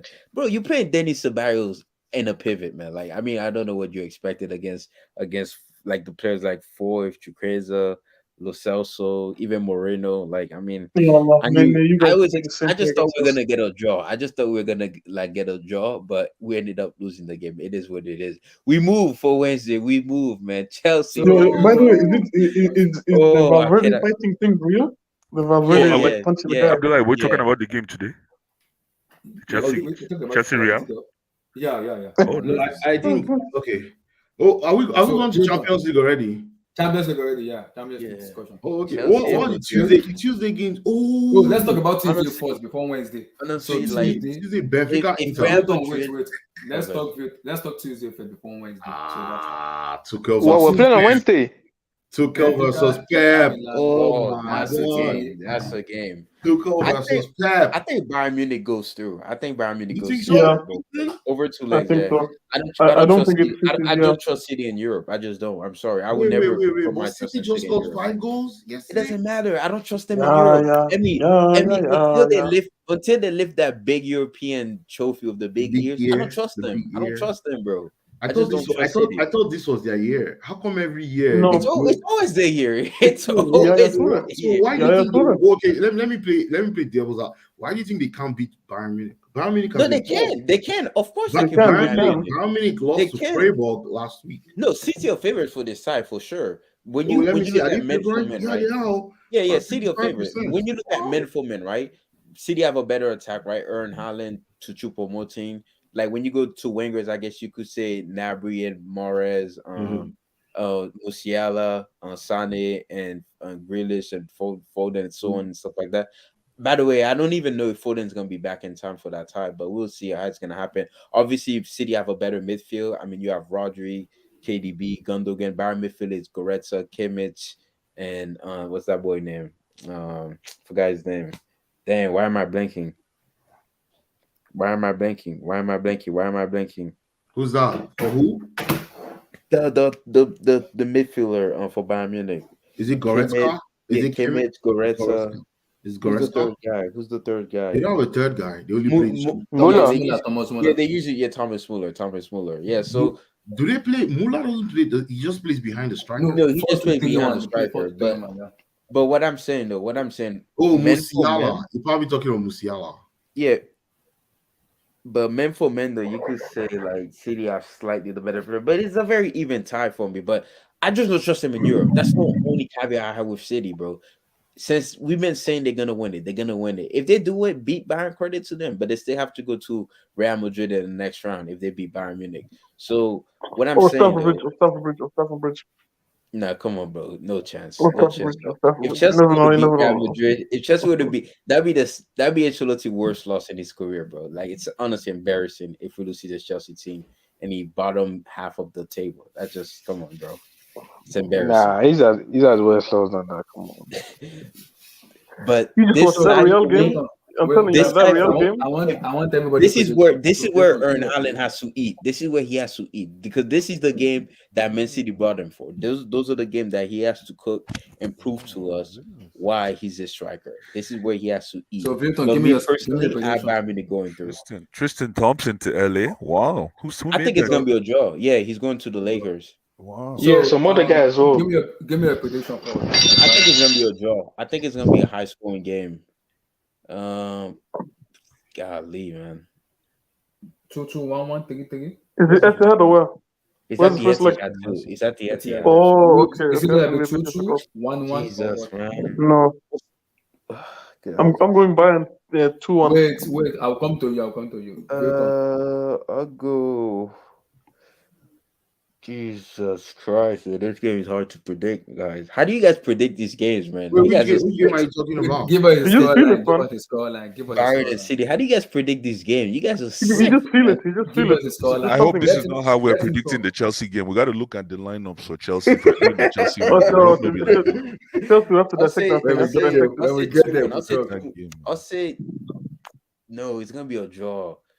You know Give me what? a 1 scoreline. 1, 1 1, 1 1, 1 1. Fuck it, 1 1. I don't know, bro. I don't Abdul, know how you guys predict these Bayern Man games. City, Abdul, Bayern Man City. Abdul, Yeah, Bayern Man City. yeah, give us a scoreline. I'll go for City, man. Scoreline. 2-0. Phillips, are you there? Phillips. Oh, I think he's muted. Kenny, Bayern Man City. Bayern Man City. You say it's at the Etihad, yeah? Mm-hmm. I'm gonna go with 3-1 Man City. 3-1 Man City. Blue Eyes, Yeah, this game. Bayern Man City. Pep versus Tuchel. Tuchel might pull a Pep. Tuchel might pull a Tuchel on Pep that he did what he did with Chelsea against Man City with a better squad. And plus, if that happens, Exactly. Arsenal is in trouble in the PL. Yeah, they're finished. They're finished. They're finished. If they get knocked out of that UCL, Arsenal is in deep shit because the way Man City will verse beat anybody for that EPL, you'll be seeing 6-7 in. Like, excuse me, who Who do you offend? This game I see 1-0 Bayern. 1-0 Bayern. Only you know that this game? Yeah, I see 1-0 Bayern. It's in empty Okay. hand. It's in empty hand, and yeah, 1-0 Bayern. That's my shout. Bayern. Sorry, Carl. It's Carl. This Emmy Celeb Bobo putting it. Amy, you have a new name now. Eh? I know Celeb Celeb Bobo. Bobo. I know Celeb Bobo, the singer now from Dunikoff. Are you from Dunikoff? I know Celeb Bobo. Are you related to Celeb Bobo? From where? You said from where? And there's a Celeb Bobo I know from Dunikoff. You're the singer. Oh yeah. No, I'm not related, but I'm from Njikoka. Amy, you go break cola come. Oh. Hey. I'll be the strong man for Njikoka. Anyway, give me a Man City versus Bayern. I don't know say you be a nam boy. Okay, correct. Bayern. I think Bayern. I think I see a draw in this game. I think. Okay. See, let me not lie to you. This game, this tie goes to extra time in Munich. Okay, Bayern's Chioma said 1-0 to Bayern. I don't know. No, Man City will score. Of course, they will score. I think will score. Yeah. Chioma, I didn't even see Chioma. Chioma has been entering you since Blue Eyes. Are you serious? Chioma, I didn't see you. Chioma, what did I do? Chioma? She say, just scroll back up. You see all her comments. Anyway, I'll answer your question. Go ahead, guys. So this game 2-2. So you're going to 2. Yeah, these two teams will attack. Tuchel will never sit back for Pep. Never. The two teams will press. I think it's who presses the best and wins the ball. You know, who counter presses the best and wins the ball in your position. I will score the most goals. Well, I think this game is going to be a tactical masterclass. I know Tuchel has not been with Bayern up to 2 weeks, but I know he'll prepare his team. I think as soon as he got hired, I believe this match was already in his eyes. Exactly. I'm waiting to read his press conference. In fact, I'll watch the both teams' press conference on Monday. You know, tomorrow.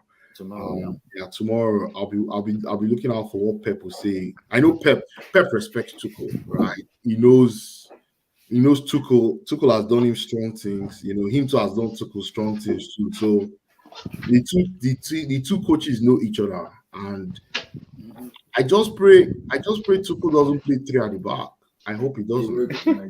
You think that's what? Wait, did Bayern win this weekend? Yes, they did. They won 1-0. Yes. I was going to go to that. If so he did, because wait, hold on. I was going to say this, right? Because that Freiburg team beat them in the Pokal, right, on Wednesday.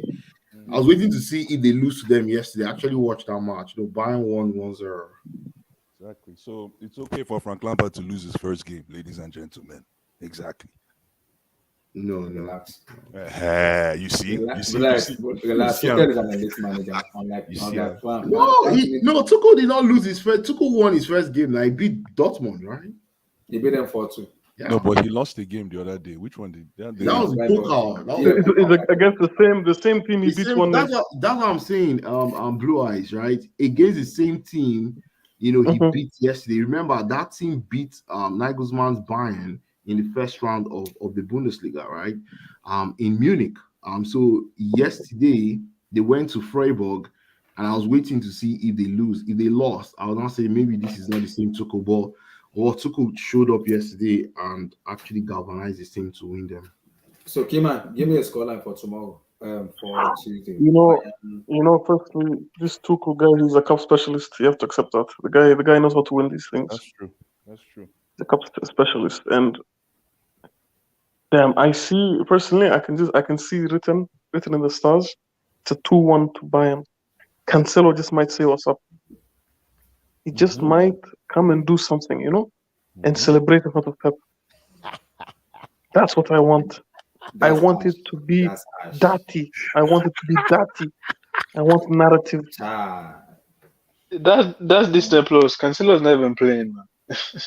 I hope he plays. I hope he plays. So for me, I know Tuchel is good when it comes to cup situation. Yeah. I think the way he set us up is different than the way he's gonna set Bayern up, because Bayern are not used to defending when it comes to playing player at the back. So And because Tuchel took over, the way kind of took over the score, and the way setup was going to be different. So I'm gonna go 4-2 Man City to win. Jeez. That's a high scoring game. Yeah, The damn. guy hyped Bayern so much to Like, give so him what you're saying is you want Arsenal to win, the league. Abdullah, you see your propaganda No, is I not want working. Arsenal to be out because if Man City How? gets knocked out of the UCL, Arsenal is in trouble. Because You want Arsenal to win? Man City will not take it lightly in the Premier League. Blue. I know Pep for that. I can guarantee. But you just said the City will win. That's what you just Yeah, I said. said City will win. Why I said City will win is because it's in next year. Allianz Arena, Bayern might come back. So we'll have to wait and see. But tomorrow, 4-2. Mm-hmm. That will be a wake-up call for Pep going into Leicester City on Saturday to try them 8-0 because their relegation battle. It's possible. It's very, very possible. So we'll see. But I'm going to go for 4-2 because, if Man City get knocked out of the UCL, Arsenal should just say, call PGML, please, we are sorry, sir. Give Man City the Premier League title. They will get dismantled. It's Pep. The way have you seen the way they've been winning? Let me ask you guys a question. If Enzo played for Arsenal, which position would he play in this team right now? Number 8. He would play the Shaka role. I didn't say number 8. Which position would he play right now?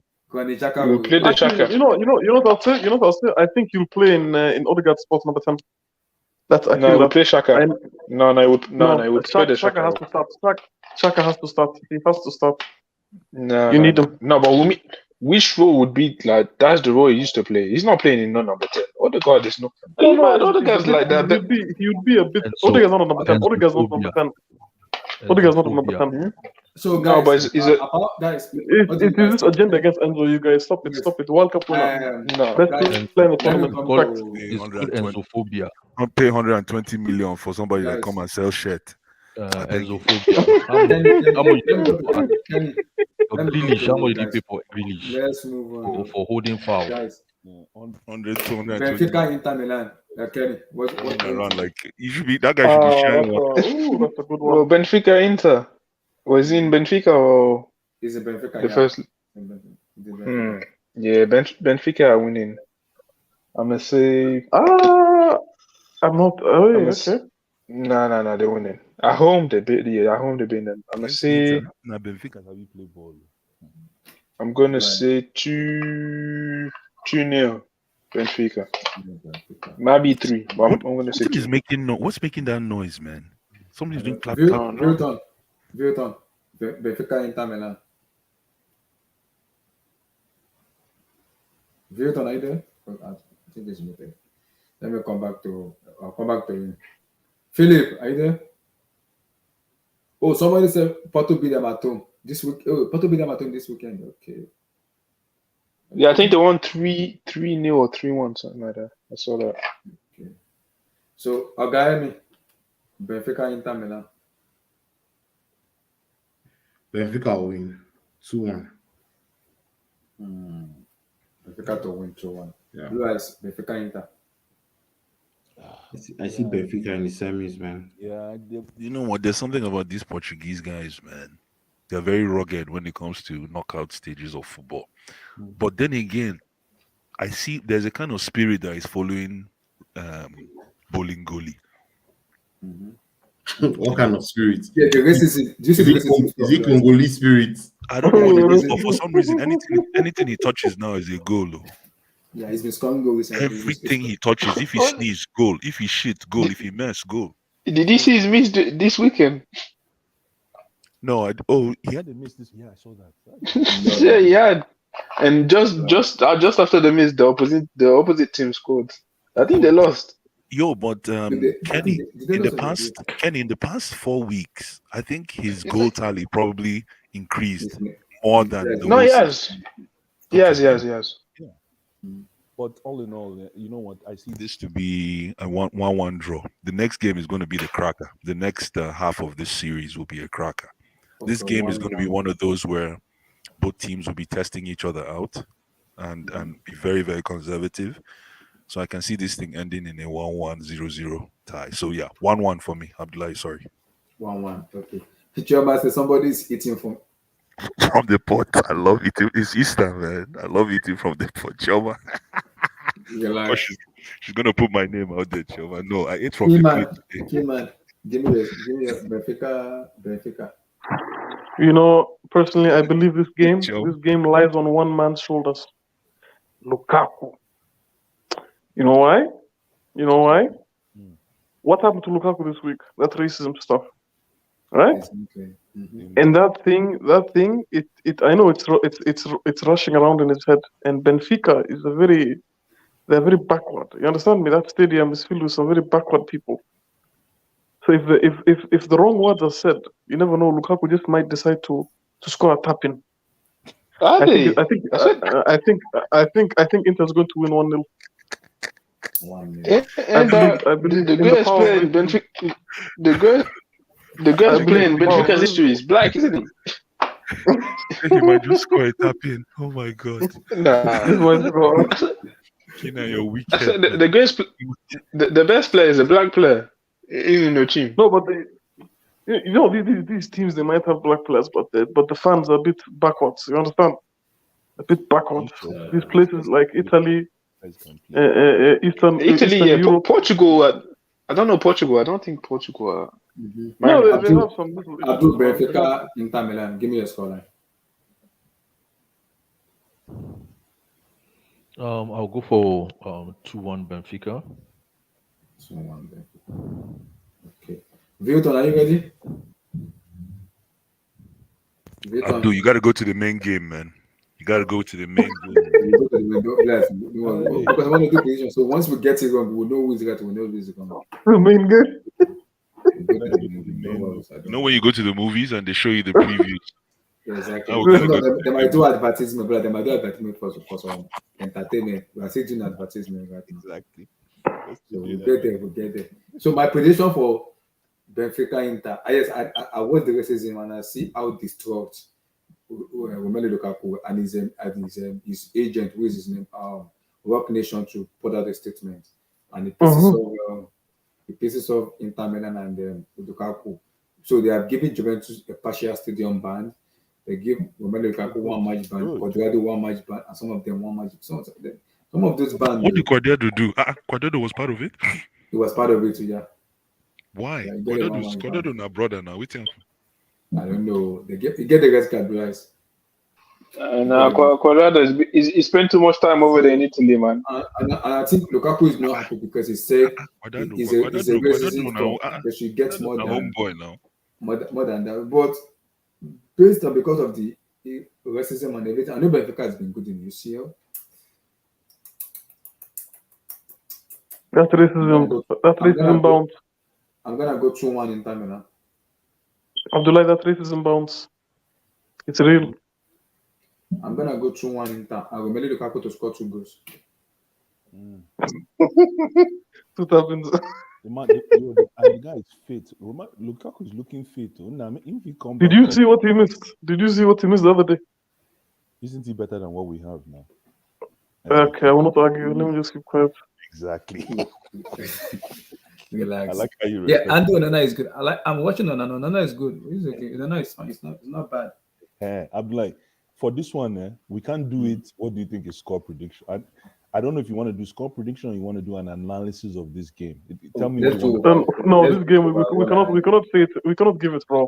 You have to look at it. You have to take the weather into account. You have to take. You have to take everything into account. Absolutely. Yeah. How Benzema woke up in the morning. You know what I'm saying? You're gonna do score prediction. Well, we're gonna do lineup. We're gonna do analysis about it. We're gonna do prediction. Oh, nice. Okay, cool. Okay, good. Lampard is for me. We're gonna do a deep dive. It's 2 things. Nice. It's 2 things for me. Lampard is gonna play back 4, but I want a back 3. Yeah, he's playing a back 4. He cannot play back 3. Abla, can you show us the last Real Madrid starting 11 Champions League? I don't know if you can pull that up. Champions League? Okay, the Champions League. Their last Champions League game, yeah, just for fun. Okay, their last Champions League. Liverpool, right? Liverpool. Liverpool, how did they play? Against Liverpool. Okay, I know the formation they used. I remember the formation they used. I think I remember. Is it 4-2-3-1? Was it a 4-3-3? Okay. Was it 4-3-3? 4-3-3. Yeah. Or 4-4-2? No, it was a 4-3-3. No, 4-3-3. This is what they use for the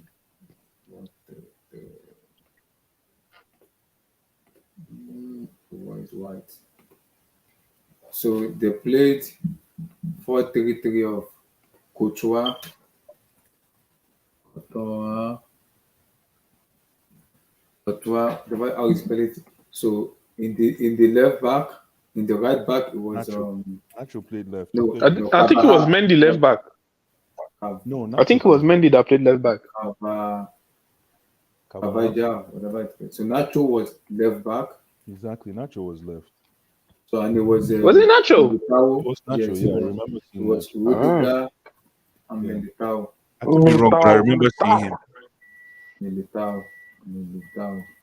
No, but this guy is back now. Our Niger boy, what's his name? Alaba. Yeah, it's back. Oh, Alaba. Yeah, so the front three they used was Modric, Toni Kroos. It was Camavinga and Camavinga, man. And Camavinga. And Eduardo Camavinga. And Camavinga is playing well, by the way. Let me ask you a question. Camavinga or Enzo? Black, stop. Nah, Camavinga. Stop with the agenda. Stop it. Yeah, Blue Eyes, you're going to. Because, but for the six, unlike common vagina and too much money, Enzo has a World Cup, eh? Who bricked that final? Who bricked that final? So, Blue Eyes, this is the lineup. No, it wasn't Camavinga. Come on. This is the lineup. Nah. This was for Liverpool. There's Vilton. Vilton, is that about right? Rodrigo's gonna start that game. I think Rodrigo's gonna start. I don't think. No, we were talking about the Liverpool. Yeah, the Liverpool game.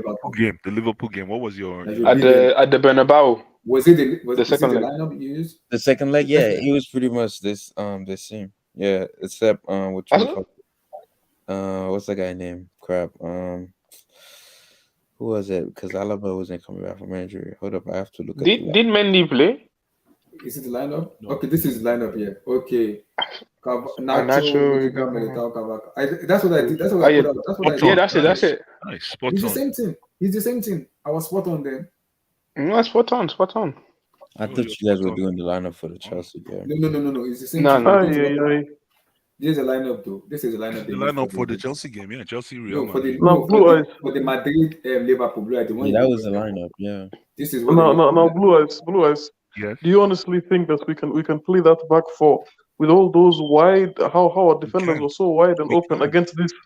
We can. My brother Keeman, if that's why I said if Frank Lampard makes that same mistake he did against Wolves on Wednesday, then I'm done. We are finished. I'm done, man, because we don't have a 3 in the midfield. But go ahead, Abdullah. Sorry, go ahead. Okay, Vilton, give us the first starting 11 for the next for the game against Chelsea. So okay, Vilton, give us a lineup for Vilton, give us the starting 11 against Chelsea. Vilton, go ahead. Oh, he's Vilton, are you there? Against Chelsea, what's gonna be a lineup? Against Villarreal. I saw Camavinga. Was Camavinga left back? Yeah, it was left back. Yeah. So no, he didn't play. No, he played. He played. I thought he didn't play. He was left back. It was a left back. What a player! Eduardo Camavinga, very good. Who is eating Easter, man? Who is eating? That's good, man. Who do you think will play their left back? I think Alaba is back. It depends on Carlo because the Clasico he played a 4-2-3-1 in the Clasico. So and against Villarreal he did play a different formation. So he might play because of Chelsea. He might reverse to a normal Ancelotti where he play more experience of Toni Kroos, Luka Modric, and maybe Eduardo because Alaba is back. Alaba can play left back. So he might play Camavinga. But he doesn't use Alaba left back now. No, normally use Militao and Rudiger is fit. He will play Alaba. He normally plays Rudiger left back. No, he does use Alaba left back. He does use Alaba left back. When Alaba, Militao, and Rudiger are starting, Rudiger normally takes the left back position. No. Yeah, I don't know. Never done. No. Last game when he got injured against Liverpool, he was playing left back. Abdullah, what you need to do, Abdullah, what you need to do is to build. Abdullah, you need to build the best. Oh, sorry. Go ahead, Abdul. Sorry. What do you think will be the starting? Is Vilton back? Vilton is there. Vilton, are you there? Abdullah, what you need to do, Abdullah, really quick, man. What you need to do is to find. You're gonna do the best 11 that Real Madrid will use to play us, and then you now have to do a combined 11 of Real Madrid and Chelsea. I'll do that. Okay, so for me, based on what you do the best 11 How of many players Real. do you get to have? You do the best 11 of Real. Yeah, do the best 11. Yes. So for me, So basically, based Real on- Madrid 11. guys, based on what So I it's watch, basically Real Madrid 11, yeah. relax. Based on what I watch in a Clasico and the Villarreal But match. Courtois and So Rudiger hold on, guys, hold on. So based on what I watch, I think Kalou might revert back and play Alaba as a left back. I don't think they'll do that. I think they'll Which replace game? And Alaba. I think he will play more of an experienced player instead of playing Which more. game did Alaba last play left back? Last game It was he played no, left back. it was against Liverpool. Against Liverpool, Abdul. Against Liverpool. He didn't play that game. Sorry. He played that game Abdul. At Anfield. At Anfield. That's when he got injured. He got injured. Oh yeah, okay. So who was their two centre half when he played Alaba? It was Militao and Rudiger. But you know Alaba. You know Liverpool are very quick down the wings. That's their attacking channel. Yeah. Okay. So I believe he played Alaba because Alaba he was considering what's his name, Trent from the right and Salah. Yeah. So he decided to play Alaba because Alaba is very quick at left back. But against us, I don't think he rates us. He fears us that much to play Alaba as left back. So I really doubt it if Alaba is going to come. But Abdul, he cannot bench Militao and Rudiger. He can't bench both of them. No. What I'm saying is, against us, he's most likely going to put Alaba center and Rudiger at left back. It's a disaster if you play Rudiger at left back, Abdul. But he's done it many No, times. no, it's fine. In the back three you can do that, but in the back four you cannot. Absolutely play back four. You cannot play Rudiger in the back. You cannot play Rudiger left back and play four. as left back. Maybe back three. First time speakers have seen as if you've not seen. He hasn't do it. He only did it once or twice because he's done it, but usually he does it at the end of the games, like to close the game. I'll see, guys. They're just mixing up things. See, Ancelotti plays a back four. He plays 4-3-2-1. That's the Christmas tree. That's what he's going to play on Wednesday. So people are saying, Camavinga plays as left back. Okay, he could play Camavinga there too. Yeah, he could play Camavinga. But when you play Enzo in holding, it's too much for him. Look at Camavinga playing left back. No problem. Not too much. Not Camavinga. Camavinga has athletic abilities that Enzo does not have. Like, come on. Oh, okay. Sorry, can you tell me more? Tell me more. Camavinga is in Real. He'll do whatever he's told to do. Yeah, Camavinga is coming. No, he is, but Camavinga is. He can't. Yeah, he's not special. There's no way you can put an Enzo guy with his abilities. You can't put him at fullback. You're not getting the joke, but it's okay. Go ahead. No, obviously, I get the joke. This is blue eyes. I get it. Vilton, you can correct me. Vilton said Rodrigo will play. So I'm guessing if Rodrigo gonna play, so I'm guessing Valverde will play in the midfield. Vilton, am I right? Because if Rodrigo gonna play, I'm guessing somebody has to come out of that midfield. I think maybe Cruz might come out and Valverde coming. No. Valverde is not. Because Vilton said Rodrigo will start the match. So I don't know. So that means Valverde is on the bench. I think he will start. You're not going to put Cruz on the bench. Somebody has to sit down in that midfield. But Cruz is not sitting down in the midfield. Champions League against us, quarterfinal. You're not going to put Valverde and Rodrigo and put Cruz on the bench. So Valverde has to sit down there. Yeah, I don't think Rodrigo is going to play. I think he's going to put Valverde as a right winger. Exactly, but Vilton said Rodrigo will play, so I'm confused. Valverde / Rodrigo. No, Valverde has to play the legs. Like he can't play Modric and Cruz. One of them has to go on the bench if Valverde. Rodrigo's going to play. It's just going to be so easy to damage us with a Valverde. It's not even a brainer. It's a no-brainer. No. So Vini and Rhys James, okay. Vinicius Junior and Rhys James. Only damage. Nah.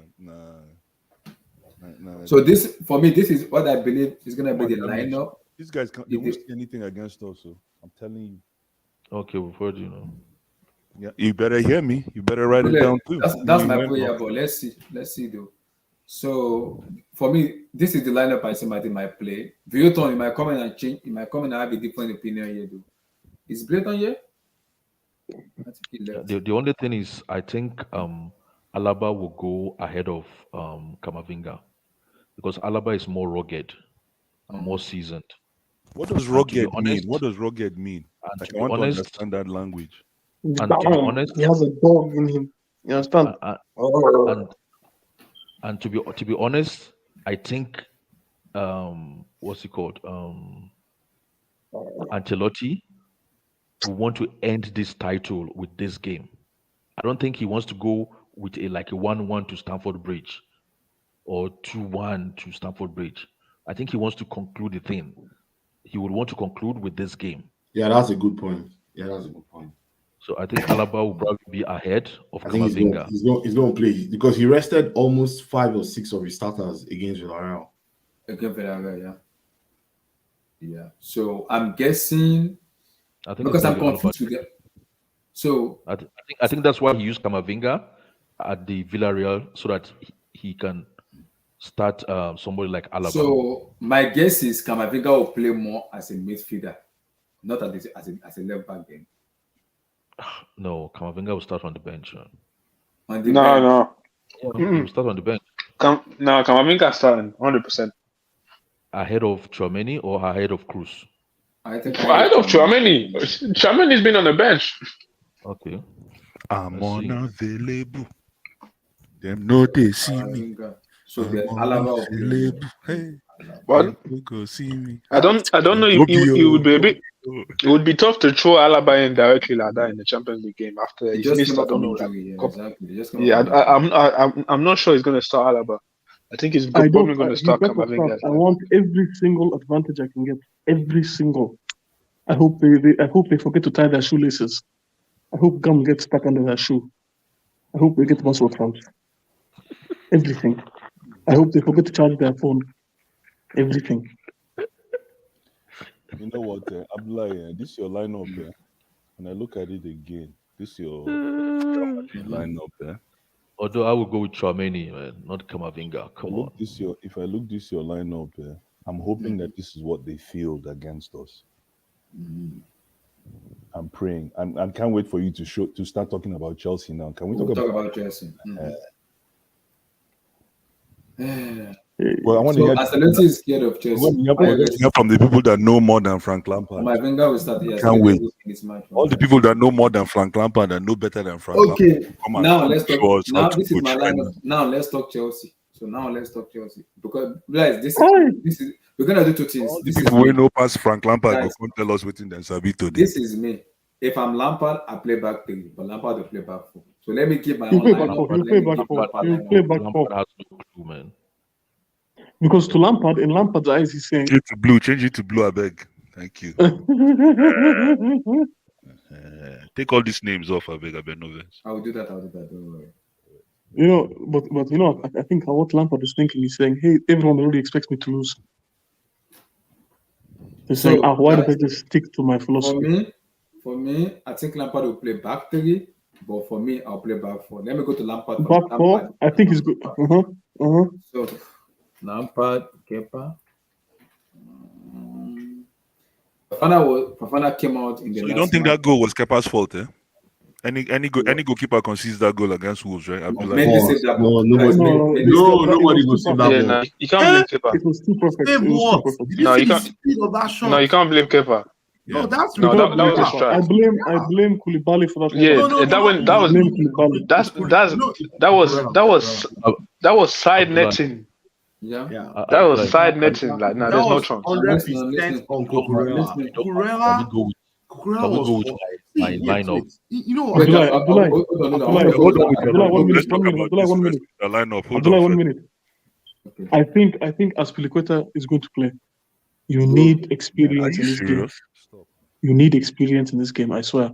hold on, put yourself. Aspilicueta is a Hold on, leader. You hold need a on. leader in this He game. has a Let me ask you a concussion with question. that. No, Let me stop. ask you a Just stop question. him. So you want to play Aspilicueta against Vinicius Junior? Let me ask you a Bless, question. Let me bless, ask sit you a out of What? it. question. Sit out of it. Hold Get out on, of let it. me If we're ask you a playing a back question. three, if we're playing a back three, When Frank Lampard first came, Abdullah was the first to say to me that remember Mendy is Frank Lampard's guy. Yes, he is. He is. So talk to me about this game against Real Madrid. Okay, this is what I'm saying. Between the sticks. Between the Okay, sticks. now, Blyce, because sometimes if I want to get it to Lampard, I can't get to this. But because he's a big man, and I think because he just came in, it now depends on what Lampard wants to do. Because Blyce, does he trust Kepa in terms of coming to claim cross, or does he trust Mendy? Because something, Blyce, you have to put something into perspective. It depends on what Lampard sees, because Lampard says he's gonna give everybody a clean set. So does he trust Mendy in terms of a big match like that? Because Arisa Balaga, in as much as it's a lot, it's been our no, starting it's and it's been Abdullah. wait, This wait, that come on, game wait, against wait, Wolves. wait. In as much as he has been good, I call him a lot, but he's been our starting goalkeeper. So Blois, does Lampard throw Mendy that just came out from injury straight into the fire against Madrid? I am not sure. We know what happened the last time we played against them as So well. that's what I'm saying. He will stick with Kepa for me. He will stick with Kepa. That's He will for stick me. with Kepa, yes. He will. Because he needs blessed because as a goalkeeper, you need sometimes you need to minutes to manage your leg and get that momentum. I don't think Lampard want to make that decision and just throw Mendy into the frame. And it's a big match. And they're playing against a Premier League match. It's a big match where it decides your fate in the UCL. So I'm not sure. It depends on what Lampard wants to do. Like what he said, he wants to give him like a clean slate. We have to wait and see. But based on what I know, he will play Kepa. And this is what I see he's gonna do for me. Enzo, But Abdullah, but it's supposed to be a 4-2-3-1. That's what he's going to play. Lampard is playing the 4-3-3, relax. So Enzo, Kovacic, Kante. Kovacic, and Kante. This should be Zakaria playing instead of Kovacic, but Zakaria has committed a triple homicide. That man will never play. Then He's going back. because Lampard is obsessed. He will play Kai Havertz as a striker. Yep. There's no other choice. Will you play Aubameyang VIDS? is not registered. Aubameyang, Fofana not registered. I don't know what's wrong with this club. This is Madueke, no, I don't think Madueke will play. I think it's Sterling. It's Sterling. This is what Lampard No, will do. Madueke is not registered. Oh, Mudrik. Okay. I feel it. This is what Lampard will do. Like, so Mount, you don't think Mount gets a shout? Bless, Mount has a problem with contact situation, and I think Lampard knows. He's just lying to the media that he's injured. He is not injured.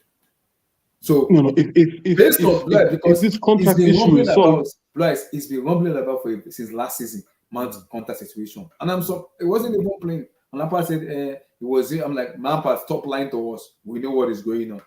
This man has a contact situation. Because Bless, Mason Mount mindset and his brain is not right at the moment. So you don't throw him into a Madrid match where the fans will have to curse him if he does not do well. So you don't want to do a situation like that.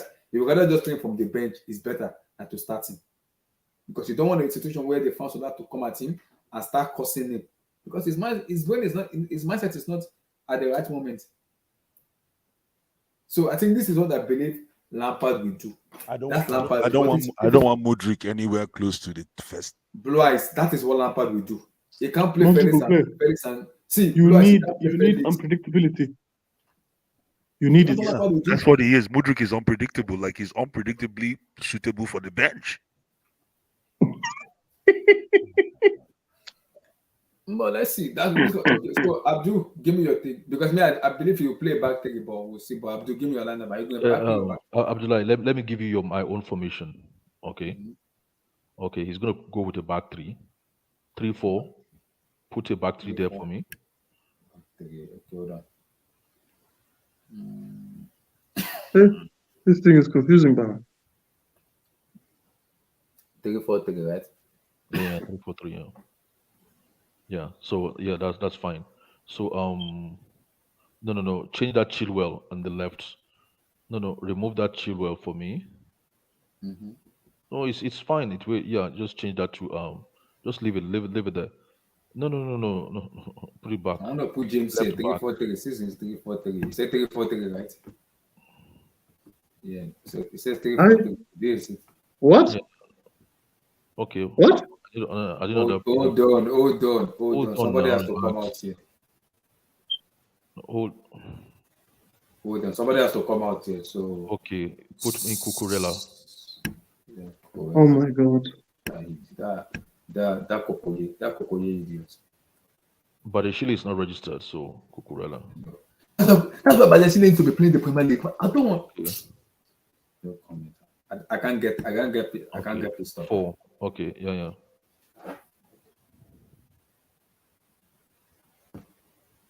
Bring Kante back, nice. Now put Felix. Put Mudryk in that corner.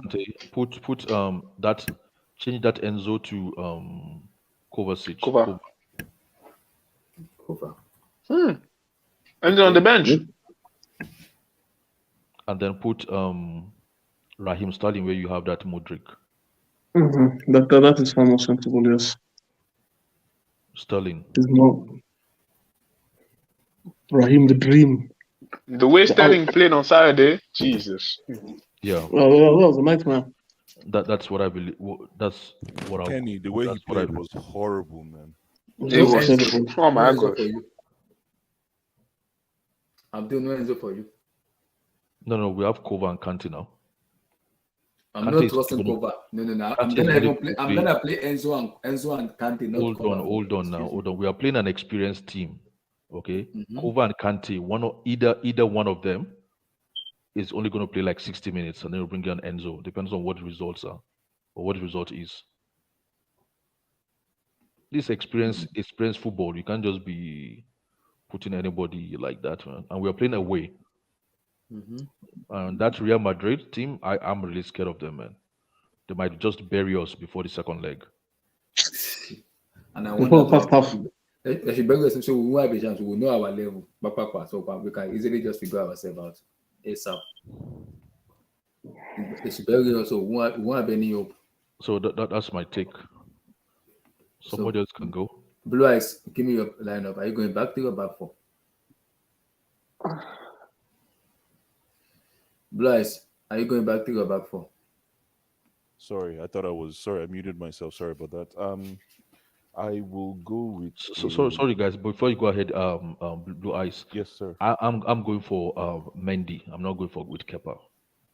Abdul, you're going to throw Mendy into the frame? Why? He's just going. Oh, Mendy. Kepa the guy is still cold. He's still cold. He's not match ready. The keeper, man. He only warm up, man. Blue Eyes, Abdul, are you sure? Mendy just came back.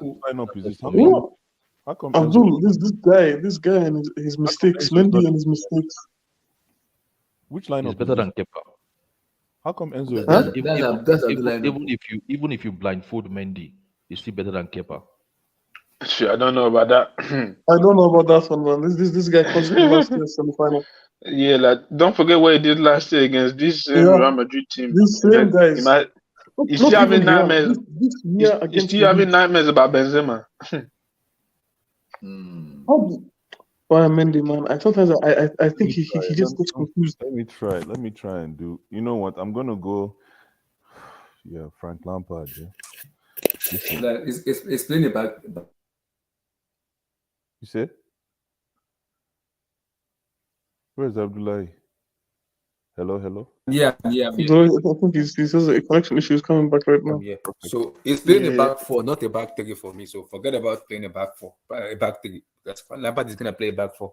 Okay, let me try with Frank Lampard. Let's go back 4. Let me just try something here. Back 4. I'm gonna go with the two center backs. 4-3-3, 4-3-3 or 4-2-3. Yeah, 4-3-3. Let me just satisfy my curiosity because Frank might be crazy and do it. 4-3-3. I'm gonna go with Thiago Silva and for. I don't think he's fit to block because he's not been mentioned. He's not fit. I think he'll be fit in the second leg. Okay. I'm not sure of the Silva, so it's going to be Koulibaly and Fofana in the 2. Yeah, and Fofana is injured also. He came out injured, Bryce. He came out Hmm, injured. God Man, have, God have mercy. And what? Who's that? Bryce, he came Okay, out injured. all right. Chalobah came in for him, so I'm not So, sure. He might so be he's ready. gonna He might perform. not. Oh, yeah. We have to wait on Lampard press Then conference it's to back know. three now. Then it's back three now. Simple. We're finished. I don't think We're Bryce. finished. I don't think Lampard is playing a back three on Wednesday. No, we I have. do We not don't have think. personnel to. We don't So have personnel. you're Let me telling me just a press back conference. four Let me with see. Koulibaly and No, Chalobah. we don't need We're finished. play We're back. finished. From what you guys are saying, I didn't even know that all these guys are injured. If all these guys, No, Bryce, he came out, but the injury doesn't look. He looked okay, but I think he just came out maybe because of precaution. But he came out.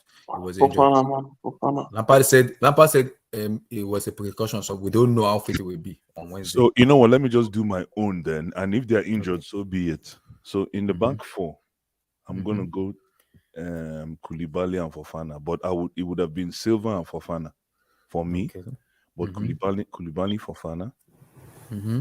Left back would be Chilwell, rightfully so. And James. James, I'm tired. Bryce, of James. you need one-on-one. You need pace with Vinicius. I'm not playing Chalobah. Tired of James, man. James, Yeah, I understand, but I'm not playing Chalobah. I'm not playing Chalobah. Now I'm playing Aspilicueta. I'm sorry, with due respect. We're just leaving James because of consolation. I'm tired of James. He's not doing anything for us, man. And we're relying. You see my problem. Chalobah against Vinny Jr. My God. I'm like, you see, my problem is, we rely too much on Reece James for the return on investment that we get from him. I'm Bryce. I'm happy we're having Madogusto in the summer. So we're talking about on Wednesday. Yeah, that's true though. He has to get his brain right. So we leave Reece James. No, leave Reece James there. Then in the midfield, 4 in the back, and yeah, my goalkeeper is going to be Kepa. Just because. No Mendy. Kepa, yeah, it's going to be Kepa just because of what you said, Abdullahi. I mean, it only makes sense. The reason I said that is because yes, Mendy has been training, he's been fit, but Bryce, this is Madrid. I am not making it's a big. For me, it's gonna be a big decision to throw Mendy. Kepa, it might be hard lot, but Bryce is risky to do. You know what? Very risky. With against Real Madrid, Abdullahi, what you're missing there, or what you did not mention against Madrid is when you play against Madrid, you need more of an extra defender than you need a goalkeeper. What does that mean? You need a sweeper keeper. The closest to a sweeper keeper that we have is Kepa. For somebody that can play with his feet, because with Kepa, it's like you have an extra defender and we can play the ball around to deceive these boys. Real Madrid. I know this is Real Madrid we're talking. It's not it's not my team. This is a big team. I get it. Yeah. But and Kepa has what, the past 10 games? He's been our goalkeeper the past 10 games, I think. Yeah. Back to back. So those kilometers alone should guarantee him a berth at this game. But in the midfield is the most important thing. I need to talk about the midfield. The 3. Okay. Kante. Okay, Kante is here already. Kai. I'm gonna try this guy, but I'm giving him. I don't know, man. Oh my God, Blue Eyes, you need to stop with Havertz, please. No. I'm trying to see where I'm gonna put Enzo, as a holding or as an 8. That's my dilemma. So I'm gonna go Kante. So if you're gonna play him as an holding, you have to play Zakaria, Blue Eyes. No, the 3. My 3. I'm trying to figure out. If you wanna play Enzo as a number. Hold on. The holding in this case has to be Enzo. I don't care what anyone says. Put Enzo there.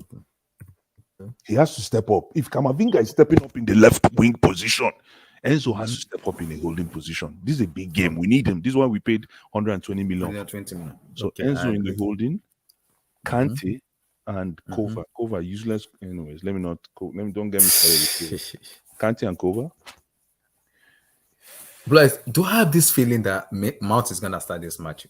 Abdullahi, how do you read my mind? You're good, man. I was just about. Blythe, I have this weird feeling Mount is gonna play this match. Honestly, I would put Mount instead of Kovacic, man. I have this weird feeling Mount is gonna play. Kenny, this is where I'm going to put Mount, just to echo Kenny's sentiment. I'm going to put Mount where Felix is, and Felix comes off the bench for me. Felix has been horrendous. I don't care. Felix is my guy.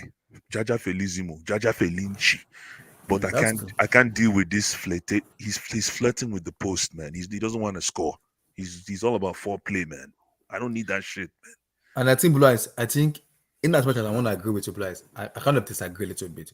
You need Felix in this situation because in the Madrid, like in the team like Madrid, they don't play the way the EPL play. So you can do that flexible, Let me ask artistic you a stuff. question, Abdullahi. Let me ask you a question. Mhm. Sorry, guys. I hope I'm not hogging the mic. Let me ask you a question. No. Mm-hmm. That second leg against Real Madrid last year, where do you play Felix in Chelsea's team? If Felix was with us, what position does he play in that team? False 9. Who played For first line me, in that game against Real? That was last time. I'll play him as first. I won't even play him as a left wing. He was hurt. Yeah, I'll put Bless. I'll put Avatar out. I'll play him as a first line because I see Felix as a first line is better than playing him as a left wing or as a number 10. Are you sure? For me, Really? yes, because Blue Eyes, I don't want to play Felix because someone like Felix is an artist of a player. So you need to like what you said to Enzo, maximize the way he wants to play. I'll play him as a first line because I know in the box you can rely on him when it comes to linking up plays and making a final pass, final decision making. He can do that. I trust him to do that. But in terms of playing as a left wing, he's gonna be dribbling, foul. He's gonna be playing with the ball in the midfield. I'm gonna get pissed off with that because I don't want that. That's a very delicate situation for Felix. Yeah. But in the box, And he does. but the team, you can link up play with him, Blue Eyes. You can link up the play with him. He's very good in that aspect when it comes to that aspect because you can link up the play with him in Felix in that aspect. Yeah. And it's good at when you cross the ball very well for him, it's good on the hair too. So Blue Eyes, I'll take that risk on him. But let me ask you guys quickly, this: though. Don't you think because you don't have Rudiger, Werner, and Mount, you won't be able to beat us this time around? Nah, no. Oh no, on Felix, he can't. For me, he can't play left wing because we saw it against Wolves. The guy doesn't. Man. So Felix doesn't. Felix doesn't travel back. Yeah, finish off, Bless. Finish off. Sure. Really quick, but I'm glad Wilton is back. I hope he doesn't run away because we need to pin him to the cross. So Mount, I was going to put Mount in Felix's position. Felix comes off the bench. Sterling and Kai. But my problem is, like Kenny said, Sterling is running like he's pregnant, man. I can't take this anymore. I can't take this anymore. Like, he's not in shape. I don't know what you guys do out there, man. He's not in shape. Like, he's running and you can hear his footsteps. Like, pop, pop, pop, pop, pop. No. I think what's wrong with Sterling? I think when he was born, I think there was something seriously, maybe scoliosis or something like that. Because the way the man acts his back is so weird. No, that's not what he looks like a child who has kwashiorkor. No, if you guys know what kwashiorkor is. I know what kwashiorkor is, but when Sterling is on form, he's untouchable. Can't touch him, man. I know.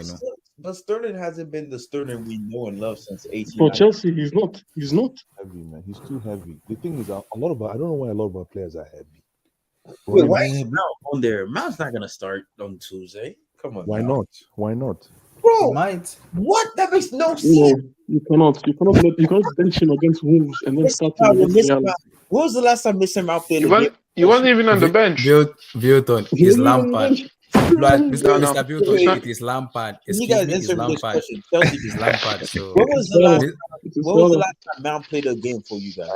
Mr. Wilton, it is Lampard. It was against Tottenham. This is this guy's gonna be match fit on Wednesday. Is that what you guys are telling me now? I don't know. Lampard. You know what happened last year when he played? Yeah, but dude, he was in form. Like Mount hasn't played at all. Wilton, I'm telling you right now, we have a manager so you're just in Lampard. Gonna go into the Wolf? Mr. Wilton, Lampard is the manager. Let's say Mount does start. Mount's not gonna start. Let's be real. He's sink or swim. His father is manager. I don't know why you don't take that into consideration. Because it doesn't make sense. The guy's been playing over a month, 2 months or so. Weeks. Wilton is Lampard. What can I say? I just said it right now. This guy doesn't understand. There is 3 children who eat very well. Actually, there was 2, but now there's 3 children who eat very well since Lampard. So you tell me Keyman, give me a formation. Okay, my formation is I don't think he'll go for this 4-3-3. I think he'll go for a 4-2-3-1. I think 4-2-3-1. Okay, he'll go for a 4-2-3-1. Enzo and Kante. Okay. Going to be Enzo and Kante. I think I think most probably he's going to play what's his name? He's going to play Felix in the middle. He's going to play him right behind Kai. I know that. I have a feeling. I have a feeling because he was abysmal on that left side. He was abysmal, just terrible. Against Wolves. Felix, the who plays on the left and on the right? I'm gonna go with Mud. Hmm? Mud is gonna play on the left. The mud. The mud. The mud, man. Mud Enjoy the 18th. Maddox. Mud Maddox. He's landing this weekend. This week.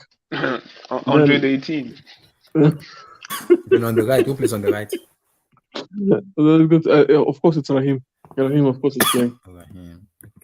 Raheem. And striker, you know who it is. You know it is the donkey lava himself. Okay, no problem. Chelsea's most important player. Kenny, give me your formation. Kenny, give me your formation.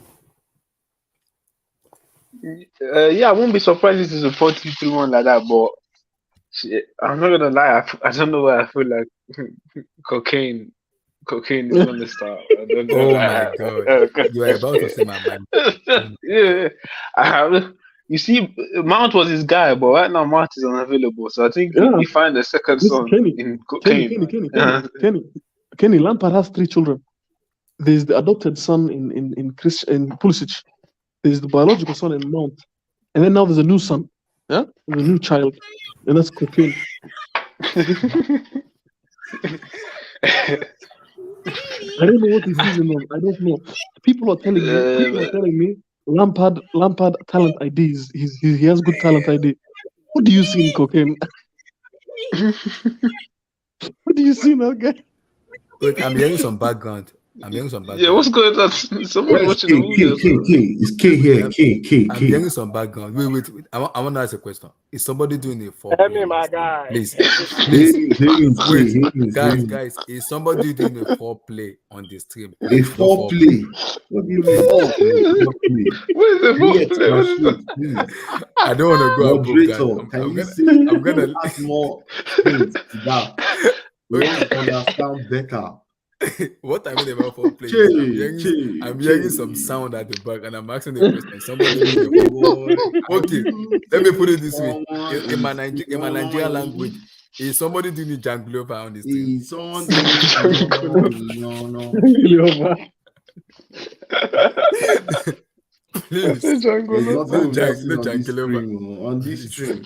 Well, you guys should not let Carl to swing to Carl Higgins. Emi, you think see because Abdullah they live for Chicago, he knows service street. No. Abdullah knows all the happening streets in Lagos, man. All the Allen Avenue. I only ask a question. When I'm hearing some sound, I'm like, who is doing the foreplay on this team? Please. Anyway, wait. You guys think this is what Lampard is going to play? Yeah, this is what Keyman. That's Blue Eyes. It can't be crazy. That was Keyman. Let me let them finish. Lampard is actually a good team. To play for at the back against Madrid. That's suicidal, man. No, why not? Match them. No. Just play 5 defenders, 3 midfielders. I like that. Save the bridge. Let them finish. Okay, you can tell that Chelsea supporters are not expecting anything from this game. Yeah, exactly. Can you imagine? This is vibes right now.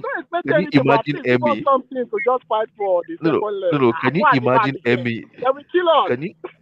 Can you imagine Emmy say we should go there and match them? Match them. German. We have Benzema upwards. We have Donkey Yeah. Yeah. We have guys. Okay, Emmy, give me your lineup. Actually, my lineup is almost going to look like this: Kante, Enzo. Yeah, I don't know if Fofana is fit. I think Fofana is. Lampard says it's a precaution, so we have to wait and see. Yeah, that back four is solid. Kepa starts. Yeah, Enzo, Kante, good. I won't play Felix. So who do you play as number 10? I'll play Mason Mount. Mount. Mace. What do you mean, Mount? Wait, why you guys saying Mount's not gonna start on the Wednesday? That makes no sense. I'll start Mason Mount. That makes And no sense at and I all. will never. I might never play Kai. I'll play. Vilton, I'll play Vilton just Pulisic. woke up. Who do you Pulisic play? as you know as a striker. Mason Mount Yes. just No. Oh my God. Wow. Okay. What? I'll Nah. play Pulisic as Guys, Bro, well. bro, No, dude, no, that no, is no, no, mental, no. bro. You know what what? is this, bro? Hold on. Mount's not I'll, gonna play on I'll Wednesday. play. Why you Wait, guys saying that? nah. I'll play Hilton, hold Modric. on. This I'll is play Chelsea Modric lineup. as that, and then play Pulisic where exactly correct. Oh my God. What Drake as Oh a my striker? gosh. What's the worst that can happen? You're right. That's All 5-0 these is the worst that can happen, my guy. it's the worst just that can 5-0. happen. 5 They are 0 playing is with gonna 5-0. happen. It's okay. Chelsea, the only reason It's Chelsea, okay. it's This our okay. last one for the season, my guy. Yeah, I beg you. You think Chelsea win the Champions League? No. No, we can't win it, but like I said, we just need a fighting chance. Just See, fight. let me Give tell us, you. just give us K, more hope. let More me tell hope. you. Hey, let me just tell you. You see this front four I chose, it will give Madrid problems. They won't Bro, know no, how they to won't, defend. bro. They won't know. Enzo's bro, No, Pulisic is garbage. Mount is trash. no. Like, come on, See, bro. wait, Wilton. Let me tell you Mount why. and Pulisic are garbage, bro. Like I they haven't played know. anything. That's what you They haven't think. done Wait, anything. let me tell And Modric you. can't finish for his life. Ryan I can't score. know. See, Come on, man. you Like this don't is. see. Let me tell you something, I'm gonna be nice with you guys, man. This is like 3-0. The first leg, second leg, it just go It's viral. okay. It's okay. See, you see this front four I chose, The reason I chose them is because of their fluidity. I don't expect them to stay in one place. They will cause Madrid headache because you will know who to chase. Are you going to chase Modric? Modric will come back and drop where Mount is. Mount will interchange with. So Emmy, they'll one be question. everywhere. And you know one why? question. Wait, hold on. You know why they'll be everywhere? Because they have that solid base with Enzo and Kante, who can just stay in that center circle and win the ball and push the ball. They don't have to. So those two fighters in Enzo and Kante, they will be key with Mount. Mount counter pressing will be very important here. And my goal is just get the ball to Modric or Sterling. Let them use their pace. This is Disney Plus right there. This is one question. One question. Wait, One question. let me explain. Let me just explain. Let me just say this last thing, then you guys can talk. Right? Wait. I Modric. want to ask you a question. Not talk. Wait, I know. Wait, you ask the question. Let me just say something. This is very important. The reason why I have this formation like this, right, is because I want runners behind the Madrid backline. I want people that can run at the back. I don't want people that I don't want people that are just comfortable picking the ball to feet. If I put Modric where Modric is now, I tell you, the Madrid backline will keep wondering, man, where is this guy? Where is he? We'll keep looking over their shoulders. I need them to keep looking over. This is my Timo Werner in this version of Chelsea. Oh my God! So wait, Yes. Emmy. So you're telling me give the ball to Sterling, Pulisic, and then inshallah to Modric? No, not inshallah. They will find space. They can play Who's among gonna score, themselves. Emmy? Who's gonna score? That's what These you might be some of the worst finishers. Should I tell you who's going to score? Wait, should I tell you who's gonna going to score? Mount and Pulisic to score. Embarrassing. Okay, that's fair. That's reasonable. This is Disney Plus, man. This is Disney. Yeah, No, it's not Disney. It's not Disney Plus. Guys, bro. What I'm trying to do is I don't let him land. I don't want Madrid to be settled in that their backline. As long as they have Kai Havertz, they'll be settled. Because guess what? They know what Kai Havertz is going to do. They played but against you know him Kai Havertz is going to start, man. You see Modric, you see Sterling. Those guys are like, when you call, I don't know if you guys did chemistry, the Brownian motion, that the movement of particles. Exactly. Mr. You want to take me back? The Brownian I don't know motion. the Rhyme Sterling that I watched on Saturday. I need erratic players that you cannot tell where they are going to be. And to me, that's the only way Chelsea wins. Because Chelsea plays traditional, this one. it's just going to be easy for Madrid to knock the ball around. But you see, this front four, they can all press. They are athletic. They can move. You know, I don't need to play good football. I just want to play something that will give Madrid a problem, because I want to cause. You know what? I want to cause Madrid to make mistakes or make a mistake, and that's what wins the game. So you think it's all about vibes for Lampard? It's vibes. Of course it's vibes. Yeah. Of course it's vibes. Of course it's vibes. Don't get me wrong. He's going to try and get a job. But for us, it's vibes. This is what we want. No, it's vibes, but it's never started. Mount is starting, and then Mudryk is never putting Mudryk in a striker there. That's not weird. Like I said, you guys. We know Kai is going to start. Okay. We know how much going to start. Mr. K, give me your lineup. Thank you, Jaggy, my people. Me, I'm playing 3-5-2, my guy. 3-5-2. I'm starting Mendy in goal. Fuck that Kepa. Sorry, excuse my language. That guy, any shot on goal is a goal. So you can't blame for Wolves' goal. You cannot blame for that. But I understand where you're coming from. I'm playing Mendy. If Lampard is listening to this stream, I'm giving you expo right now. Don't change anything. Don't change anything from this lineup. 3-5-2. Just play 3-5-2. He still thinks Chelsea can win the Champions League. Oh my God! This formation, we are shocking them. My theory at the back will be my theory at the back will be Saloba. Saloba, give me Fafana, give me CSO. Saloba? You gotta dream though. You can't, as a fan, you always gotta believe you can win, no matter if it's impossible. No. Chaloba. Okay. Give me Chaloba.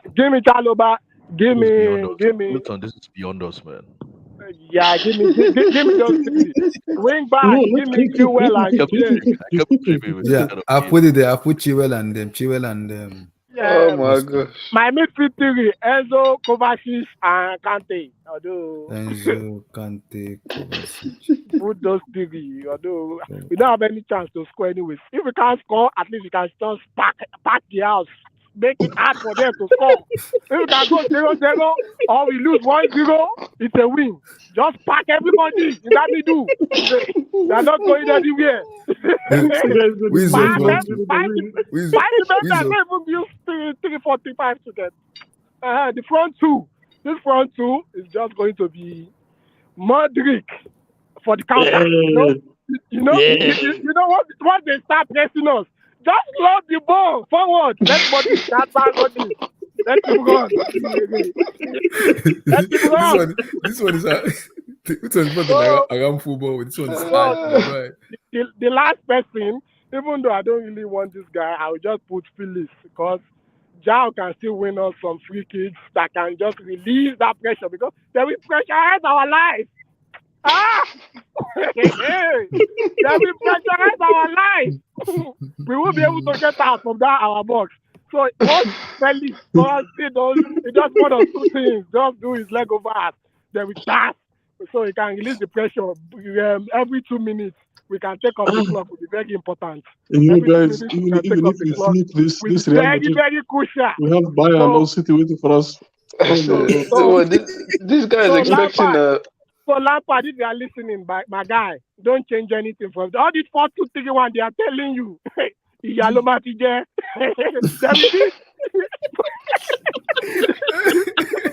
Madrid has beaten Barcelona 4-0. There it is. Bayern, Madrid, man, running. It's just pass. I just see this Madrid matches play. That guy is like 50 years old, and he uses his brain. He let the ball do the work. Pa. Face Kepa. Kepa. People are training with Kepa. We can't score. It's because they are training with Kepa. Training there, they're looking like Ronaldinho. Sorry, goes left and right. Pa. It's because it's Kepa that's here. Once they see the goalkeeper, they become clueless. Let me mute my mic, Jerry. 3-5-2. Anything that's different from this, it's gonna be like 6-0 demolition. Don't listen to far the back. Listen.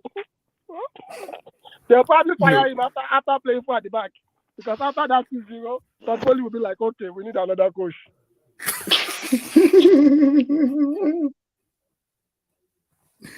No comment. No comment. No comment. But guys, what do you think will happen if we need to sack Lampard again? Oh my god. Oh my god. No, if they sack, The only thing if that will happen is if they play for at the back. I'm sorry, I need to say something. You see how dumb that statement sounds?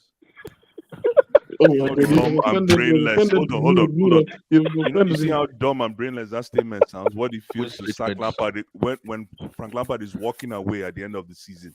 You can't fire somebody who's walking away.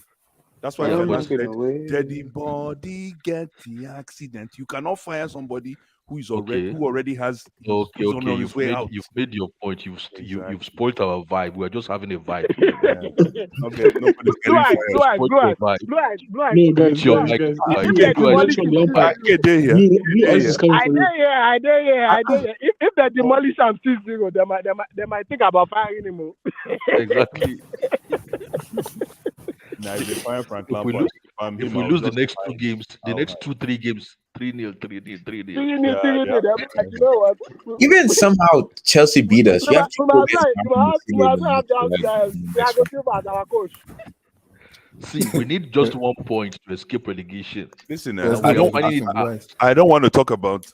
It's funny, Abdul is talking about this, but it actually registers home because if we focus on talking about Frank Lampard and his survival, then it's another stream. Because if I were Frank Lampard right now, you see what this is what Abdul was trying to do from day one to get us to get into trouble. But if I were Frank Lampard from day one, I'll start throwing players under the bus to survive. Yes.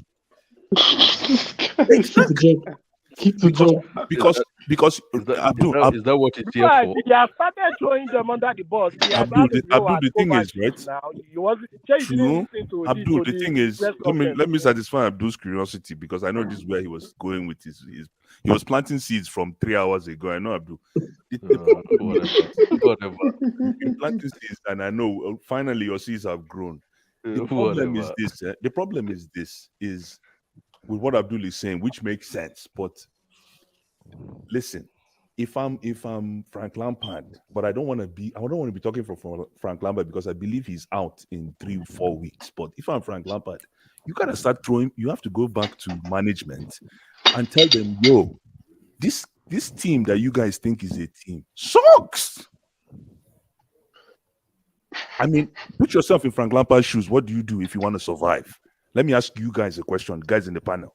See, let me answer that, Blue Eyes. See, Sure. This job is probably more important to Frank Lampard more than any other job he's done. Because let's say, hypothetically speaking, a miraculously turn this tie and get a win against Madrid. Now he puts himself on the map for next season because there's a lot of teams out there that need coach. Because if he doesn't get this right now and he actually fucks up real bad, he's gonna go back to coaching championship. He's not gonna get an elite level, even elite table job. So okay, let me ask you a question then. If Frank Lampard, let's say he, God forbid, I know we're going to win on Wednesday, but let's say God forbid, I don't even want to go there. If you're Frank Lampard, what do you do? If I'm Frank Lampard, I mean, I already gave him the formation he should use for Wednesday's game. Don't go all out against Madrid. Back 8 guys at the back. Make sure it's very compact. Give yourself a fighting chance for the second leg. Let's say you can just try some miracle and just give them something to fight for. Let me give my lineup. Otherwise, no. Let me just reply, Blue Eyes. Otherwise, if he doesn't get this right, this can go horribly wrong for him. He's just going to go back to the championship. So he has to be very, very smart with all his lineup. Like, I like the way he starts his Kovacic. He said Kovacic has won 2 Champions League. Like, why the fuck is he being scared? Like, you are a Champions League winner. So why are you playing like... Kovacic is one of those players that you watch and you'll be like, this guy has the talent. He still has like one step to go, and he hasn't stepped up. So I like the way it's going at those guys. Next on the list. Next on the list should probably be like Enzo or Jao Felix. Start giving them one after the other. Giving them. I don't care who needs to work out of this form. The yard they are giving me, my friends are giving me. I can't even go on social media and tweet anymore. I don't blame you. My brother, I don't blame you. Let Kovacic come here on Wednesday and start hiding behind the ball. If the body will start hiding behind the ball, he will be the first person to pack his bag. But you know what? I have a question for the moderator. Moderator, did you let Kay talk about the game against Wolves? No, but I want to quickly give my lineup. No, he hasn't. Okay, so let me after give my your lineup. I want to hear his take on Wolves. Go ahead, Okay. Abdullahi, sorry. So my lineup is, since everybody, see me, like, you know me very well, I like the football. I hate sexy football. Not today. So I know you. I will go back to Africa, Blue Eyes. That means Enzo is not in your lineup if you're going back to Africa. Just watch me. Okay, let me hear this. I'm playing 5-4-1. God bless you, Abdullah is now on my sheet. It's now on my sheet. All of them were saying 4-4-4-4 before I came here. Bless, I'm playing 5-4-1. Five at the back. So, prove it James, to me. What's your 5-4? I want to see this. What is James, Fafana, Chaluba, Chiwell. Okay. 5-4-1. You're tired of conceding. What I'm hearing from you, you're tired of conceding. Yeah, of course. Because Madrid is beat the hell out of us. My lineup was crazy. 5 this is my 4. My 4 is Conte, Kovacic, Enzo, Felix, and Kai. If you like Kai, play like idiot in the front. So, I don't care. If you like, play like donkey. Now you sabi. I'm putting you through the fire. So show yourself. Show how good you are. Abdullah, I'm not even gonna lie. If it does, this is very similar to my lineup. Wow. You only add Kai. I am packing. Is it my different? It's operation no passos. Operation no passos. No, I hear you. This is my lineup. This is a PTSD lineup. This is somebody that. This is my lineup. 5-4-1. Yeah. Abdullah, put the personnel, the guys you want to play. Okay, this is the reason I used 5-4-1 is no. Just put the personnel first. Is that all? Yeah. This is my lineup here. Chiwe, Chaluba, Koulibaly, Felix is as a midfielder. Left midfield. Felix is there. Okay. Felix, Kova, Conte, and Enzo. I'm tired of this thing Felix is doing, man. I'm tired, man. I'll leave it like that because you see, this is my lineup because you see this midfielder here. If they pass the first one, they can't pass Kante. Kante is here. If they pass Felix, they can't pass Kante. And if they pass this brilliant idiot called Kovacic, Kante will try to cover. And if they even pass this 4 of them, operation, you see, this operation, 5 people here, it's called Gidigbo. If you pass this midfield, you can't pass the defense. It's Gidigbo. If you pass my midfield, the only difference in your formation and our formation is Kai Havertz for Modric. And the only thing I play Modric is when they load the ball, this Kai Havertz cannot even run. It's just going to be jogging as if he's taking pregnant. Just keep Modric. I think that one will still be running. He'll be chasing with good guys. Why am I playing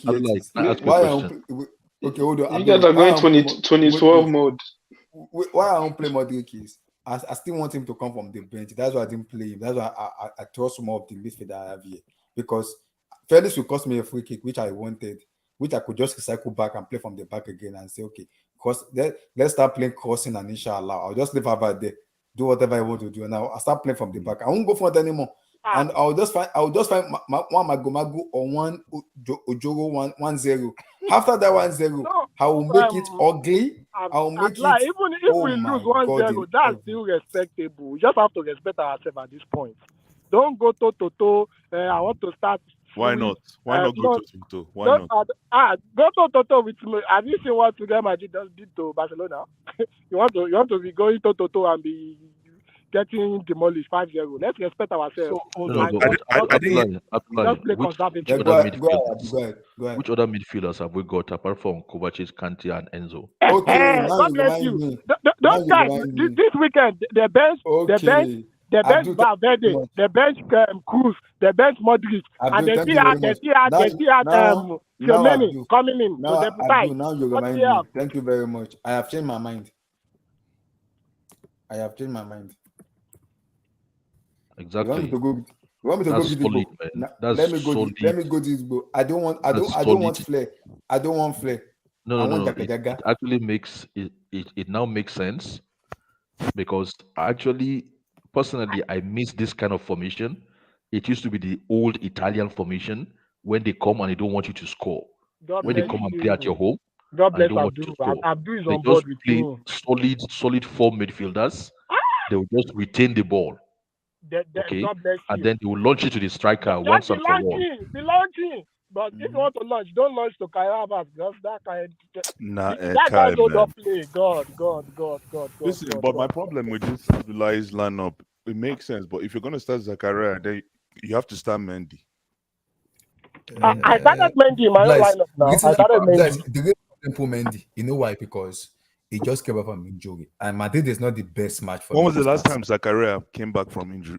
No, he's still It's been better than long. Kepa. It's been Trust long. me, It's been Abdullah. long. He's still better than Kepa. Bless. I'm just a little bit worried because of the opponent we are playing. That is my worry with Mendy. I trust Mendy, No, but but what I'm because of saying my is he's worry. better than Kepa against Madrid. Hmm. But with this kind of formation, the ball wouldn't even get to him. Exactly. Bless. It will be drinking water or yogurt at the back. They won't even Kai, get in. this is real Bless. typical. When I This have is real bulldogs typical that Italian give this book. defensive style, man. And when I have Gidigba, see, Bless, if you pass Zakaria, you can't pass Conte. If you pass Conte, you can't. Even if you pass Conte, Kovacic, and everything, now you have a problem in the defense because somebody out of that defense will kick you. You get injured. Now you remain four. Let's say one of them get a red card. They remain four. Go against four. So let's fight each other.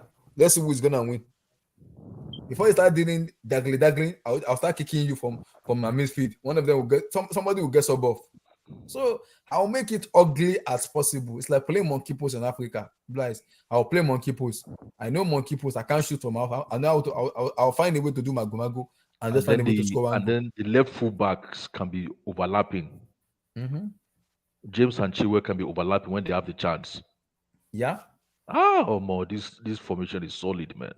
That's my formation. It's old formation, but it's solid. If I predict my prediction, I'm gonna go 1-0 Chelsea. Instruction not to go past the midway line. No, that's me. I'm gonna go 1-0 Chelsea because all I want is just one goal and go and pack the boat. But because we have Lampard, so that is my worry.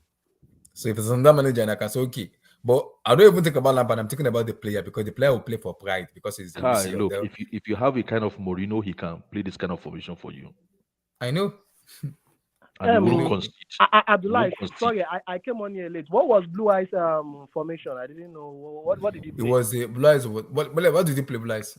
What formation did he play? He played 4-3-3. 4-3.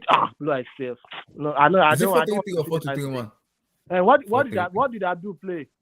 Abdul played a 3-4-3. 3-4-3. Abdul, Nadon. God bless you. 4-3-3. Against Real Madrid. Have you seen the way we are playing? We are playing. If they give these guys free net to score, half of our score cannot 4-3-3. No, you guys are forgetting. Ancelotti, if we play 4-3-3, we might actually beat Real Madrid because Ancelotti go ginger. You have to look at it from a coaching perspective. I'm not a coach. Before person said I'd be coach, no. Ancelotti go. If Frank Lampard plays 4 in the back, Ancelotti go say, "Waiting, give Frank Lampard liver to come to my place to play us with open field because 4-3-3 is open field. That's what we used to call it in Nigeria. Open field. Play open field football. It's open field football. Yeah, open field. Yeah. So for Frank Lampard to play against his mentor, 4-3-3 is radical and it could work But my problem is the personnel to employ to use that 4-3-3. Because I understand you. 4-3-3 exposes us on all levels. But at the same time, 4-3-3 is like playing poker. Because there's a level of unpredictability. And for some weird reason, we have the personnel. But the problem is, can we employ them in the right positions? Yep. That's my fear too. Blue Eyes, you have a very, very valid point. We think we don't have the personnel to carry out that, to play that formation. See, you have to look at these players now. Some of them see, let me start from Raheem Sterling. Nah. That guy was just carried by Mancity. I'm disappointed. See, that guy cannot even beat one-on-one defender. Let's say he goes one-on-one with Nacho. My credibility has been shot because of how I backed Raheem Sterling, man. Let me tell you, like, that guy is just like some tapping merchants where we just cross the ball for him to tap in. No. He's more than that. But okay, hold on. Abdullah. Right now, Abdullah. see, Blue Eyes. I mean, why may I not? If you watch, no registered. Ooh. Blue Eyes. If you watch Mancity play, say, Raheem Sterling was actually one of those guys. Like when you need Raheem Sterling to actually show up and stand up, that's where you just disappear. I follow City, like they're like my second team that I really like. I just like the way Pep plays, so I follow almost all their game. I'm watching it. Check it. Last season, if you need Raheem Sterling to stand up and actually show up, as a senior man, it's not a 22-year-old boy again. That's when you won't even see that. So you just go and you won't show up at all. My problem is, how is it that he's second to Aguero for number of goals in the history of City's footballing career? And that's my problem. Let me tell you, the reason is that the way City plays, they distribute those goals among themselves. So when City were playing last season, someone like Gundogan will be scoring 15 goals. De Bruyne can score 12. They were distributing that goal. And you have to remember, we are talking about Manchester City here. I love the team. It hasn't been a big team for a long time. It's still a young team. So they don't really have history like that. You're right. So it's easy for someone like Haaland to go there in 1 or 2 seasons and probably shatter almost all their records. Again, no player is coming into Chelsea now and say he's going to shatter Lampard's record or Drogba's record in 1 or 2 seasons. But who somebody it's probably it's impossible. Or no one can go to like a team like Manchester United or Real Madrid and say it's going to shatter the record under 3 seasons. So that's the problem. That's how Sterling is able to be in that category. There's nothing special about the guy. Are you sure? You sure nobody else could have scored those goals that Sterling scored? Come on, you have to look at it like back then they had this guy Sane. All those guys didn't stay. They had Ferran Torres. All those guys didn't stay. This guy was actually the one that Sterling was actually the one of the guys that actually stayed. Like probably one of their longest serving winger. So if you're a winger in Man City and you're not even scoring, say no, but you're a winger and you're second to Aguero in highest goals scored in history of Man City. Like I said, Man City does not have history. Remove that history from the. No, but I'm saying. Either way, Man City started somewhere. So let's say they started in 2000. So between 2000 and 2023, Raheem Sterling is second to only Aguero. And he's a winger, he's not a striker. So I want that to register in. Okay. I get your point, but my point being, Man City, with the amount of chances they create. Well, how come nobody else has? That's what I'm saying. I already answered you. Like none of them stayed. Sane only stayed like I don't even know 2 seasons. Ferran Torres stayed like how many seasons? 3 or 4 seasons. This guy has not even been. So you're gonna blame Raheem Sterling for them not staying? No, I'm not blaming for them not staying. I'm just saying there hasn't been anybody that stayed there that long. If there's been someone that stayed there for that period of time, and Raheem Sterling is actually outscoring that person, then we can actually make the comparison. We can't make a comparison for someone that stayed 2 seasons and someone that Yeah, stayed. but we're already making the comparison again with him and Aguero was a number 9. Aguero was a little number 9. Aguero was probably the best number 9 in EPL history in the past 20 years. I get what you're saying. But my point being, if you watch City, if you watch the way they play, it's very easy for most of their wingers to score. That's why. See, even Gundogan was like scored like 16 goals one season like that. I don't think Gundogan can go to any other team and be scoring that amount of goals. Do you agree with that point? Yes, I do. Yes. So if Gundogan can be scoring 16, 20 goals a season, Yeah, but I don't think with someone like Raheem Sterling doing it. No, but you don't understand the number of goals that Raheem Sterling scored for City. I don't think you understand the actual tally. Oh, James is here. James, welcome back after a sabbatical. James. He's back. Blue Eyes. So I'm going to tell you the actual number. See, once if you put it the way you put in it, you would think he actually scored a lot of goals. How many goals did he score? I will tell you, Raheem Sterling in the league is probably averaging like 10 to 15 goals every season. I can pull up the stats. I don't have the stats. Hold on. But you're saying it like that, but you're forgetting the fact of the role he played for City. He was a winger. He wasn't really in the attacking foray. It was Aguero. Who else? Who else was a scoring guy? See, back then. Edin Dzeko was there too. Who else? See what I'm saying? Thank God you mentioned Dzeko. Dzeko was there for how many seasons? Like those guys didn't stay there for that long. Because Raheem Sterling stayed doesn't mean that he's not good. Okay, you understand what I mean? Because he's everybody left and he stayed doesn't mean he's bad. See. This guy has played for Liverpool, plays for Chelsea now, plays for. I'm telling you, Blue Eyes. I want you to actually watch Raheem Sterling. Watch him like every touch. Watch him very well. If you watch that Wolves game, the amount of times it was horrible. The amount of times he got batch off the ball. I'm like, no, he put on weight. I was just saying it before you came on. I didn't know you were here. He put on weight. I said it. Man, I'm like, what is going on with this guy? Like, even is this guy not here? Who?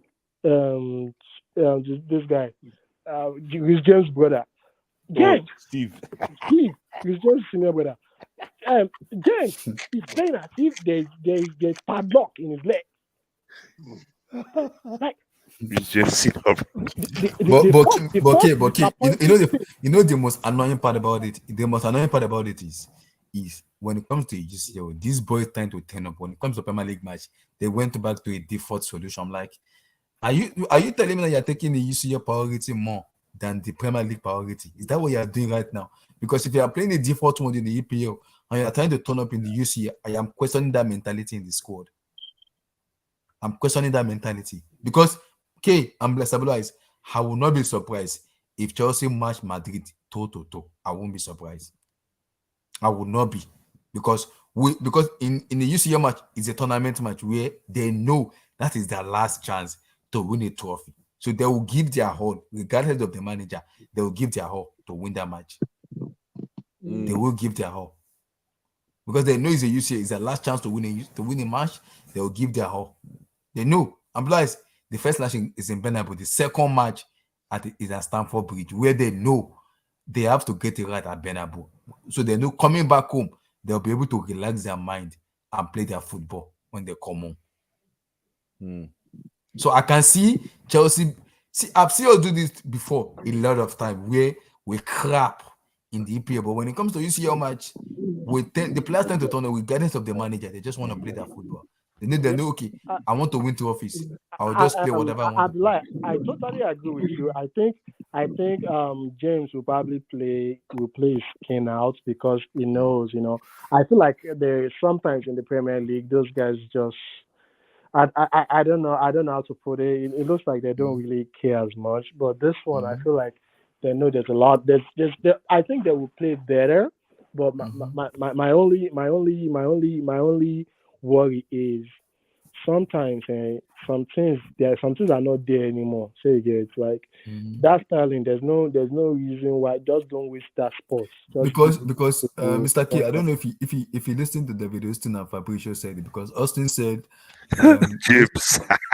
they spoke to Enrique, and Enrique said he said he only wants 3 players in his squad coming to next season: a number 6, a mobile number 9, and one of the wingers needs to be sold. He said he's okay with the wingers we have, but one of them needs to be sold. And in my head, we have Modric, who is 7 years. He can't sell Modric. You can sell ZH and Raheem Sterling. These are the wingers you can sell. You cannot sell. That's only winger you can sell. Abdullah, I'm not even going to lie to you. I don't care who they sell. Even if Modric if we see a good offer for Modric, sell him. I don't care at this point. Sell him. What if Sterling can go. if I offer you can go. K, my brother, if I offer you 70 million for Enzo, will you take it?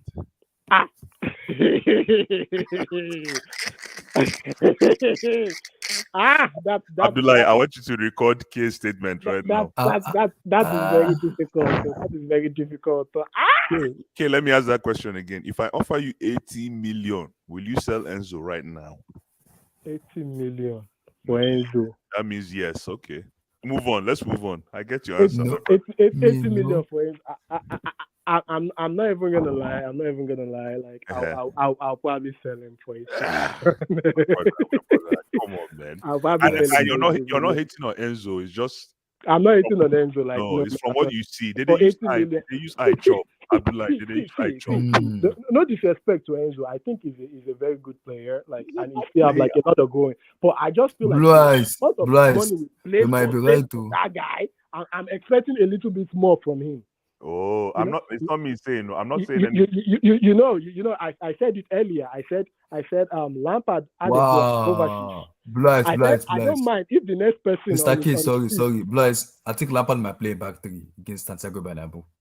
That's what K was saying, not me. He said because after his post match against Wolverhampton Wanderers, they asked him that how is he gonna line up against Madrid. He said, I remember very well under Roberto Di Matteo when we packed the boys at Camp Nou and we won the match by faith and everything. He said, we played back 4 in Camp Nou. We played in Camp Nou, but we played Terry, Cahill, Ivanovic, and Kovacic. So let me bring out Lampard's comments. Let me bring out his comments. Sure. Hold on. Abdullah, I said this guy should listen to what I said. He should just because he has been mentioning Di Matteo a lot in his post press conference. I'm like, why is he mentioning Di Matteo? Don't go to. He's been mentioning Di Matteo. I'm like, why is he mentioning Di Matteo? He's been mentioning Di Matteo for a very. I'm like, why? Yeah, okay, this is what he said. Unfortunately, he said, well, this is it. He said against Madrid. This is it. We have to go there with belief, because otherwise, as I said, if you are worried, don't come. Exactly. Don't come. That's what he said. He told Kovacic. I beg, go back to that statement. And also, he said the club are trying to put. He said, "Oh, I didn't know Frank Lampard said this." The club are trying to put something together with the great intention. It's not the boys. He also said, speaking to the owner and with Lawrence and Paul, I'm really impressed with the intention. We have an opportunity against a fantastic team in Madrid. Exactly. Speaking to the owners, and he said, we have to attempt to make the most of the opportunity in the UCL and go there with confidence and deal with belief. Amen. He also said, on being poor in Premier League but performing in the UCL, there's a lot to it. Just look at this guy. You want them to he said there's a lot to it. Part of it was we parked the bus at Camp Nou and managed to hang on for our dear life. Oh my God, right? Oh my God. Like, did you see Mikel's latest interview? Like yesterday? I saw it, yeah. Exactly. I saw it, yeah. You think this player? We don't have the same team now.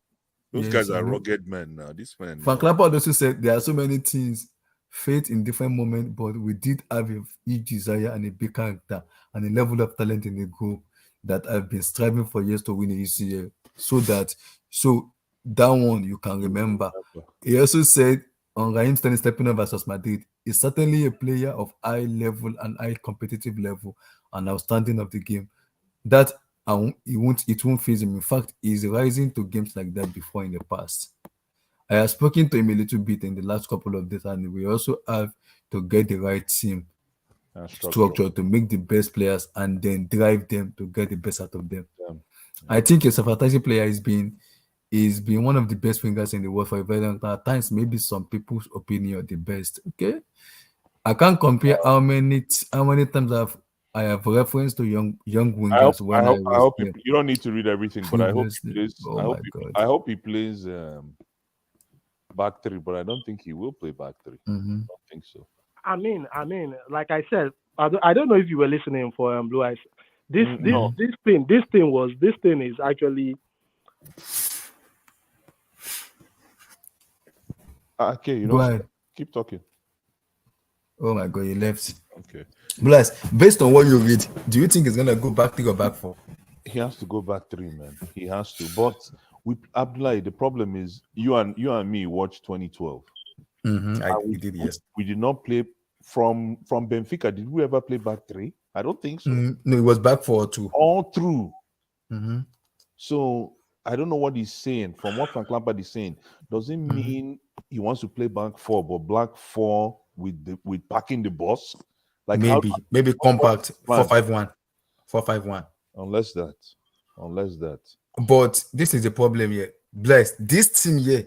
That 2012 team is structured with a back first team that you can trust. That are very rugged and physical. Bless this team here is structured with a back three, not a back four. We do not have the player to play back four yet. Blue Eyes, Every sorry. manager that has come in has played back three. You see that 2012 team can play back four because they are structured to play that back four. We have that player.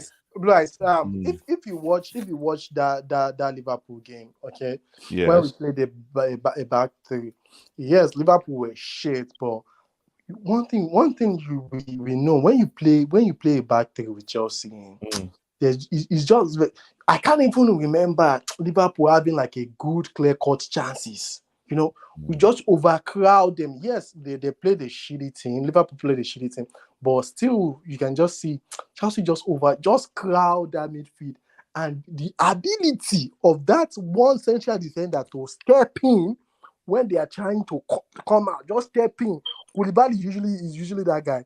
He just step into midfield and try to snatch the ball away and go back. Like we are clueless in like the final third, but that ability for them not to actually create like a good chance is our only way.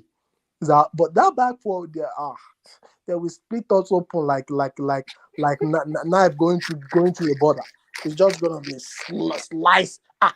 Vinicius back for once he goes past Reece James, who is he gonna face? Okay, I tell you one thing. K, I don't know about you, but I tell you one thing. I really like Fofana. I think Fofana is the number one, is the most important player in our defense for me. Yes, I agree with you. I think going forward, I think the players we can build on. I think Fofana, they need to start bringing this guy back, Badia Shile. Yeah. I think those two, and your defense is really good. Then midfield, although like I want a little bit more from Enzo, but I think they can still build on him. I think he has the quality. Kante, because of his age. My guy don't see Enzo. My guy know why. You know why. You just know one give him shit. But I respect you. No. See, I'll if he plays, if he doesn't play right, I'll give it. Like I'm not all these fanboys that call him out. I'll call him out. I don't give a fuck who he is. I'll call him out. I don't care. I don't care about it. I don't care about what they will say, but I'll call him out. So I think those theory, but our front line, the only guy that I see that I actually really like, a lot of people, I really like Pulisic and Modric. But the only problem I have with those two is, especially now, why do you spoil your punditry by mentioning Pulisic? But go ahead. The thing with Pulisic is his injury record. If that guy can stay fit, that guy is like I'm trying to figure out what is it you see in Pulisic? What do you see in Pulisic, that we don't see? I know I get the American side, but no, it's not about the American side. See, Pulisic, hey, is that kind of player that once he's fit, if he keeps dropping into that no, I prefer Pulisic as my number 10 compared to having someone like João Felix as number 10. You can call me crazy, but I just prefer it. I want to hear this. Keep going. The way he drops in between that line and just picks up the ball, if he's driving at you, you can't guess if it's going left or if it's going right. See, we on this stream, we've analyzed a lot of players. Like we've analyzed Enzo. We said Enzo has that left Yeah. foot that he just opened his hips The up. left, exactly. Yes. Left leanings. Absolutely. Yeah. And Felix, once Felix gets the ball, That guy's useless, man. you can just predict where it's going. Exactly. It's very predictable. He usually runs straight to the defender, just head first, like a stupid idiot. And he started doing flex and rubbish. That guy. I'm tired. I was his lawyer, but I'm tired. Man.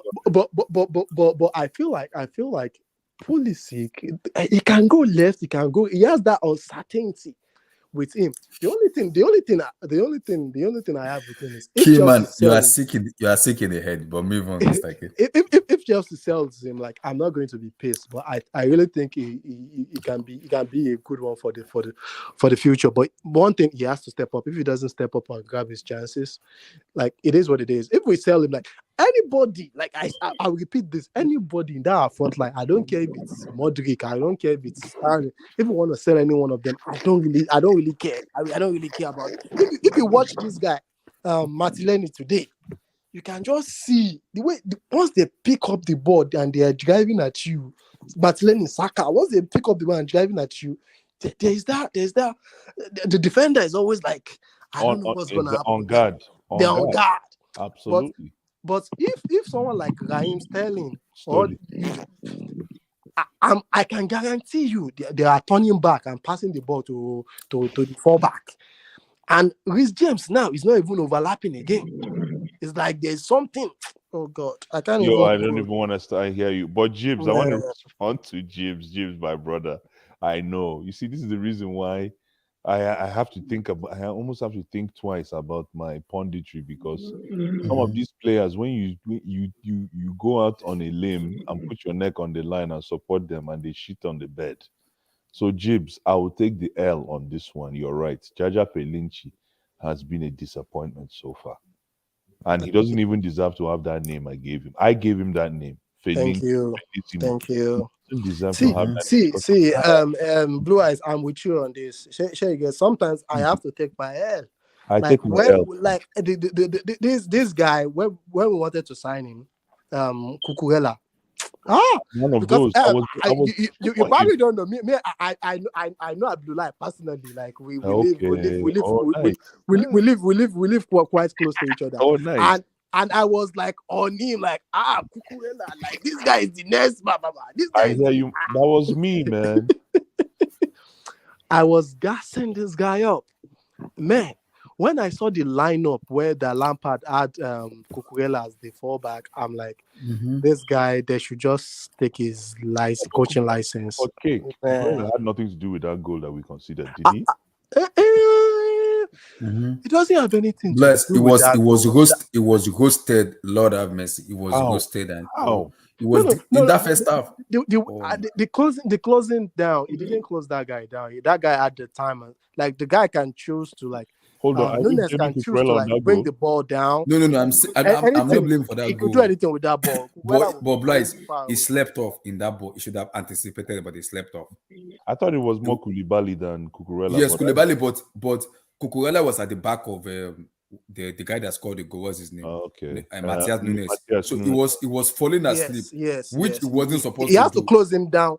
He has to close him down. That guy had, like, the time and space. Like, and that player the ball down. From he brought the ball down. Your job is to understand why people were giving Cucurella shit, but it makes sense. Okay. Blaise, he was falling asleep as a left back. He fall asleep. You don't do that. Like I said, the guy at the time, he could, like, just bring that ball down, control it and just wind it to like the Pass. left, That's true. or even pass anything you want. Like Cucurella was But he had the like time to actually far put it away. away from Yeah, his he man. had the From his time, but man. Cucurella was just sleeping. He wasn't even Yeah, it looking was back. just He was way not too far anticipating away at from all. that. That's my own. But other than that, his overall play is just, oh my god, Yeah, from the you terrible. know what, K, again, it's another L I have to take because I feel that Chelsea were listening to me when we had Cucurella. That's how bad. If you think you were pitching for him, that's how I was pitching for Cucurella. I was going around bragging to my friends that Chelsea is listening to me on the streams. That's how bad it was. I was bragging to my boys, say, "Oh boy, see now Cucurella don't come," and for some reason he hasn't delivered from. Because what I saw at Brighton, I was so impressed. K. I was impressed. I was impressed. Blaise, this is See, if you follow me on Twitter, I tweeted Okay. I tweeted about So this guy. you believe in the guy? Okay, correct. I tweeted about this guy when he was but at Mr. K, because this at is me. Manchester United. I This mean, is when he me was at talking. Brighton against Manchester United, there This is me was talking one game now. I saw him. I'm like, You wow. called him out. You're like, oh boy, come and play for us. Yeah, but I Blaise, was this is me talking as a fans now because I look at the squad we have and based on what Lampard has been saying, it's Blaise, ever since he returned, he has been mentioning Roberto Di Matteo. I don't know what Di Matteo did to Frank Lampard. He has been referring to Di Matteo for me. Yep. Let me answer that question because I love the fact that you brought that up, and I hope we're going to keep talking about this statement you made, Roberto Di Matteo. Those 4 words or 3 words. Roberto Di Matteo always played 4-2-3-1. But 4-2-3-1 with the boss. Can we do that now? Can we pack the boss with 4-2-3-1? Do we? I think Lampard will do it because he's been mentioning him ever since he came back. He's been doing it, so I think he will do it. Now it depends on how you want to set up the players he wants to put there. And he said it because he said the 2012 team under Roberto Di Matteo is different than the team he has right now. I have a question. In 2012, what was the against Napoli? Yeah. How did that series end before Benfica? We won 4-2 now because they beat us in the first leg and we won in Stamford Bridge. So they beat us in Napoli. In Napoli, yeah. I think they beat us or we drew that match in between. No, they beat us 3-1. They beat us 3-1, yes, and we won 4-2. Cavani and all this guys. And we won 4-1. Now they came to Bridge. We needed a goal. That game went to what's it called? Extra time. Extra so time. We won 4-1. The turn and gave it to Ivanovic. I can remember that game. Ivanovic and he scored 4-1. Gave it to Ivanovic and Ivanovic blasted that ball. Lampard scored a penalty that too. Series, what was the goal tally in that series, K? It was 4. It was 5 for that series. 5 4 plus 1. The game. I think the series. The total goal. 4 plus 1 5 3 plus 1. No. It was 5 for Blue. It was 5-4. It was 5-4 because we won 4-1 at Stamford Bridge. They won us at the Naples in 3-1 in Naples. That's 5-4. Yes. And against Benfica, what was it? Against Benfica, we beat Benfica. I think 1-2-1. Where we won Benfica 2-1. Meirelles scored. With the celebration, I remember. The celebration, I remember. Everybody remembers. They were trying to score and we hit them on the counter. The reason I'm asking you guys all these questions is because I'm trying to figure out where Frank Lampard's mind is at. Because he was part of all those plays, right? Yes. He was against Napoli. I think he scored against Napoli, actually. Yes, scored Napoli. Penalty. The penalties against Napoli. Yep. Yeah. We had what's it called? We were leading. The first goal was Drogba at the header. Then beginning of the second half, John Terry scored. And Lampard scored a penalty. Then they scored one back. I just said only me they follow Chelsea, man. And then they scored one back, and Chelsea replied back again. You see, Chelsea fans. Then Ivanovic scored in extra time. Lampard had to score that penalty because if he didn't score that penalty, we were probably out of the game because they won the first leg 3-1. Just to remind you guys, we're talking about 10 years ago. Just to remind you guys, you guys are talking about it like it's yesterday. Because Blaise, I just want to remind you. He didn't come with Lampard. I'm telling you the sequence they scored. You did, rightfully so, my brother. Because Blaise, I was when I heard Lampard was hired, I was a little bit down because of how I criticized him in the first season he came in. But when he keep mentioning Di Matteo Blue Eyes, I was calm. I was like, why is Lampard mentioning Di Matteo in his first press conference? Roberto Di Matteo. I'm like, what is going on with Lampard? He said, I look at this team, and when I refer the 2020 team and this team, we are different. But I learned something from the gaffer there, who was the interim manager there, Roberto Di Matteo. He taught me a lot, and I learned a lot from it, and that could help me in terms of implementing the way I want to play and the way I want this team to play. They have to understand you are playing for Chelsea Football Club. You have to go onto the pitch and play with your heart, play with the badge, and show the fans you are good enough to play for Chelsea. And he said that is what Roberto Di Matteo told us. He told us, go out there and play with the badge and show the whole world this is Chelsea Football Club. And I'm confused. Abdullah, like I said earlier, this interim job is very, very important for Lampard. That is what Lampard said, though. That is what he said. I'm confused. See, when I watched that interview, I'm like, okay, this is very different from Mr. They gave it everything. Sure, you get exactly those guys. One thing, I think one of the mistakes this new administration made was they got rid of every single thing that connected the Chelsea, like every single thing that was like Chelsea related, like all those Marina. I'm not saying don't change them. I feel like just change them over time. Every single thing that was actually that meant something to the club, all of a sudden disappeared. Marina or Czech, all of these guys. I think bringing Lampard back can go two ways. But the only thing I'm pretty sure now is all these guys that we are bringing in have to understand that this is Chelsea Football Club. This is not we give everything institution. If you lose or you are drawing to Southampton, that is a big blow. Like this, we fans, there's what we call what's it called? There's an expectation for that we have for this team. Yeah, We're expecting them. Like I said, I'm expecting them. I don't care who plays. I'm expecting them to go to Madrid and actually give them, like, I want this game to still be up the second leg. I don't want it to be done in Santiago Bernabeu and they whoop us like 5-0 or 3-1 or some shit like that. Give us something to fight for the second leg. Yeah, we can go out from the competition. It is what it is, but give us something to fight for. This is just like, I don't care who plays. I really do not give a fuck who plays. Just go there and put in a shift. All these Koulibaly guys that are just playing. Sorry to cut you short, MK. Sorry to cut you Blue Eyes, because in as much as I criticize him, Blue Eyes, but when he made mention of Di Matteo, Rain, under the players they played around him, Mikel, Drogba, and co. And he mentioned this Rain here, I'm like, okay, I'm calm with Lampard when it comes to that, because I actually respected Di Matteo as a player. But Blue Eyes, again, I woke up again the next day, on Sunday, he mentioned Di Matteo. I'm like, what is going on with Lampard mentioning Di Matteo? Blue Eyes, Abdullah, I'm going to ask you this question, and I'm probably going to go eat because, with the fast. So, Blue Eyes, who are you selling this summer for our clearouts? I want to know the list of players you are getting rid of. And same thing goes to Abdullah. Don't get me started, man. Just name the players real fast. Kovacic. 1. Kante.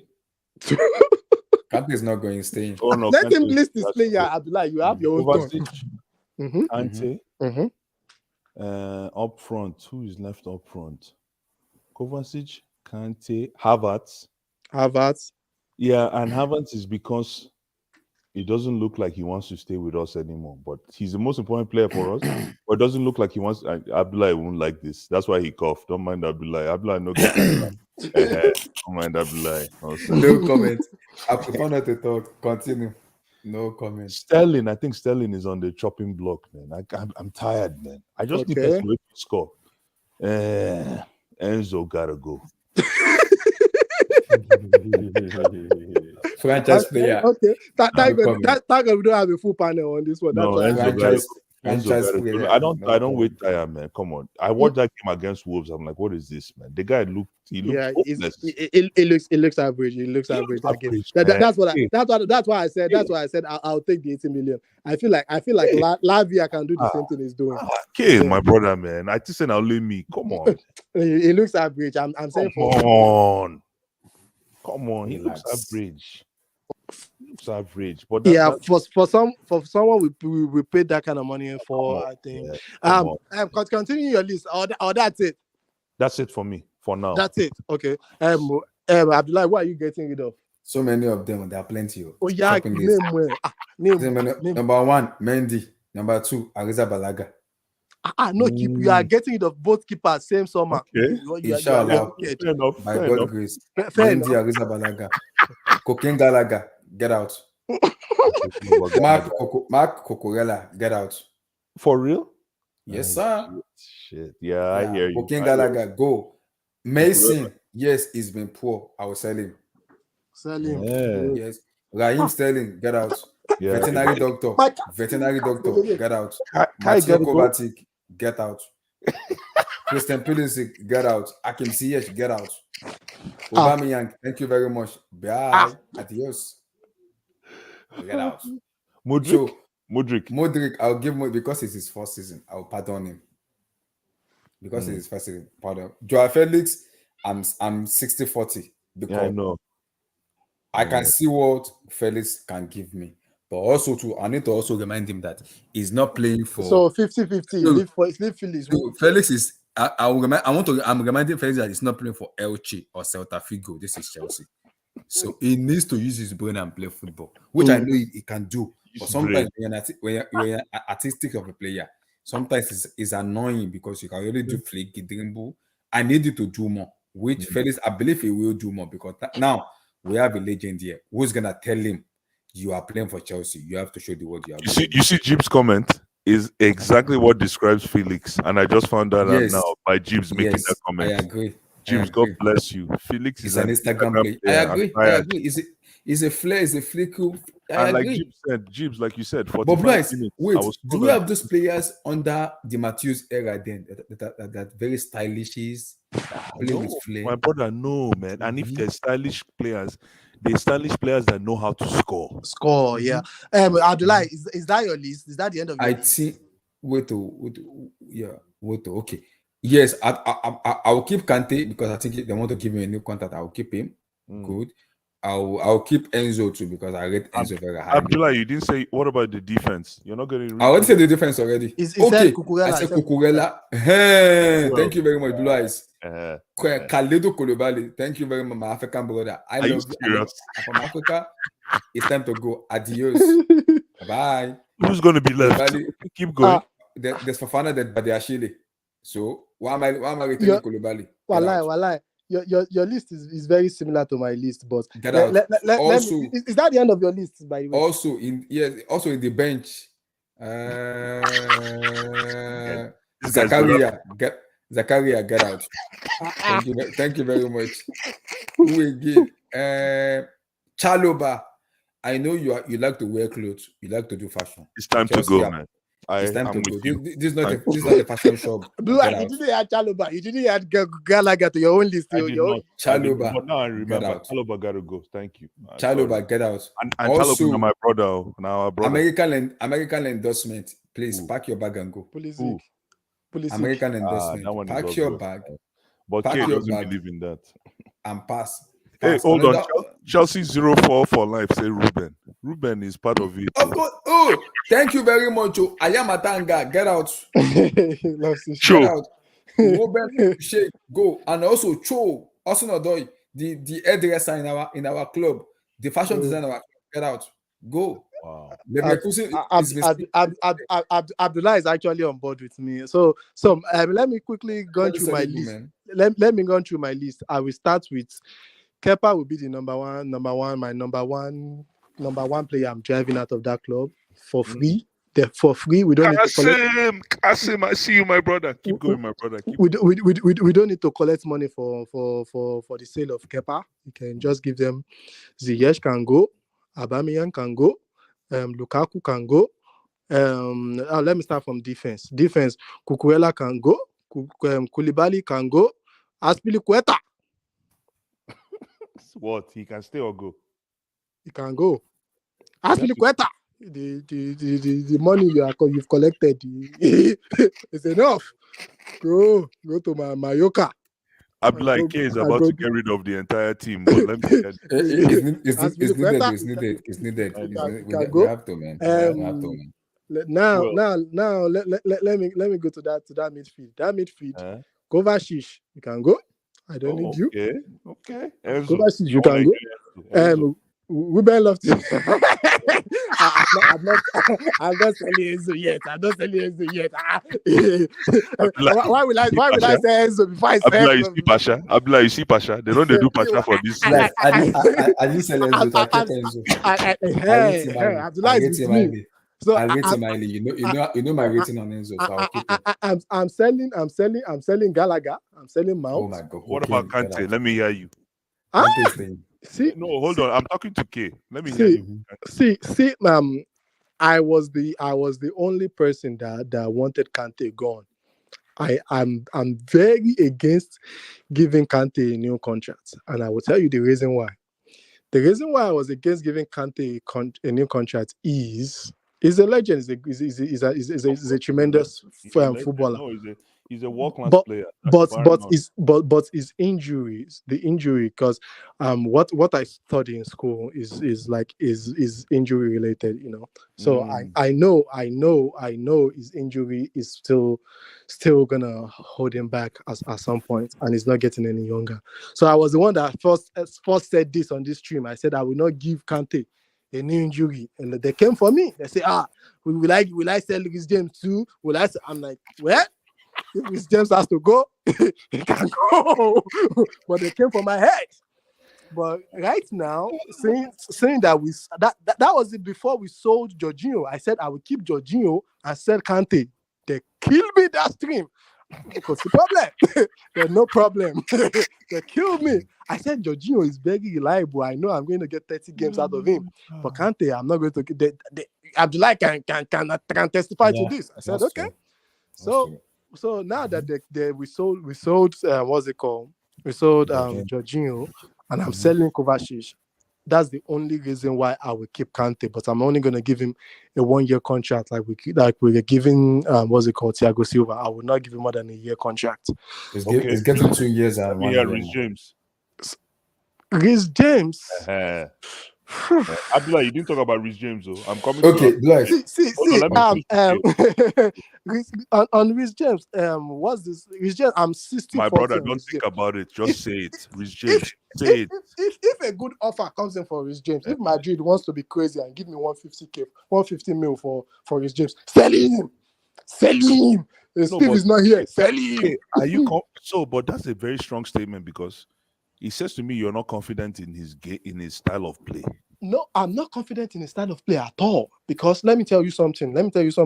A lot of people on this stream don't know. See, if once you start going on this injury spree that he's been going, Rhys James needs a surgery.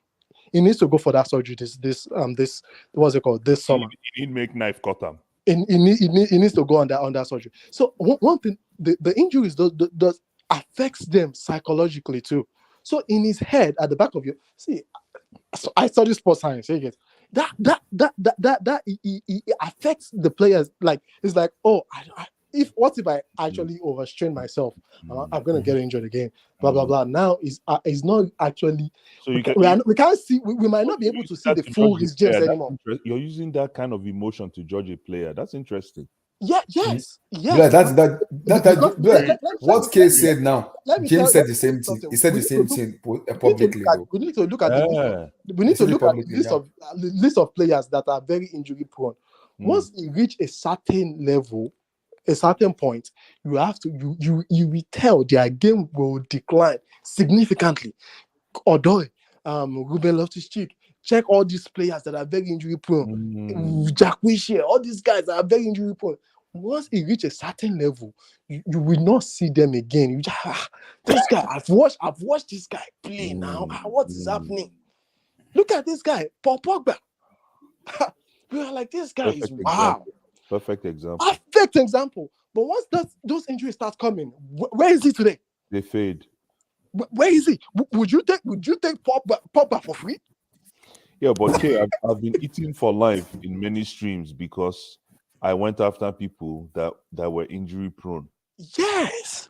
People don't want to hear you critique somebody that is injury prone. If you are injury prone, if we get to a certain level, that thing will affect you psychologically. I think Reece James is getting to that level because even his Instagram posts are mainly, oh God, God got me, God will do this. It's just like inspirational, just trying to like what's it called, cheer himself up. Get that, and once it's getting to that level, it can be this might be the right time to cash in on it. So then why are we holding on to Kante if that's the case? I'm not the only reason I said I hold on to Kante is because I'm selling Kovacic and I'm selling. Oh, your midfield is empty. Okay. I'm selling Jorginho. Now the midfield is empty. So I need a little bit of like an experienced player. That's the only reason. I'm not selling Kante. And it looks like Kante went through the surgery. It looks like that's why. Yes, and he already went through the surgery. He's been out for he's done the 7-8 months. So now I'm hoping I'm trying to like give him the benefit of the doubt that he's gonna stay fit. But if he gets injured again, sell him. Sell him. I said it. Sell him. So let me continue. That front line, I'm selling Raheem Sterling. Fair enough. They're selling Raheem Sterling. Next guy that goes has to be Kai Havertz. Yeah, fair enough.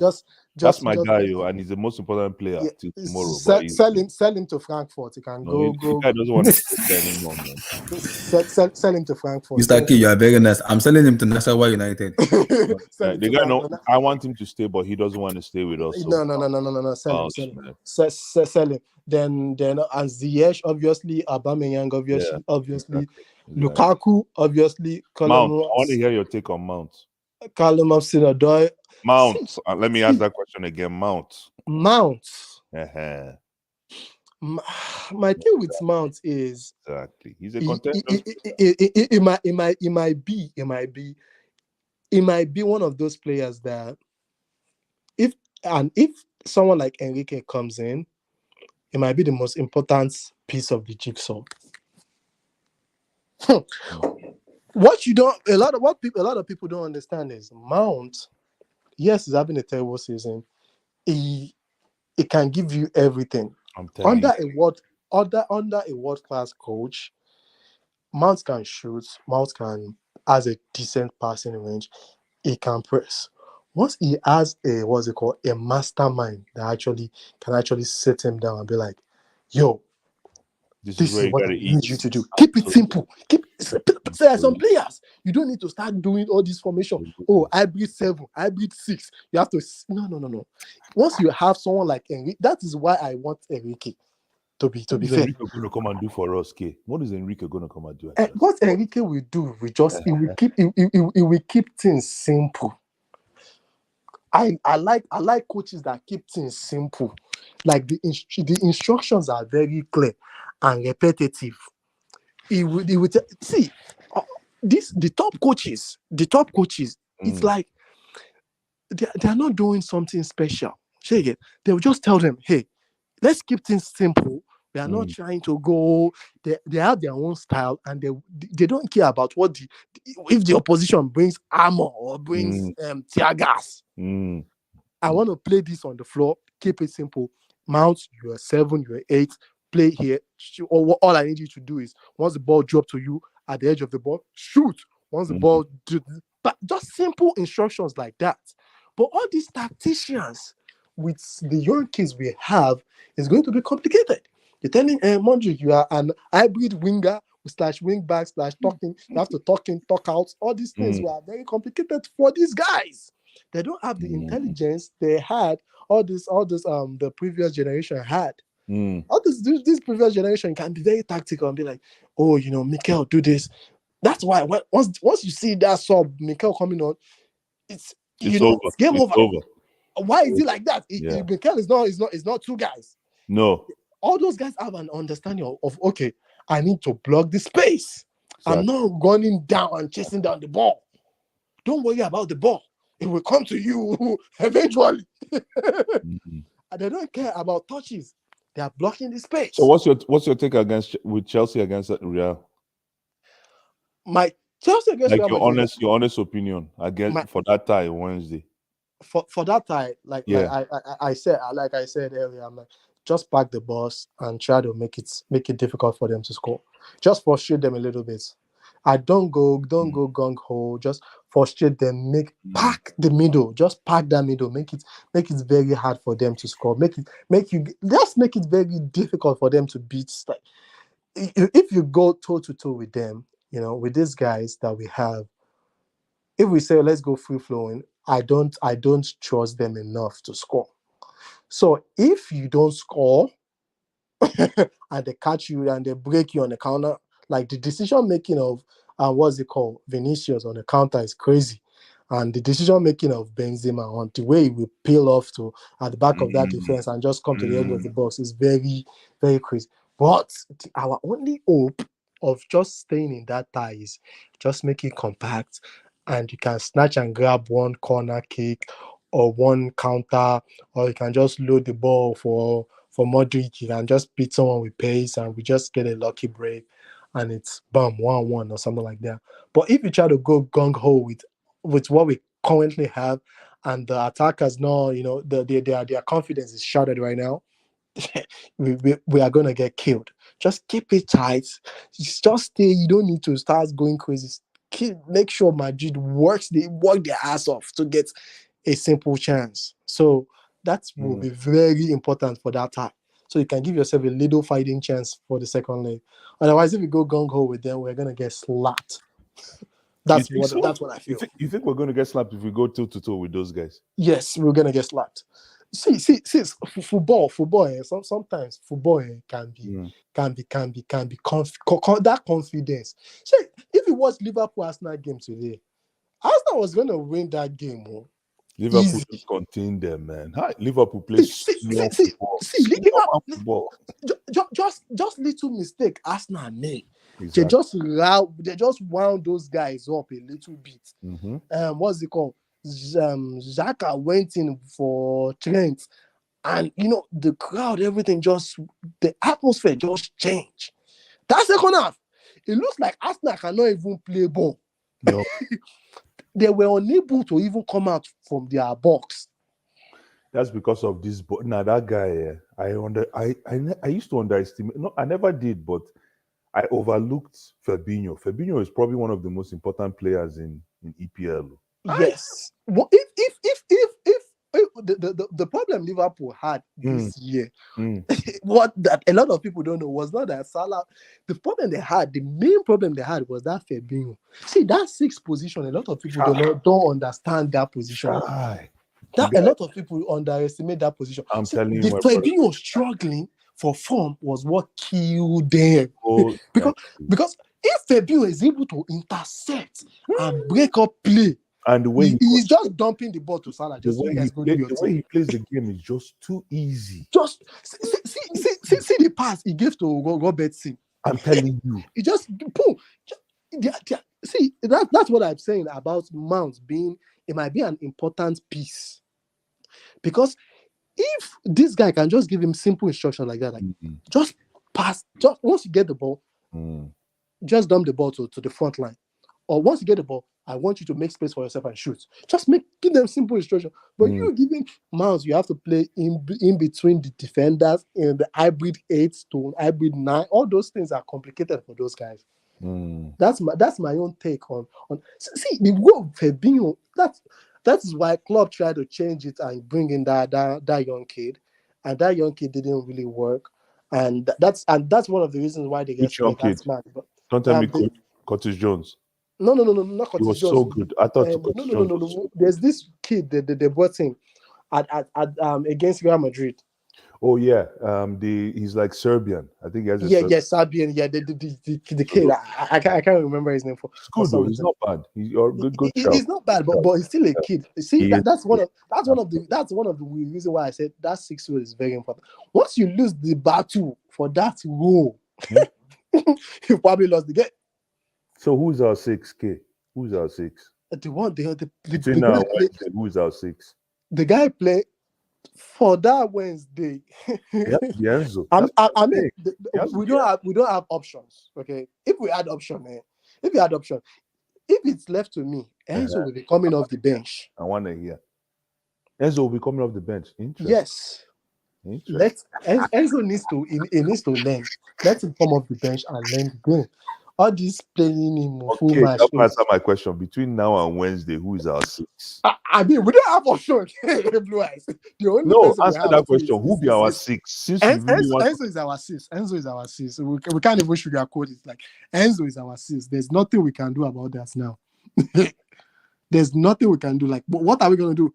We can't put Kante at 6. Kante likes to what about Kova? Kova can't play 6. Kova can play 6, but the only problem with Kova playing 6 is Kova like to beat a press. But now, see, a lot of people now. What a lot of people don't understand is they understand that Kovacic want to beat a press, so he does this thing that he puts himself and the ball in a vulnerable position. Yes, in a vulnerable position. Once you're doing that, people are not even going. See, if you want to play against Jorginho or Enzo, go tight to them. Make sure you're not giving. You're going to win the ball if you do that. You got to win the ball off for them. But Kovacic just mark him from space. He's going to run into you. He's going to dribble into you. So that's this position. I feel like in my own opinion, I feel like we haven't solved that puzzle with Enzo. A lot of people think we've solved it, but we are not even close to solving it. Here's another way to put the question: Do we need a 6 against Real on Wednesday? Yes, we do need a 6, but we don't have anyone to play that role. That's why I'm asking you: Do we need a 6 if we don't have anyone to play the role? If we have the right coach, even though Frank Lampard is my guy, but do we have the right? We don't have the right minerals to. That's why I said. see. That's why I said play 3-5-2. That 3-5-2, you have the legs of Kante to draw back and actually help the attack. So that Kante dropping back is just going to is to support the attack. Okay, fair enough. So the Kante will be able to actually help this guy, help Enzo out, and because if we try any other nonsense, I said it earlier, player like Modric, Cruz, even though they are almost 52 years old, they are using their brain. They let the ball, they put the ball to work. They are not actually exhausting themselves. Oh, my brother. Cruz, Modric, they are not letting themselves. They are not doing all this running, all this No. They'll just let the ball do the work. Move into space. They know when to move into space. They know when to conserve their energy. That's what I feel like Enzo and all those guys are still liking. I feel like he run out of gas real quick because he's not reading the game like a pro. He's not. He's not. The guy, I don't know. You should know when to pick your battles. Exactly. See, there was a game I was watching, Jorginho, and he committed one foul, and I'm like, damn, this nigga. Like the guy wanted to turn him. He already turned him over, but this guy like, no. Because he can already sense once he turns him, he doesn't have the pace. And I said against that Karim Adeyemi, you need to just commit that foul. They will not give you that red card for committing an offense. In that, so you need to know when to that position. There are some technical fouls you will be giving away. Like you know that this battle I cannot win it. Then there are some battles you don't even need to go into.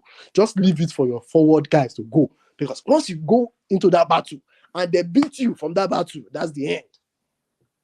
Exactly. That's why he struggles against some top midfielders in the Premier League. Like they will just pick you apart. 1, 2, they just move around you, and you are in no man's land. And that is the craft of a sis. You have to understand the game and be able to read the game more than anyone on the pitch, because you are literally controlling the center of that pitch, shielding the defense, and as well as going forward, you should be able to know, okay, this time, so there are some plays you don't need 2 touches. That is my other problem with Enzo. Some play, just boom, 1 touch, get it out of the way. There are some plays you just need to do that drop of the shoulder, that to hit your man. Just drop. If you don't drop your shoulder, the pressure is still on your team. That little drop of the shoulder and just moving forward. He needs to understand when to do that. And there are some, as soon as you play 2 touches, you've killed the entire team. Wow. That is how vital that 2 touch. Although you'll be able to pass, but that you need that time, that little half a second you use to touch, they'll pressurize you, and the pressure is on your team. Sometimes just 1 touch out of your leg, but that second touch he does that to open his hips up. Now they've already clouded the thing. Now the chance is not on anymore. Now you have to go back and recycle the ball. I think we have a chance against Real. Okay, I really do. I do too. Like, it's my team. We've been supporting this team. Yeah, true. But I think Real is over prepared for a surpriser. I think they're good. They're just, obviously we're not good. Obviously we're below average, but I think that's the best position to be in when you're gonna play cup game. I think so too. I think Chelsea might actually shock them. I think Chelsea might just might just snatch some 2-0. I mean, obviously there's no lot of people. I think we win the Champions League, but it doesn't mean Frank Lampard is not going to get this job. I need to educate Chelsea fans. It's Frank Lampard, no matter what he does, is not going to be in a coaching position at Chelsea after the next 4 weeks. I don't know why people. I don't think it's gonna be even if it was in their mind, that first game will tell you all they need to know. Yeah, exactly. I don't know. He's not getting the job. That's why they told him that after 4 weeks you can go. Yes, that first game was crucial. That's why against Wolves. Yes, it was crucial. You think it was? It was crucial to Lampard, because if let's say Lampard was able to win, there will be lesser pressure on him on this game and on him. Oh, that's right. Oh, you mean on this game coming up? That's a good point. On this game. Yeah. So people will be like, you know what? Is one game already? Blah blah blah. But now all the pressure is on him to even do. But if he wins this game, it will help him. It will help his career, because there's like I said earlier, there's a lot of managerial position coming out up there for so him. It can actually get like a Leicester job or something like that. But if he actually, that's why I say I think he's gonna go with everything. Like, he's gonna give his best speech during that warm up. That he's going to give his best, because if Lampard gets this wrong and we go there, they win us 3-1, and the second leg he lost 2-1.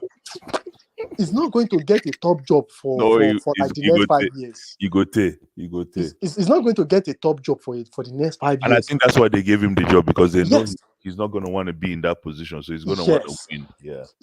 Like, for him now, it's very, very important. If you do, I don't see any team. I don't see a Nottingham Forest giving him a chance.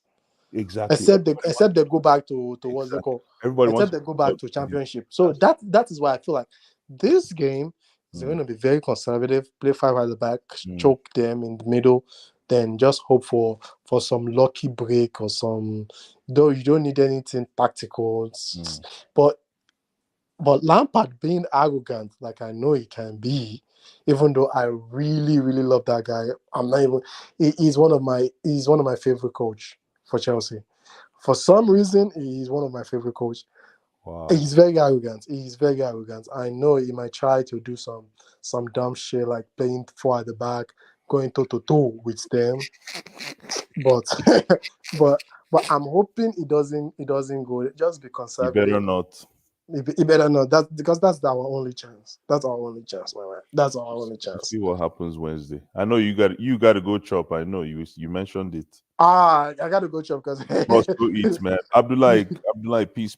He bless saying done. Yeah, no problem. yeah, Abdullah Rongo. All right. Yeah, we'll All see right, you on the Abdullah. next one, my brother. Enjoy. All right, no All right, problem. take care, man. All right, bro.